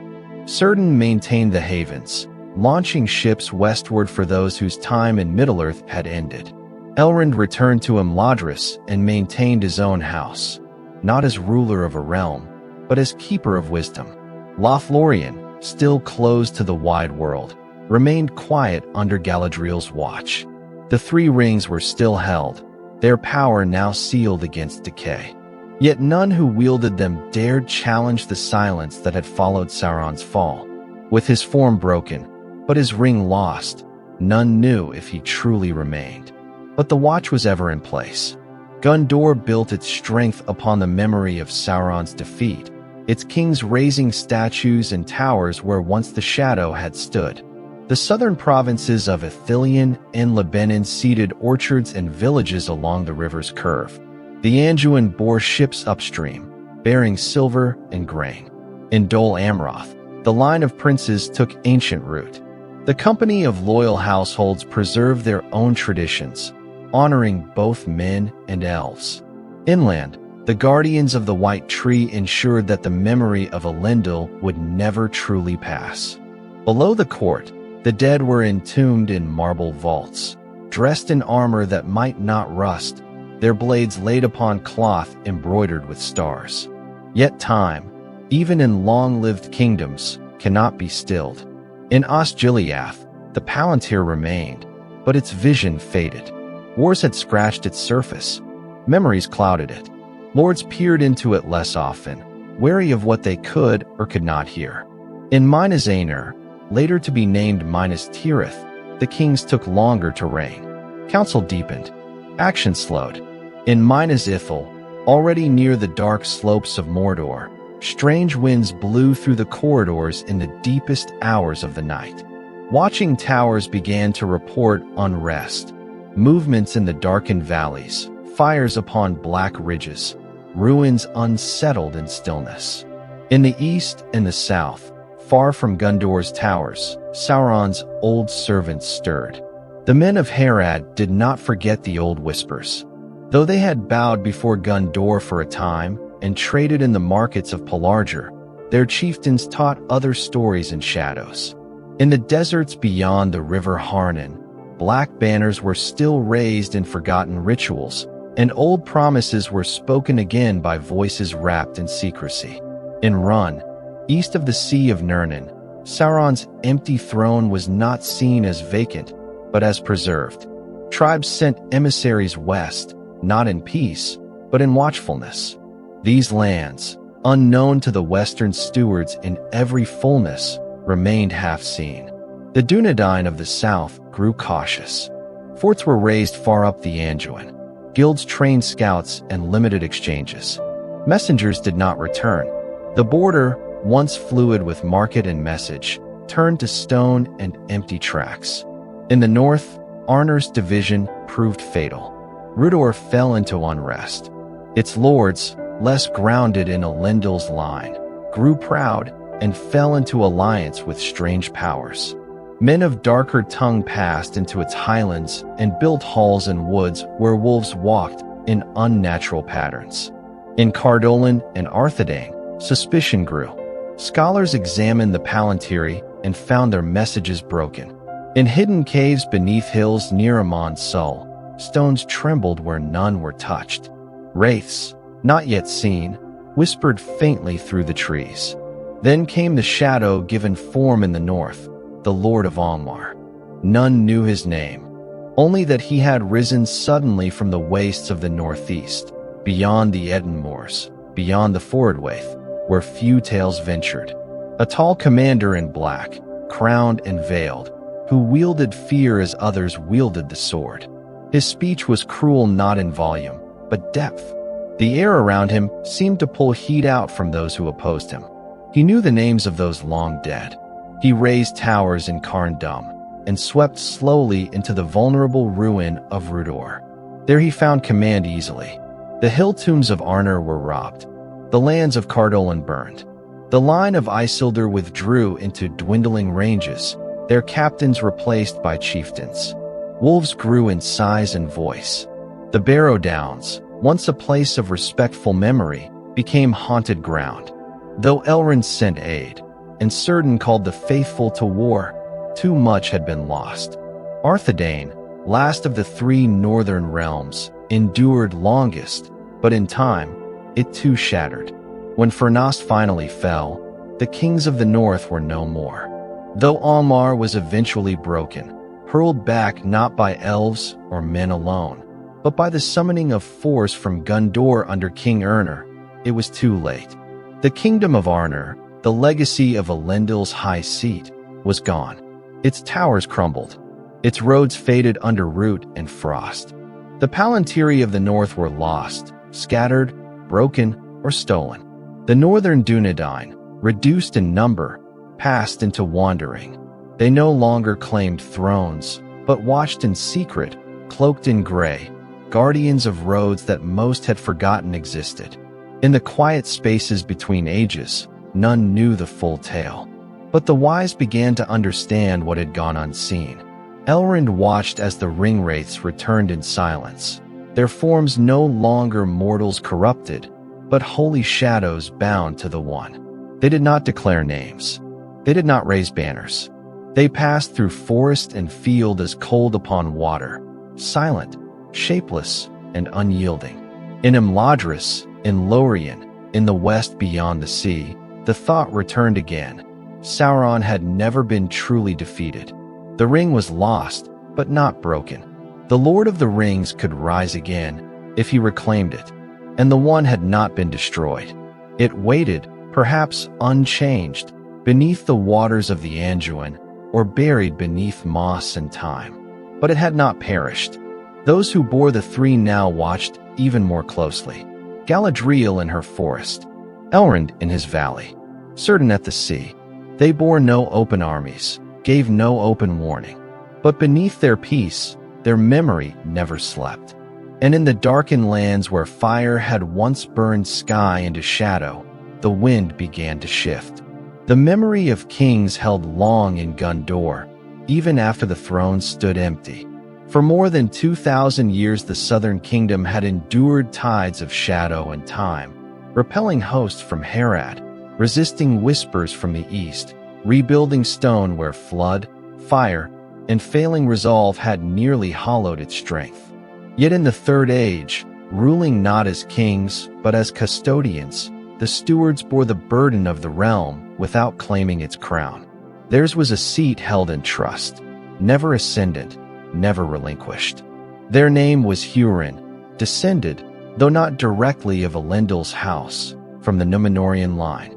In particular, they traced their blood to the lords of Anarian's house, through whom Gondor's rule had long moved. As the years stretched on, the office of steward ceased being temporary or transitional. Each son succeeded his father as a steward and not as a king, despite holding every authority, every power, and every obligation. The white rod they carried, separated only in form from the scepter of kingship, remained ever in their grasp. The line of northern kings had long vanished.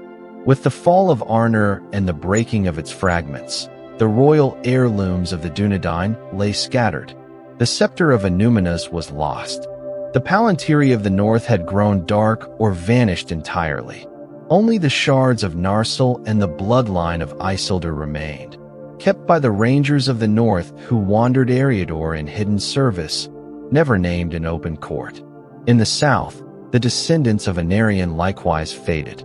The last king of Gondor, Ernir, rode into Minas Morgul, then named Minas Ithil, to answer a challenge issued by the Lord of the Nazgul. He never returned. Thus, after Ernir's disappearance, the rule of Gondor passed to the Stewards.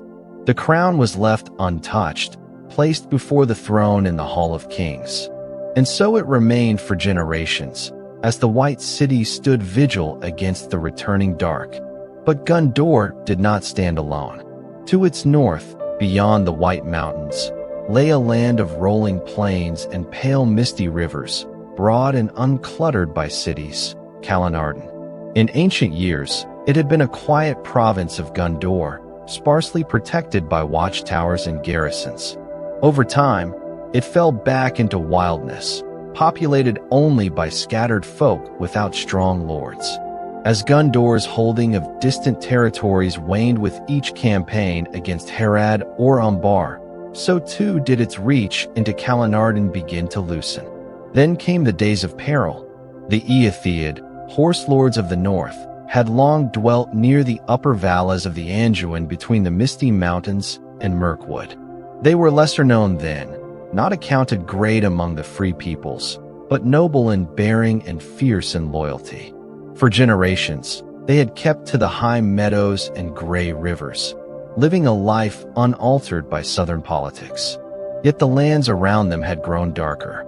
Creatures stirred in Greenwood the Great. Tribes dissolved or were born again under shadowed banners. So they moved south, under the leadership of Yor the Young. In Gondor's darkest hour, their arrival brought decisive aid. In the year where the Balchoth attacked Gondor's eastern frontier, men corrupted by darkness east of the Anduin, the southern realms stood on the edge of ruin. Their armies were stretched, lines vulnerable. From the north, Yor rode with his people, swift as wind. They crossed the Limelight and passed through the field of Celebrate, breaking the enemy lines and driving them into the river. Gondor was saved, and the bond between the realms was reforged not in treaty alone, but in blood and memory. For their aid, Steward Syrian granted to Yorl and his people the lands of Calenarden. The valley plains, long unclaimed, were now to be ruled by the Northmen, under their own lords but in allegiance to Gondor. The kingdom of Rohan, then named the Riddermark, was born, and its people came to dwell between the rivers Isen and Anduin, beneath the snowy heights of the Erd Nimrais. The men of Rohan, though of different tongue and ancestry, forged with Gondor a fellowship unlike any other. They valued oaths and honored sword debt. When Gondor called, Rohan answered. Horns echoed across the mountains, and riders moved in waves across the plain. Though their alliance began in battle, it deepened in peace. Generations of Rohirrim and stewards kept counsel. Gates in Minas Tirith opened for their captains. Songs in Meduseld included tales of Gondor. Ties were forged not only in steel, but in shared border and mutual defense. Yet while alliance blossomed, threats lingered. In the south, Umbar, once a haven of the Númenorians, had long since fallen from Gondor's grasp and become a black port for the Corsairs, descendants of former king's men, twisted remnants of the noble who had fallen with Earpharazon. These seafarers, allied now with dark powers, launched repeated raids upon Gondor's coasts. Ships burned in the harbors of Pelargir. Cities shrank inland to avoid attack. The once unassailable grip that Gondor had held upon the southern sea gave way to continuous bloodshed and attrition. In the east, the Haradrim gathered again, wrapped in red and gold, and hating Gondor with generational fervor. With every reverse, the Gondorian captains returned to fewer men, shorter lines, and dwindling reminders of ancient strength. The gradual decline was not marked by any one defeat, but the lengthening of watch, the narrowing of patrol, the quiet transfer of once proud outposts to memory. Meanwhile, Mordor itself stood silent. No light issued from Barad-dûr. No banners flew beyond the Ephel-duath. Yet strange movements were seen from Ithilien. Rangers of Gondor crossed into that forgotten land and returned with less certainty. The Nazgûl were not openly seen, but their presence was felt. In Osgiliath, the Palantir had long been lost, and the towers on the river were ruined. Gondor no longer controlled both sides of the Anduin. Minas Ithil, the Moon Tower, had been taken long ago and renamed Minas Morgul. The white tree in Minas Tirith was now a symbol without bloom, standing dry and lifeless in the court of the fountain. Though a symbol of faith in the return of the king, it had not flowered since Ainur vanished. Each steward still ruled, faithful to their oath, but hope of renewal had flattened into guardianship against decline. The Dúnedain of the north, those descended from Isildur, remained as scattered guardians. They were few, unnumbered in any army, living in quiet places and along old ways. They guarded the lands between Bree and the Weather Hills, the crossings of the rivers, the forgotten barrows of Cardolan. Their chieftains held no palaces. They wore no crowns. Yet still they carried the memory of a sword broken and not remade. It was among these fragments that the world turned slowly toward its coming storm. Rohan, though stalwart, had grown riven with its own shadows. Kings passed who did not foresee the gathering clouds. War with Dunlendings erupted, driven by envy and old insult. The people of the Westfold suffered loss. The Eastmark grew silent. Orcs passed through the mountains that had once marked safety. Wolves lingered in woods near Edoras itself. Though the mark remained strong in riders and kinship, its horizon darkened. In Gondor, the last great steward of memory would rise, Denethor, son of Ecthelion, wise beyond most, proud, distant, and possessed of knowledge not fully known. Though he held the realm against decay, he also bore a burden none could see. For through a palantir hidden in the towers of the city, Denethor had sought for truth and seen not light, but shadow. What he saw behind the eye of the stone was unclear. What returned to his vision shaped in part the madness to come. The peace of the Third Age was a skin stretched thin. Beneath it, in places watched and unwatched, a deeper movement began. Mordor filled again with secret numbers. Barad-dûr, whose foundations had never fully crumbled, stirred with fire from below. The eye opened, not in form, but in presence. Creatures passed through Gorgoroth as if summoned. Orc drums echoed through dried gullies. And somewhere in the dead spaces of the world, Sauron, a shape not yet seen but no longer broken, gathered his power beneath cloud and rumor. The line of kings had vanished. The stewards watched in weariness, and in Rohan, horns were windless. But the ring had not yet returned. Until it did, the world waited. Greenwood the Great once stretched wide across the length of Middle-earth, a vast and ancient forest rooted in time before memory. Its trees towered beneath the stars in the elder days, and its paths wound endlessly beneath green canopy and golden light. Elves had walked there in peace, sylvan folk living lightly upon the land, far from the splintered kingdoms of the West. The wood was not lawless. Its silence was watchful, not empty. Deer passed unhunted. Water flowed between roots like whispered song. And though the ages weighed lightly here, that peace was not made to last. The change began slowly, as it so often does, unnoticed at first even by those who called the forest home. In the southern reaches of the wood, near the banks of the Anduin where the sunlight dimmed more than it should, the leaves began to darken. The air grew heavier, as if the trees themselves were holding their breath. Travelers passing into the heart of the forest began to report strange feelings, loss of time, dreams that lingered long after waking, and shadows that moved without sound. Lights, pale and uncertain, flickered through the trees. They avoided the roads. Nothing with name or form was seen at first, but the sense of unease deepened. From that place, South Greenwood, the forest began to wither. It did not die, but it changed. The trees leaned inward, tangled and close. Beasts once thought tame grew wild and erratic. Spiders, unnatural in both size and malice, appeared in tangled groves. They hunted in silence, strung their webs along the forest trails, and left no wake. Birds vanished. Songs fell quiet. The people of the woods named it anew, Dol Guldur, Hill of Sorcery. And so the Greenwood earned a new name among those who still spoke of it. It became Mirkwood.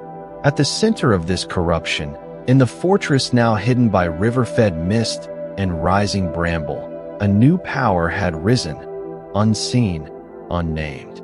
Whispers reached the edges of the world that a necromancer had come, a sorcerer of old craft, cloaked in fear, who poured shadow into the roots of the forest. Few visited, none returned. His name was not spoken, his servants were faceless. Yet his influence grew. Wolves crept across borders. Orcs found passage under his veiled authority. East of the mountains, caravans disappeared more frequently. Traders spoke of new war bands massing in the dark. In the north, the elves of the woodland realm kept their borders more cautiously. Thranduil, son of Orifer, ruled from halls hewn under stone, vigilant after the despair of the Second Age. He had seen too much ruin to dismiss what now crept along the southern paths. His hunters did not tread too far into the baleful dark. They marked its spread, but they did not stop it.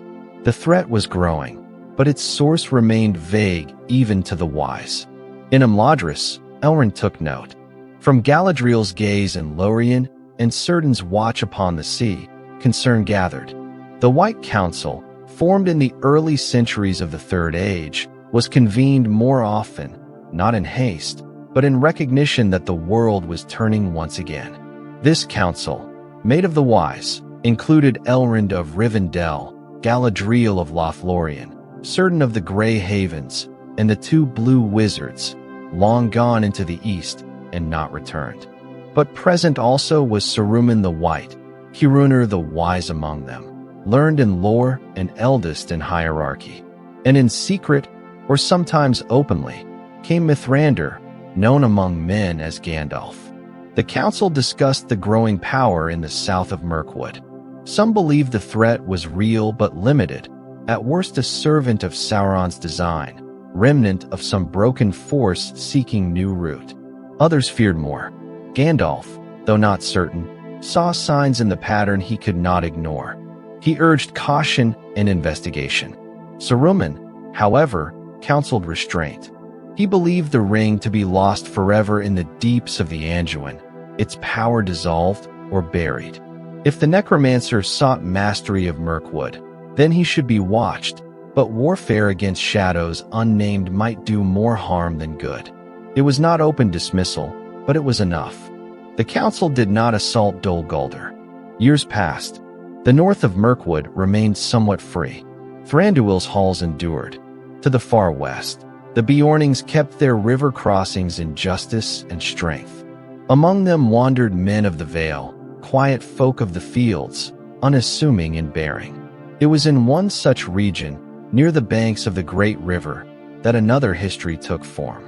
For in these lands the One Ring was found, not by a king nor warrior, but by a creature already twisted by its call. Gollum had spoken falsely of its location, but he had hidden truth in riddles. The ring had passed into forgotten places, following the Anduin south through time and into darker hollows. Its finding, centuries before by Smeagol, had allowed the shadow to creep further, not because it brought open war, but because it sharpened the whispering darkness. The necromancer called things to him across ruin and river, across plain and peak. By the later centuries of the age, it was Gandalf who grew most concerned. His memory lingered too long in places where others felt nostalgia. He visited the ruins of Ainur. He walked the stone paths of lost kingdoms. He sat long in Mirkwood at the edge of the shadow, unwilling to deceive himself. At last, against counsel, he entered Dol Guldur in secrecy. What he discovered confirmed his fears. The shadow was not simply a servant, not a lesser sorcerer rising from decay. It was Sauron himself, gathering strength in new form. He was not, yet, shaped as he had once been. He wore no armor. He commanded no open armies. But his spirit, bound still to the ring, had returned. His will was rebuilding, quietly reaching east and south, shaping alliances in silence. He called to his servants again. The nine stirred. Some returned. In the east, banners rose not yet seen in the west. The mountain passes became treacherous. The roads carried fewer songs. Gandalf, after escaping Dol Guldur, returned to the White Council. He urged immediate action. Galadriel stood with him. Elrond, too, spoke plainly. Círdan gave no argument. But Saruman, though slower to speak, agreed at last. He too had walked in regions others had left abandoned. He knew now the truth, though what he chose to withhold even then is not fully known. So the White Council met, and after long debate, they moved. Dol Guldur was attacked. The siege was not a conquest, but a purging. Elven powers stirred. Fire and light met against webs and unseen force. The forest shuddered. The necromancer fled, not destroyed, not captured, but revealed and driven out.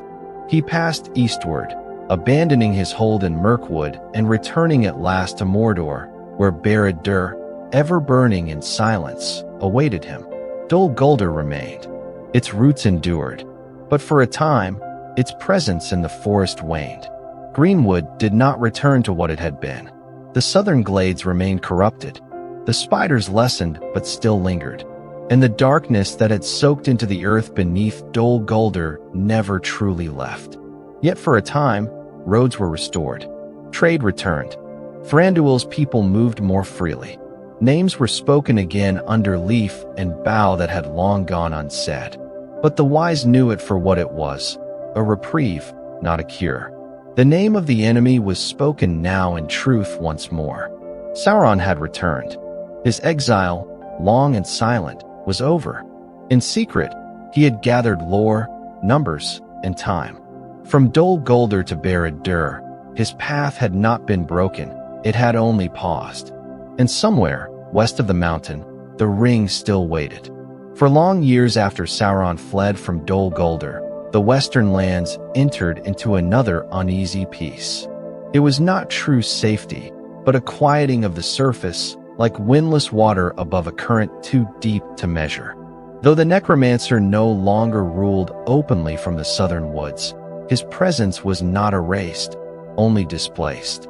He had returned to Mordor, openly now, and without pretense or disguise. Barad-dûr, dormant since the end of the Second Age, began to stir once more in shadowed silence. In Gondor, the watchful few observed signs too faint for most to grasp. Along the borders of Ithilien, strange figures were seen again, cloaked and silent, watching from ridgelines never marked by roads. The Black Gate, long sealed by stone and wire, now bore signs of movement beyond. Evil things passed east behind the mountains of shadow. The Nazgul rode again, though none in the southern realm yet recognized them for what they were. They came by night, unseen save for sudden silence, and places once held with certainty grew timid under a moonless sky.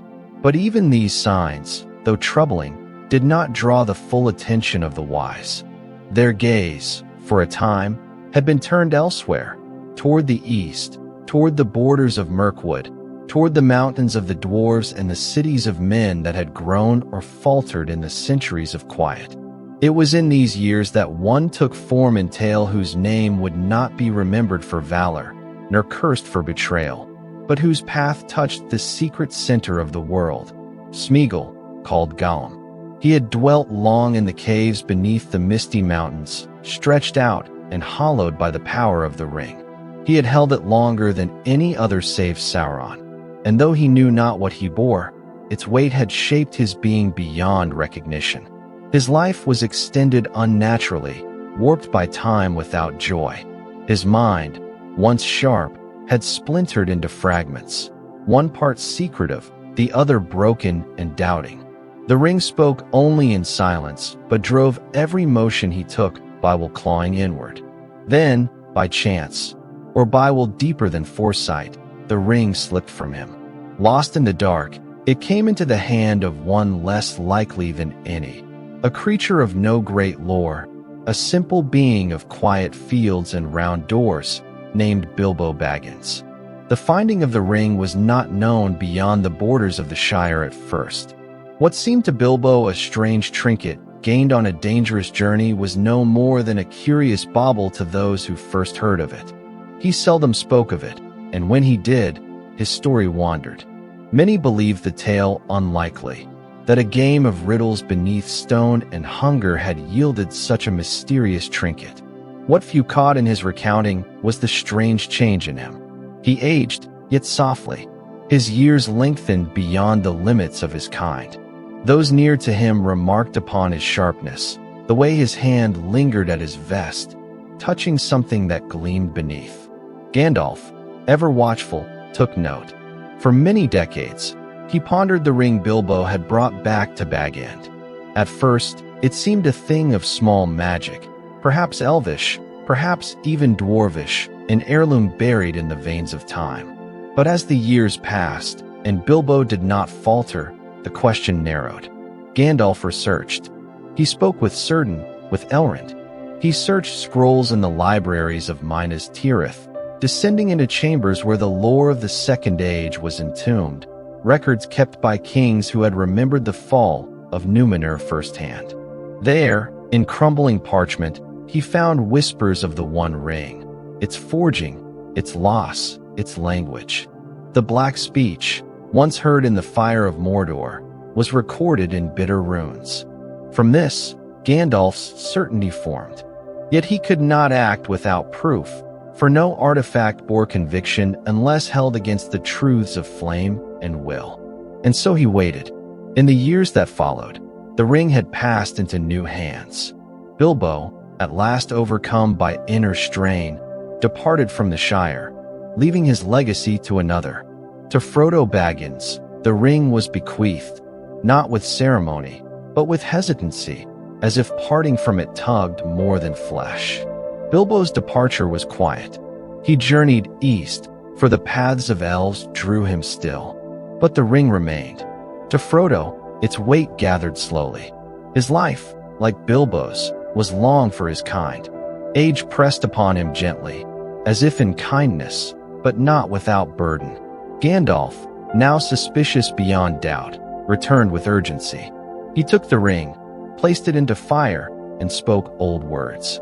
The writing flared, clear, cruel, unarguable. The proof had come.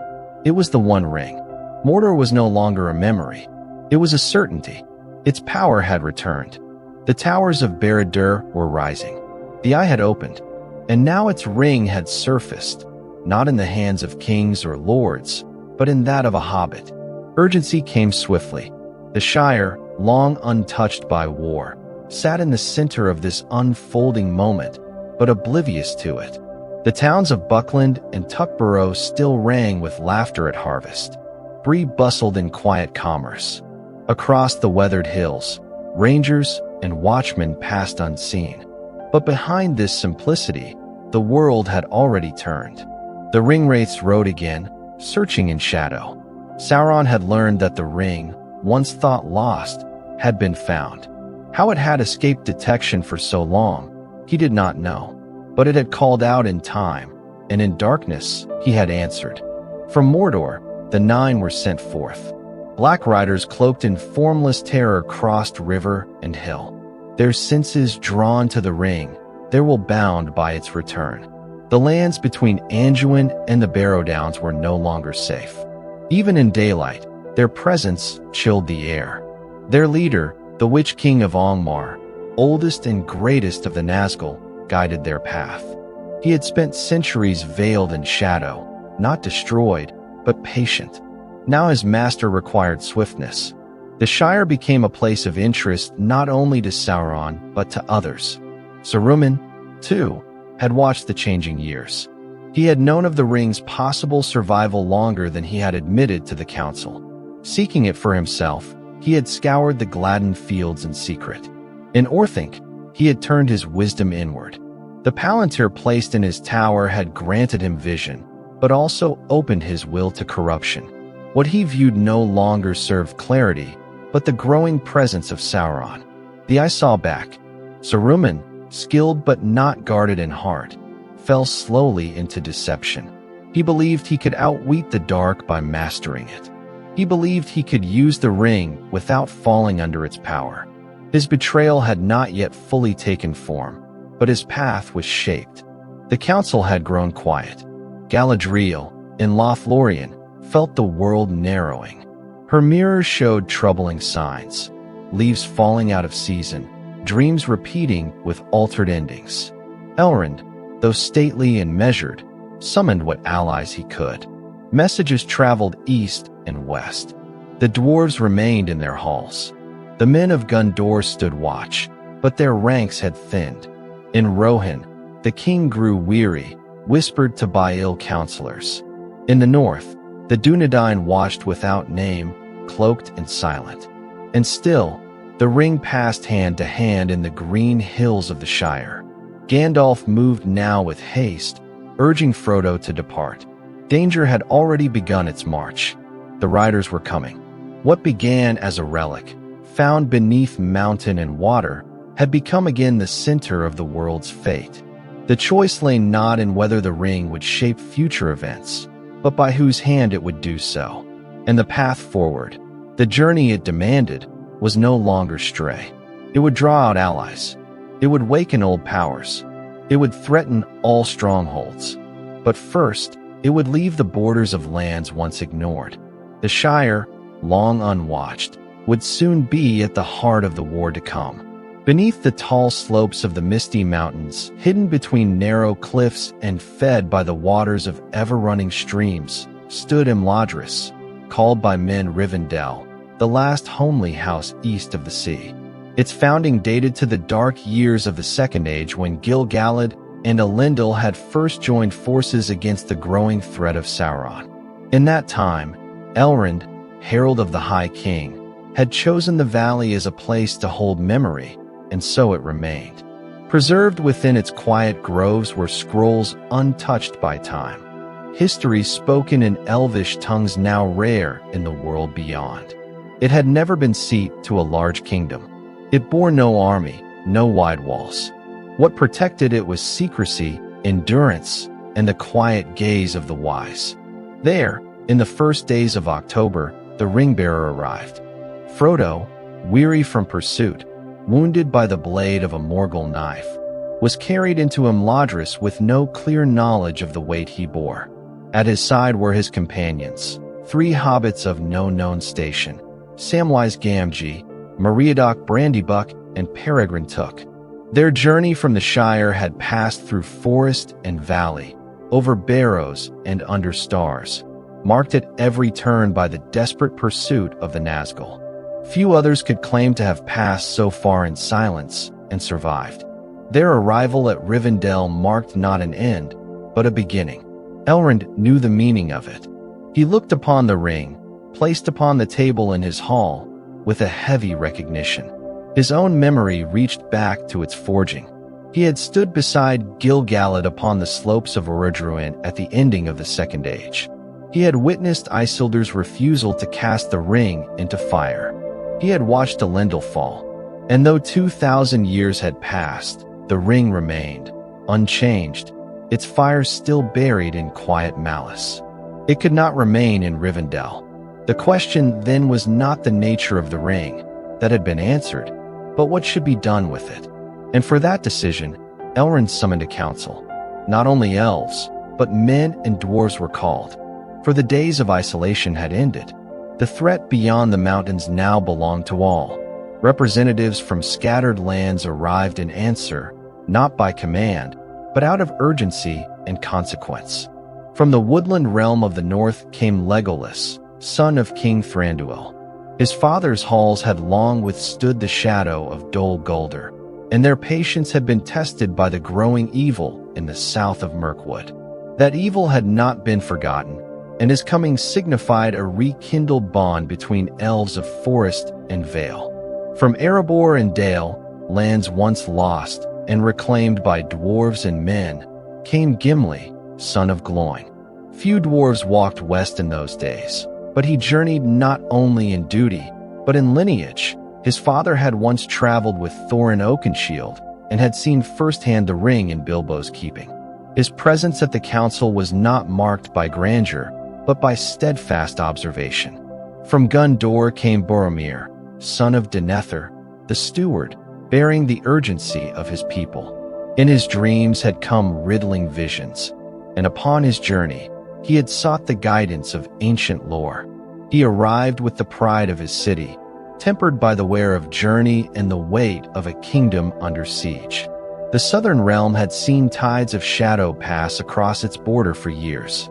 No city stood closer to Mordor, and no people endured more constant threat. At the council were also returned those already bound into the tale. Aragorn, chieftain of the northern Dúnedain, known to many only as a ranger. In Rivendell, his name was not a secret. Here he was Elisar, heir of Isildur, raised in secret within Elrond's house, bearing the broken shards of Narsil. He had protected Frodo on the road through wilderness. His knowledge of Aragorn's lineage dated to Númenor, and to Elrond, he was kinsman. And there were others, Gloin, Bilbo, Elrond himself, Gandalf most of all, returned after his own capture and escape. His journey had brought him into the depths of Orthanc, where the voice of Saruman had revealed itself no longer true. The head of the White Council, long considered its wisest member, had betrayed their charge in subtle steps, seeking mastery of the ring not for Sauron, but for himself. The Palantir of Isengard had brought Sauron's eye too close. Secrets once shared only among the council now rang with new urgency. In the house of Elrond they gathered, not in grandeur, but in burden. The debate was long, not chaotic, but filled with differing voices, as had been seen in every age of crisis. The dwarves would not claim it. The elves would not bear it. Men debated who might wield it, and to what ends. Gandalf, long silent, now spoke with clarity. The ring could not be hidden. It could not remain in Imladris. Neither could it be sent away. It must be destroyed. Only fire could unmake it. Not any fire, but the fire of Mount Doom, in the heart of the land ruled by Sauron, the land wherein the ring had been forged. No army could have brought it there. No kingdom was prepared to open that road. The mountain lay within the Black Land itself, surrounded by orcs and shadow. Its fires lived, yes, but few had approached it and returned. To even attempt the journey was a task without promise or escape. Then came the offering. Frodo, one of the Shire, bearer of no title and student of no lord, spoke. He had felt the burden. He understood it could not pass idly from hand to hand. Slowly, not in flourish, he volunteered to carry it. Not in certainty, but in necessity. The ring had chosen him, or had found him, and from simple geography the greatest weight had passed into the least assuming form. He would not walk alone. Gandalf pledged his guidance and protection. Aragorn offered his sword and pathfinding.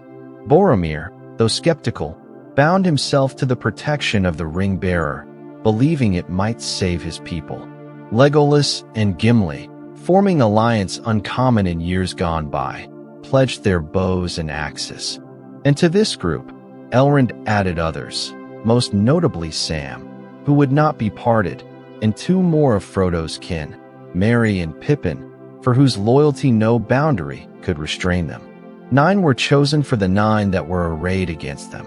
The Fellowship of the Ring. There was no coronation, no declaration before the world. Elrond, whose wisdom had seen 2 ages come and go, did not mark them as heroes, nor as soldiers. He sent them in quiet, watched by few, carrying nothing more than the ring and their resolve. For the burden could not be shared by army or declared by force. The path ahead was not marked. They would cross the misty mountains, enter the wilds of Rovanion, and if fortune permitted, descend into the lands near Mordor unseen. The thought was madness to many, but there was no other way.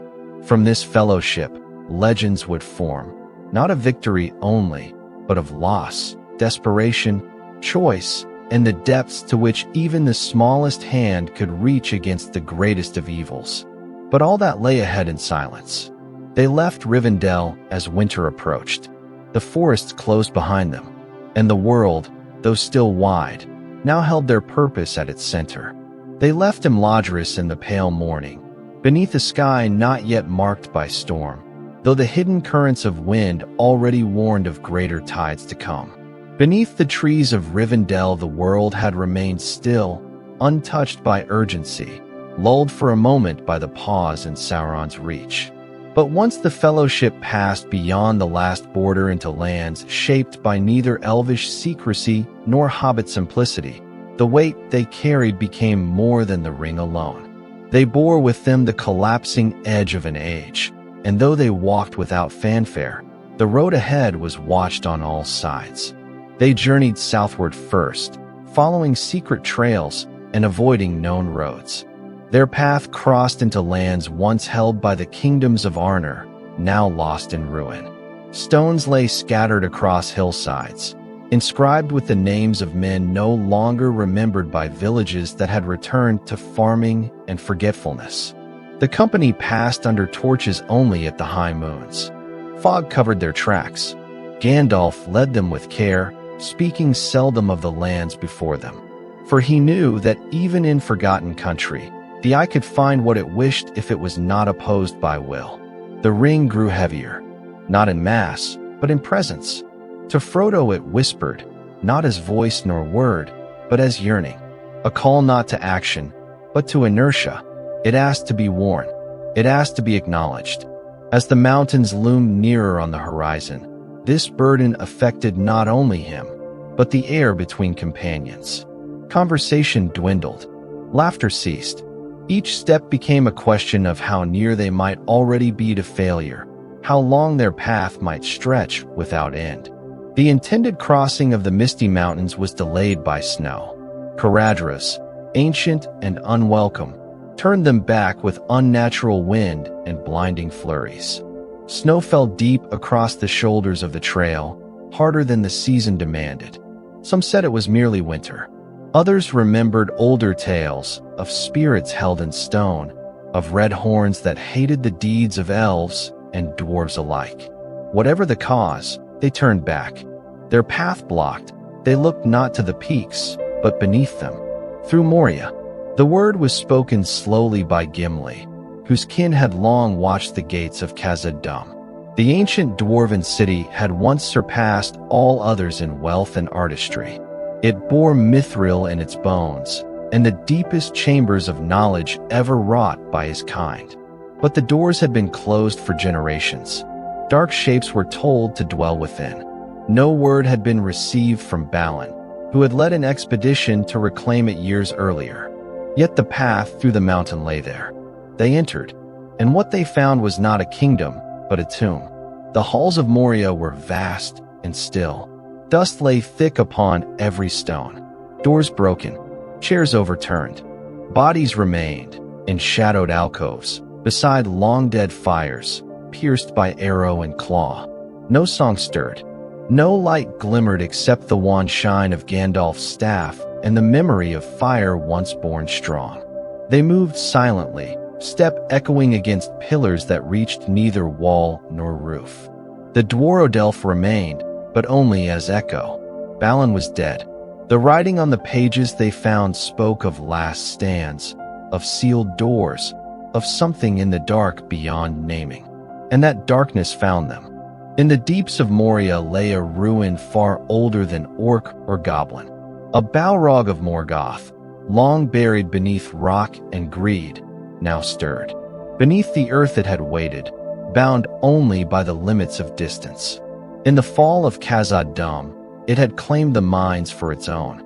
As Gandalf held bridge against it, sword against fire, will against shadow, he cast it down and fell with it. The Fellowship fled, broken. Outside, the world still waited, but with innocence now lost. Their guide was gone, their course uncertain. To the forest of Lothlorien they turned, weary and hollow. There, within the starlit woods once ruled by Melian's kin, they were taken in by Galadriel and Celeborn, rulers of the fading light. The forest did not age as swiftly as the rest of Middle-earth. Its leaves remained gold even in winter. Its rivers ran cold, but pure. But the shadow was known even there. Galadriel bore Ninya, one of the three. Through her, time slowed. Despair did not crumble into decision. The ring reacted to her presence. She saw Frodo's burden. She tested him, and in turn was tested. When she refused what it offered, the strength of her will became visible not only to Frodo, but to time itself. They left with gifts: rope, blades of Westerness, files of captured starlight. They bore boats down Anduin, drifting east toward fate not yet chosen. The choice of path lay unmade, to Mordor or to Gondor, the secret road or the stronghold. Boromir urged Minas Tirith. Aragorn, torn between duty to city and purpose to quest, hesitated. Frodo, knowing now the damage the ring could bring to those around him, felt the pressure of decision. Then came the breaking. Boromir, tested and warned by his own despair for Gondor, fell prey to the ring's call. He did not offer violence born of hatred, but fear. He saw his people dying. He saw his father aging amid loss. In the ring, he thought to find strength enough to preserve what remained. He failed. Frodo fled. The Fellowship, joined in hope, shattered in silence. Orcs, sent by Saruman and Sauron both, descended upon the company beyond Rhoros. Boromir fell defending the hobbits. Merry and Pippin were taken. Aragorn, Legolas, and Gimli turned to pursuit. Sam found Frodo across the river, vowed not to be parted from him, and followed. The quest would continue, but not as planned. Far to the south, in Isengard, Saruman had unveiled his own betrayal. He had forged armies from the deep places, crossed orc with man, and prepared war from stone tower and ringed wall. His allegiance was to himself, though in time it bent towards Sauron whether he willed it or not. Through the Palantir, his thoughts were heard, his desires uncovered. Treebeard and the Ents watched the ringed veil darken, and their response stirred slowly with root and rage. In Mordor, the fire of Mount Doom flared silently. The Nazgul rode without noise along ancient tracks. Barad-dûr, held together by the will of Sauron and the ring yet separated, bore down upon the plain of Gorgoroth. Armies gathered in the south and east. Ships in Umbar were fitted with sails long idle. In Minas Morgul, the Witch King sharpened swords against names traced in elvish stone. The lands of elves were now fewer. The halls of men had grown thin. Dwarfs spoke less to the outside world. The time of great alliances had passed. But war would come again. The Fellowship had formed and departed. Now the world, once held together by the memory of peace, bent toward war.